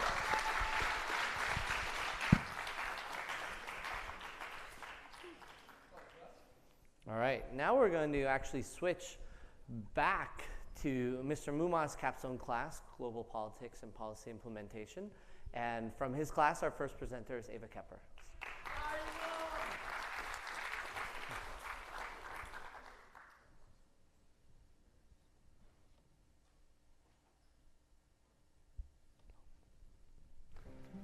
Hi everyone, my name is Eva Kepper and my capstone is called The Issue of Age. I was introduced to foster care at a young age as my family has had several foster kids over the years. I have seen how the little ones are always focused on more, and this inspired me to look at different ways I could help the older kids who are aging out of foster care. Once foster kids turn 18, they transition from being a foster child to independent living and may lose access to vital resources such as medical insurance, transportation, or a stable home address. In fact, Hawaii has more age out than the national average. The problem was obvious. Foster kids don't get the attention they deserve. My solution was to devote 2 donation drives to specifically collect new items to remind these children that they are not forgotten. These guys are my inspiration for my project. They are brothers who came to us at a super young age and are now part of our family. However, Asa and Arthur are the exceptions, as there are a lot of children who do not get a forever home. I began the process by talking with Sean Lathrop, who works with Child Welfare Services in Kona. Given his experience, I wanted to discuss different needs that he sees and where I can help. We put together a long list of needs, major ones being access to resources and transportation. My initial idea was to put together a website where kids about to age out can go see college options, job opportunities, and affordable housing. Since there are several organizations who focus on that already, my idea then transitioned to transportation needs. I eventually decided to do a donation drive at my school, given the time span of the project. I then reached out to High Hopes in Kona, asking them for suggestions of needed items for kids ages 16 to 18. While Sean and I were anxious to start, we learned to adapt as people don't always work on your time schedule. I decided to collect comfort items, art supplies, and hygiene products. These items are readily available, non-expensive, and easy for people to donate since they need them themselves. In collaboration with Malia Camaro, who was collecting similar items, we set the date for our drive to be December 1st. I made flyers with QR codes to an Amazon wish list, which gave people in the dorms and those not local the option to participate. Prior to the drive, I also spoke at assembly. I met with administration to locate where the drive can be held on campus and also met with the marketing and communication department. My flyers went out in the all-school bulletin, which was sent out to the HPA community, students, faculty, and parents. I placed a flyer at Parker Ranch Food Court and announced my project at my church. So the results for the first drive. This is a mix of the Amazon donations and the school donations. On the left are comfort items and on the right are art supplies. And the biggest donation was hygiene products with over 190 toothbrushes. From these donations, I wanted to put them together in a way that would be like Christmas for these teenagers. I received 16 backpacks, so I decided to put together 8 large gift bags for girls and 8 large gift bags for boys. Since we did not receive all of the items needed for each bag, I used the money that was donated to fill in the gaps. On the left is what was in a girl's bag, and on the right a boy's bag. These aren't typical Christmas presents, but these are things they don't want to spend money on. After finding the largest gift bags possible, we put together 16 sets for teens, each valued at about $300. I met up with a representative from High Hopes and dropped off the gift bags. I was also interviewed by the president of the board of High Hopes, and she wrote a small post about me on Facebook and Instagram. As the first drive came to a close, the 3 biggest takeaways I had were to use my resources. I had no idea that I could get flyers laminated at school or put the flyers in the all-school bulletin. It opened up a whole new level for this project that I never would have known about. Next, you never know until you ask. My biggest concern for this project was that people weren't going to donate, but I never asked. I had people who I didn't even know send me things from Amazon, and people donating money left and right. And finally, persistence is key. There's a fine balance between being persistent and being annoying, but when you are working on a project that relies on other people donating or answering questions, you have to be persistent and remain passionate. With the help of my school and community, I raised almost $10,000 in goods. Back in the fall, I knew that I was going to do a second drive, but I wasn't sure where the need was going to be. After the first drive, I recognized that slippers are a huge need for all ages. So rather than collecting items for one age group, I decided to collect for all ages, from keiki to adult. So I held a slipper drive on Valentine's Day. To give people more incentive to donate, I made it a competition between the classes, and the winning class would receive an ice cream party. I wanted the community involvement to be bigger.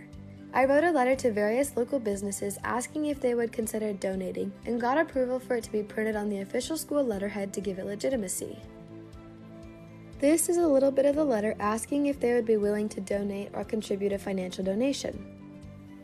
KTA donated 7 pairs and a $50 gift card. Target donated a $75 gift card, which I got 15 pairs from. Unfortunately, I have not heard back from any other corporations, but it is possible I will hear back in the future. After a friendly competition, the faculty and students helped me raise over 80 pairs of slippers. Similar to the first drive, I had 3 big takeaways. When people are given the opportunity to donate, they are more inclined to do so. People often don't donate because they don't know how or where to give, so giving them an opportunity is crucial. Next, something small can make a major impact. Those $5 slippers that were donated now give 80 people something on their feet. And finally, there is always something you can do. You don't have to become a foster parent or adopt a child to make an impact. Simply talking about foster care starts the ripple effect. I am super proud of what I was able to accomplish this year, and I am forever thankful to everyone who helped along the way. I found self-gratification through helping others, and I will take all of these skills that I have learned into college as a nursing major and continue to seek opportunities to serve my community.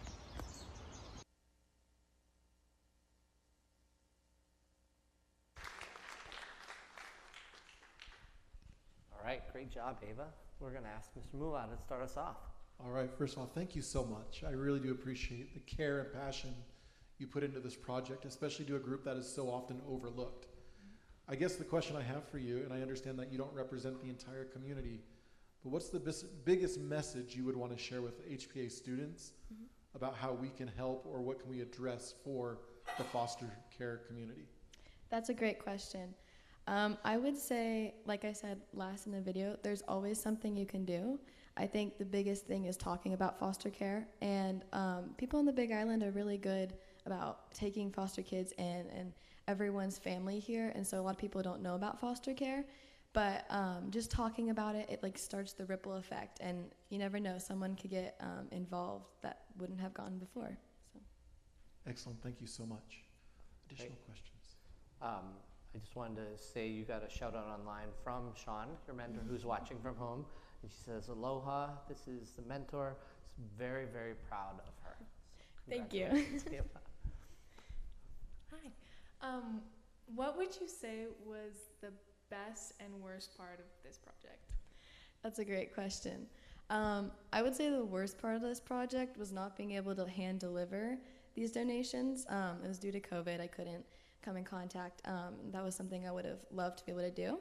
But I would say the best part of this project was getting all of the Amazon donations and getting things from random people that I didn't even know. It was like Christmas every single day for me, and the items weren't even for me, but it was really exciting to see that people are so generous to donate to a project they might not even know me.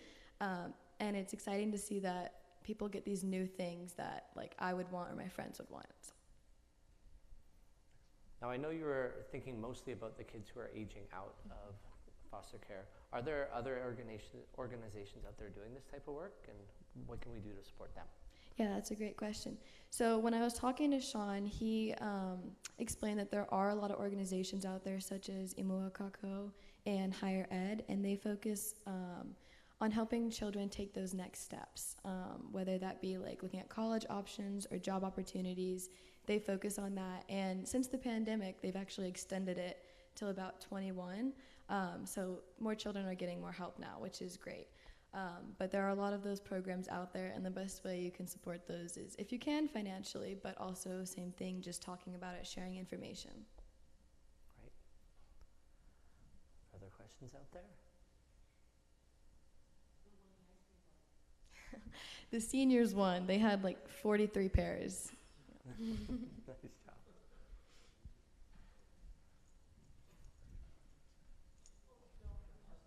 Oh. All right. Well, Ava, thank you so much. This is such an important cause. Great job on this capstone. All right. Now we're going to invite Kendall up, but she's just going to give us a brief introduction before we roll her video. Aloha, everyone. Thank you so much for coming. My name is Kendall Scanlon, and my capstone project is a short film called Changing the Shark Narrative. I've had a connection with the ocean my entire life. I'm a marine advocate, sailor, surfer, diver, and ocean explorer. And recently, I've become an aspiring young filmmaker. After embarking on the capstone journey, I'm happy to say that I have even decided to minor in film in college. My capstone project, the goal of my capstone project is to impact the perception of sharks in society today by changing the narrative that the media and films have created, and also by reflecting the values of ancient Hawaiian culture when it comes to sharks and Aumakua. And with that, here's the video I've created highlighting the process for me.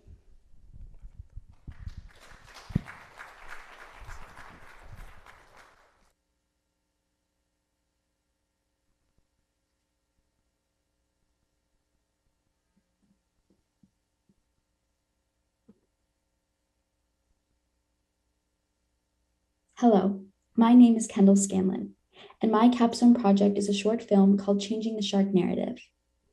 My project was definitely a success, and I will actually be continuing this film outside Capstone so I can enter it in a few film festivals, including the International Ocean Film Festival, and grow its audience. First, let's dive into my research and get into the importance of my project. Sharks are demonized in today's world, widely viewed as frightening and violent predators to steer clear from. Sharks are in fact a keystone species, and without them, the world's marine ecosystems would fall apart. I do not want to enforce the Jaws image due to the negative impact it has, and therefore I have blurred it. So let's put human deaths from sharks into perspective. There are an average of 10 fatalities per year globally from sharks. In the US alone, 8 people die each day from accidents while texting and driving. That's 2,920 per year. Daily, most people across the US enter a vehicle which is of greater threat than a shark. Yet humans kill over 100 million sharks each year for their fins, teeth, and for sport. According to the Academy of Sciences Summer 2021, 12,000 sharks are killed per hour and 200 per minute. However, sharks have not always been viewed and treated in this way. Ancient cultures around the world have viewed sharks in a positive light for decades, including in Hawaii. In ancient Hawaiian culture, sharks were not looked at as animals of fear, but instead as animals of beauty and respect. Shark aumakua are present in Hawaiian legends, and I intentionally weave these narratives and values into my Capstone project with the help of my mentor, Kumukeao. For my project, I'm working to change the perception and public opinion of sharks. By changing the shark narrative and educating the world on the value of sharks, not only will people begin to view sharks as a crucial species and reverse the damage done by the media and films who portrayed them as villains, but will also result in widespread protection, the ultimate goal. I grew up exploring the Northern California coast. I know every ecosystem from the tide pools to the depths of the kelp forest like the back of my hand. For as long as I can remember, exploring and protecting the ocean has been one of my biggest passions. I came to HPA last year in order to study marine science in one of the best locations in the field, Hawaii. I feel a responsibility to protect our oceans and the life it houses. Sharks are crucial in protecting our oceans and even our planet. Stephanie Brindle, conservationist and founder of Shark Allies, describes what our oceans and our world would look like without sharks. It would be a gigantic failure for the humanity that would affect everything from coral reefs to food security and climate change. Once sharks are gone, there is nothing we can do to replace the critical role they play in the balance of our oceans. So why are sharks important? They are an indicator for ocean health. We actually need sharks to survive. Sharks directly and indirectly affect all levels of the food web. Without them, the whole structure could collapse.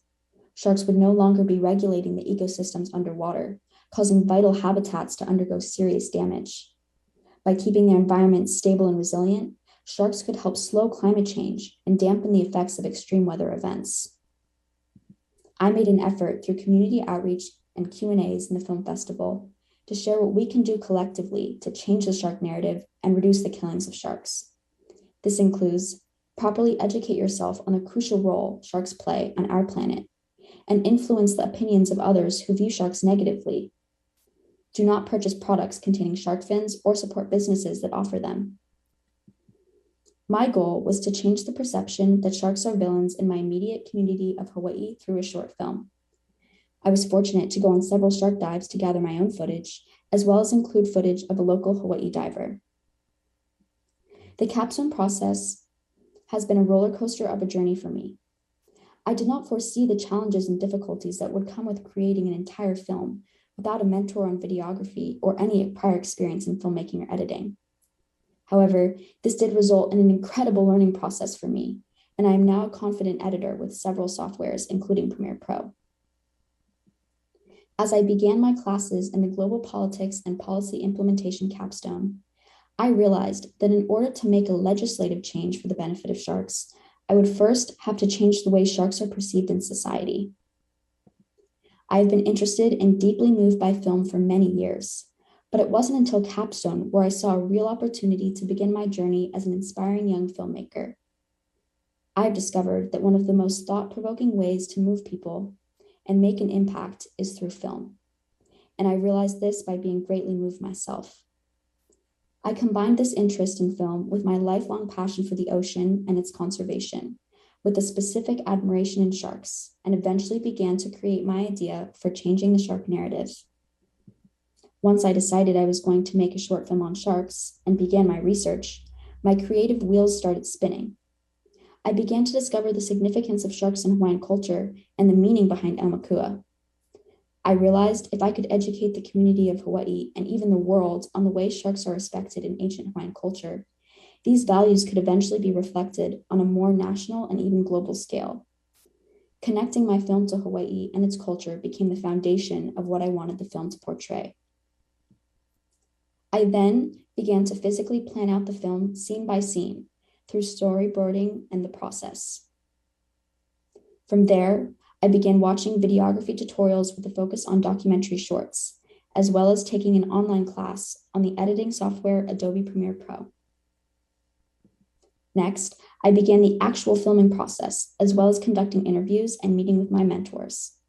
I learned a lot about the effort that goes into each shot and the thought involved with every aspect of a scene, down to lighting and camera position.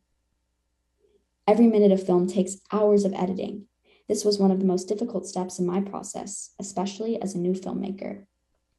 Finally, when the film was complete for the purpose of Capstone, I was able to show it in a school-wide film festival.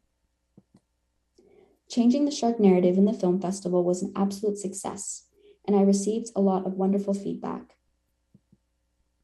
including, it isn't something that we see on the media on a day-to-day basis.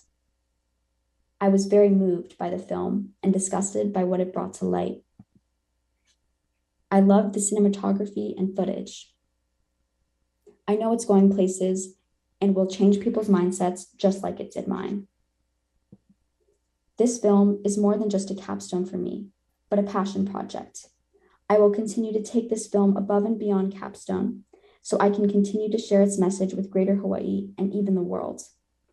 I've recently made further connections within the Hawaii community and beyond who are interested in mentoring me or being interviewed for the continuation of my film, including the producers of Waterman, one of which is a professional film producer who specializes in documentaries, as well as the director of the film, local experts in Hawaiian culture, as well as shark biologists, and even an underwater professional photographer.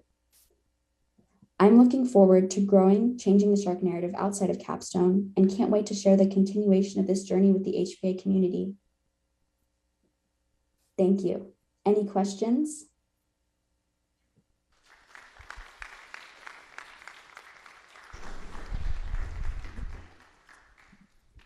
Awesome. Mr. Muma. All right. Well, first of all, thank you so much, Kendall. In 2 years of teaching Capstone, I haven't had a student come in so passionately strong about this. You are so fierce in your belief, and I really appreciate that. That carries a project a long way when it's so passionate, so much ingrained in you. So thank you for doing that. A large part of your film, you were talking about specifically the shark narrative and what that means for the state of Hawaii. What does the state of Hawaii need to do next, or what is their role to further protect these animals? That is a great question. Thank you so much. Hawaii actually just became the first state as of January of this year to completely outlaw shark finning of any kind, shark killing of any kind. So the state is actually a steward when it comes to the protection of sharks and respecting their habitat and their ecosystems. So if anything, states across the rest of the US need to look to Hawaii as an example. But that being said, even in a state where it's completely banned now, you can walk into several restaurants in Oahu and just look on the menu and find shark fin. So I think now that it's banned, stronger enforcement is definitely something to take into consideration. Excellent, thank you. Great.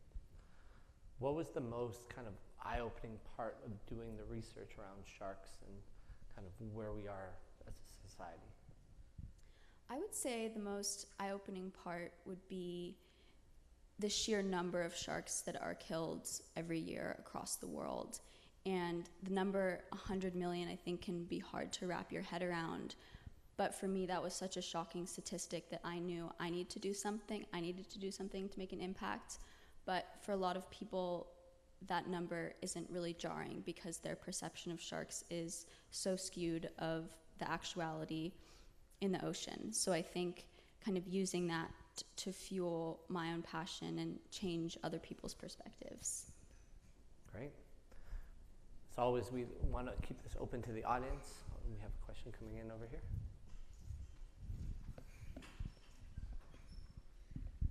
You said you wanted to continue the film and put it in film festivals. What are your next plans for your film? That is a great question. So as I kind of mentioned at the end of my video, I recently have made a lot of new connections that I didn't have at the beginning. And I think a big part of my process throughout this year has been learning to edit and just figuring out how to even start creating the ideas of how to make a film. And so from here on, I'm hoping to get in a lot more shark diving, and I now have mentors that are actual professional filmmakers. And so taking it to that next level where it can be a film that's considered in international film festivals. Where can we watch the video? So as of right now, it isn't up anywhere, but I'm hoping to get it onto the Capstone website so anyone in the HPA community is able to watch it. And then once I have it complete for what I want to send into the film festivals, I will probably upload it onto YouTube. But in addition to that, I'm hoping to have one more showing before the end of the year so that those that weren't able to come to the film festival can see what it is for the purpose of Capstone.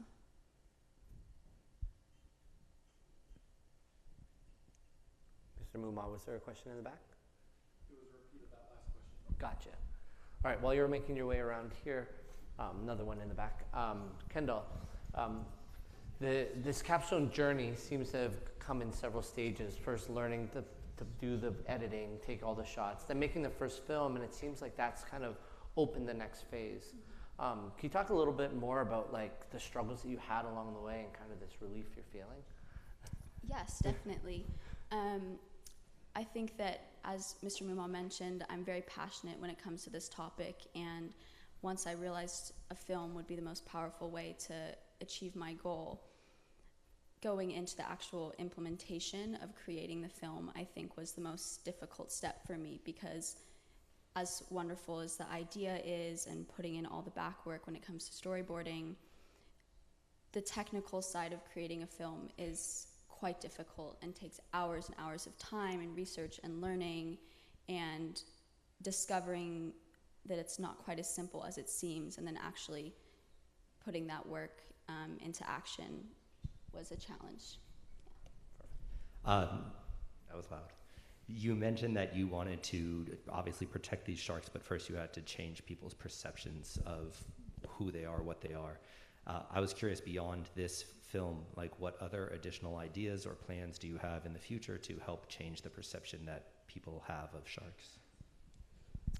I definitely think this film is right now my main focus when it comes to action items on my end, but the real end goal is to expand the audience, aside from just HPA, just the Hawai'i community.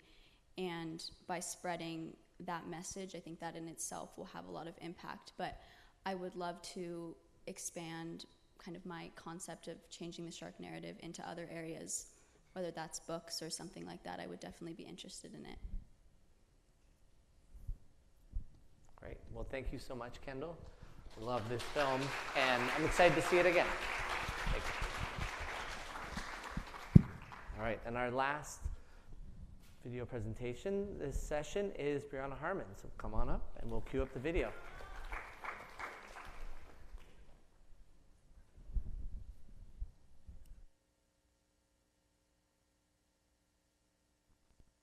Hi, everyone. My name is Brianna Harmon. I'm in the Global Politics and Policy Implementation Capstone, and my project is on implementing ranked choice voting. The first thing I had to consider for my project was what problem I wanted to address, and then I would use this problem to create a solution. So, what is the problem that I'm addressing? The way we currently vote in our elections forces voters to simply pick one candidate.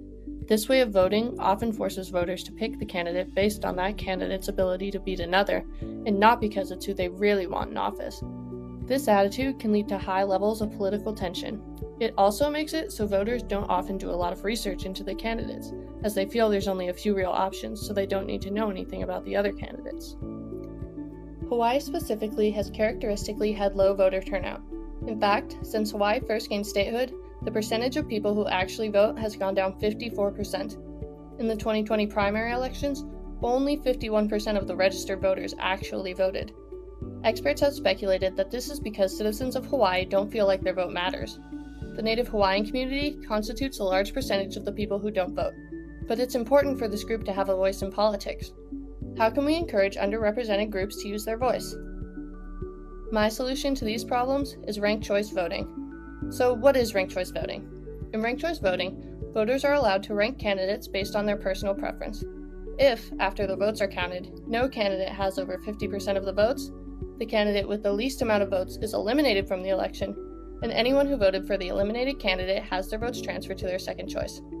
This process repeats until one candidate has over 50% of the vote. But why is this beneficial?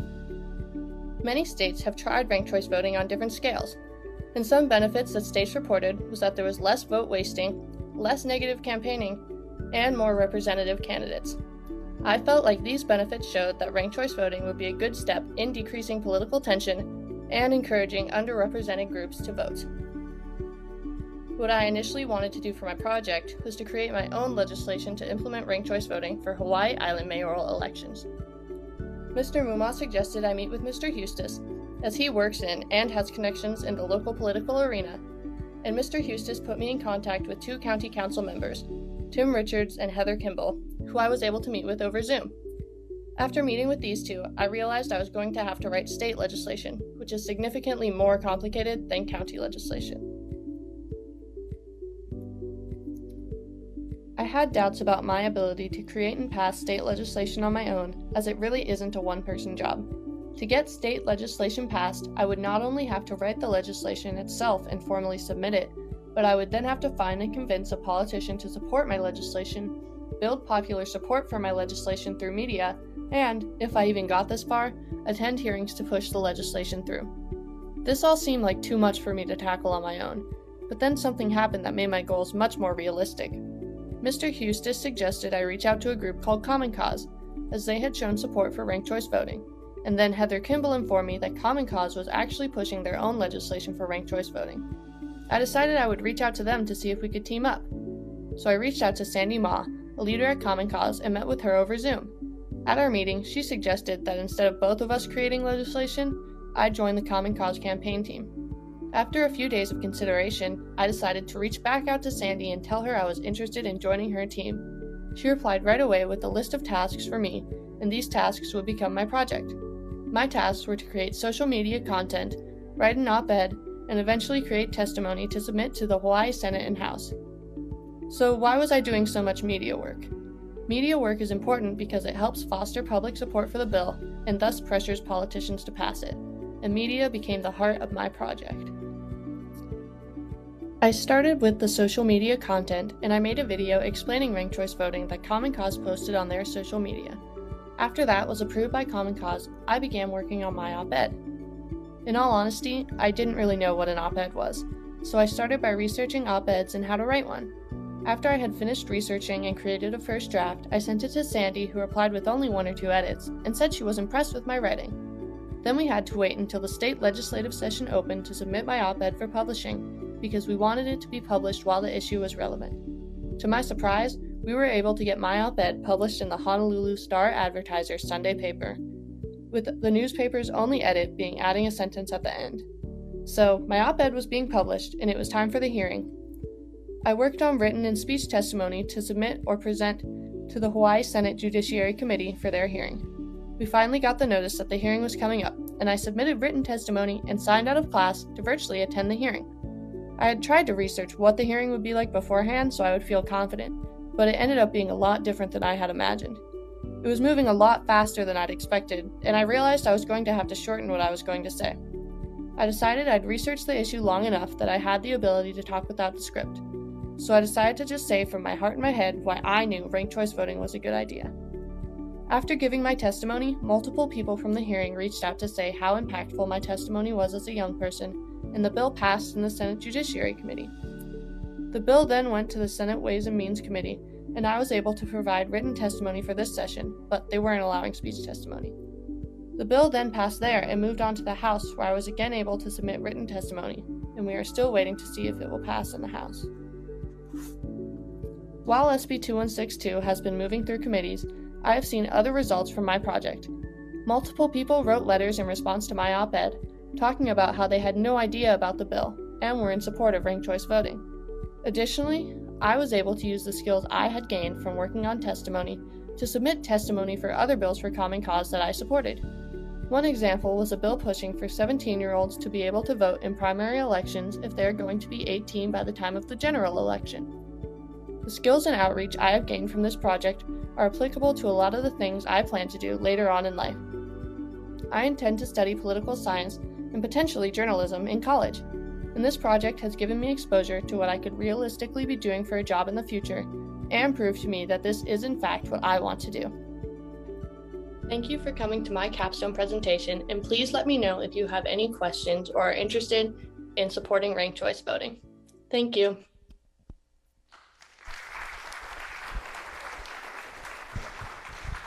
Wow, Brianna, that was a great presentation.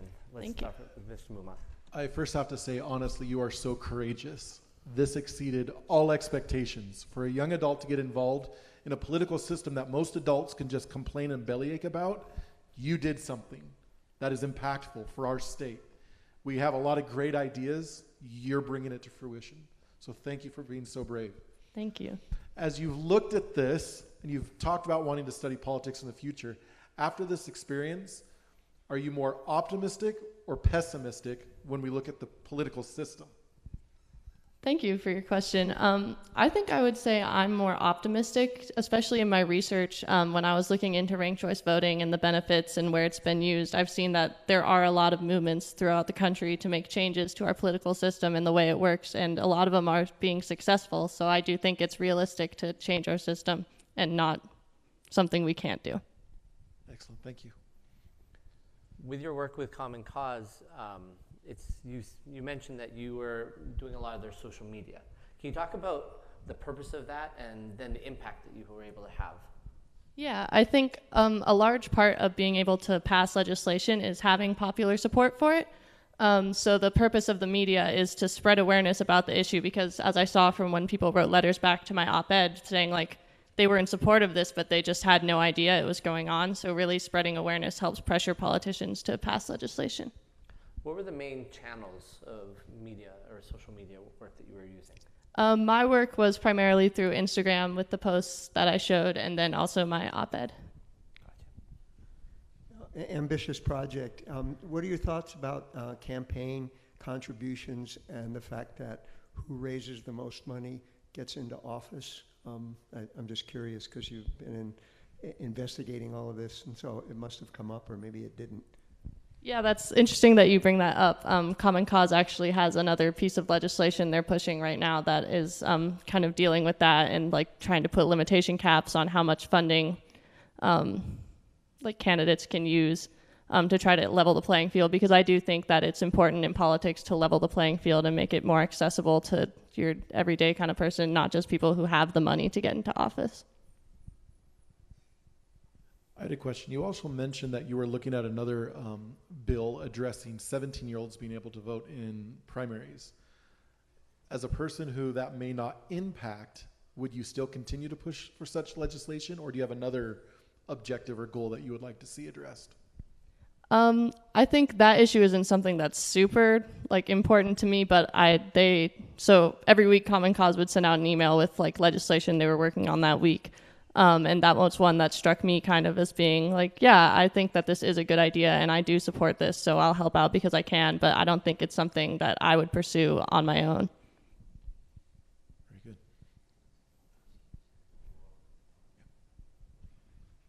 Thank you. Hey, great job, Brianna. Thank you. That was amazing, that you really took a step into the political realm. I mean, as Mr. Muma said, a lot of adults don't even submit testimony, and so taking that sort of step, learning about the process, getting involved in the political spectrum is quite a challenge, and so I applaud you for that. My question is really about You know, we're kind of approaching the end of the legislative session right now. We're only a couple weeks out, I think. And what are your predictions for SB 2162 on the ranked choice voting? Thank you for your support with the project, Mr. Hustis, first off. And I would say that from what I've seen with it passing in the other committees it's been through, I do think that it's going to get passed in the House. At least that's what I'm hoping for, but we'll see. All right, Brianna, you were part of the 5th grade capstone, the 8th grade capstone, and now the 12th grade capstone. You're one of this small group that was there from the beginning. Tell us about what Capstone has meant to your education here at HPA and how you've evolved, or it's evolved, over these last 7 years. Yeah, so, I mean, my 5th grade capstone was relatively simple. I did like posters on bees. But then in 8th grade, I started kind of looking more into areas I might be interested in. And in 8th grade, I did a marine biology capstone.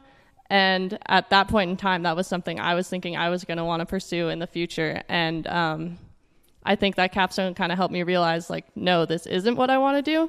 And in contrast, like now that I've had more access to different kinds of classes that I want to take, this capstone has been different in that it has enforced that this is actually what I want to do. So it's kind of helped me realize like what I'm passionate about. Great. Well, thank you so much. This was a great presentation. Thank you.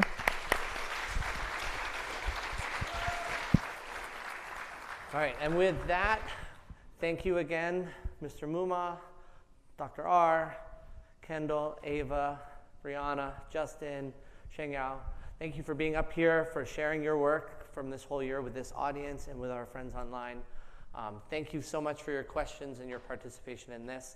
We'll be back again tomorrow morning during E-period, so looking forward to it.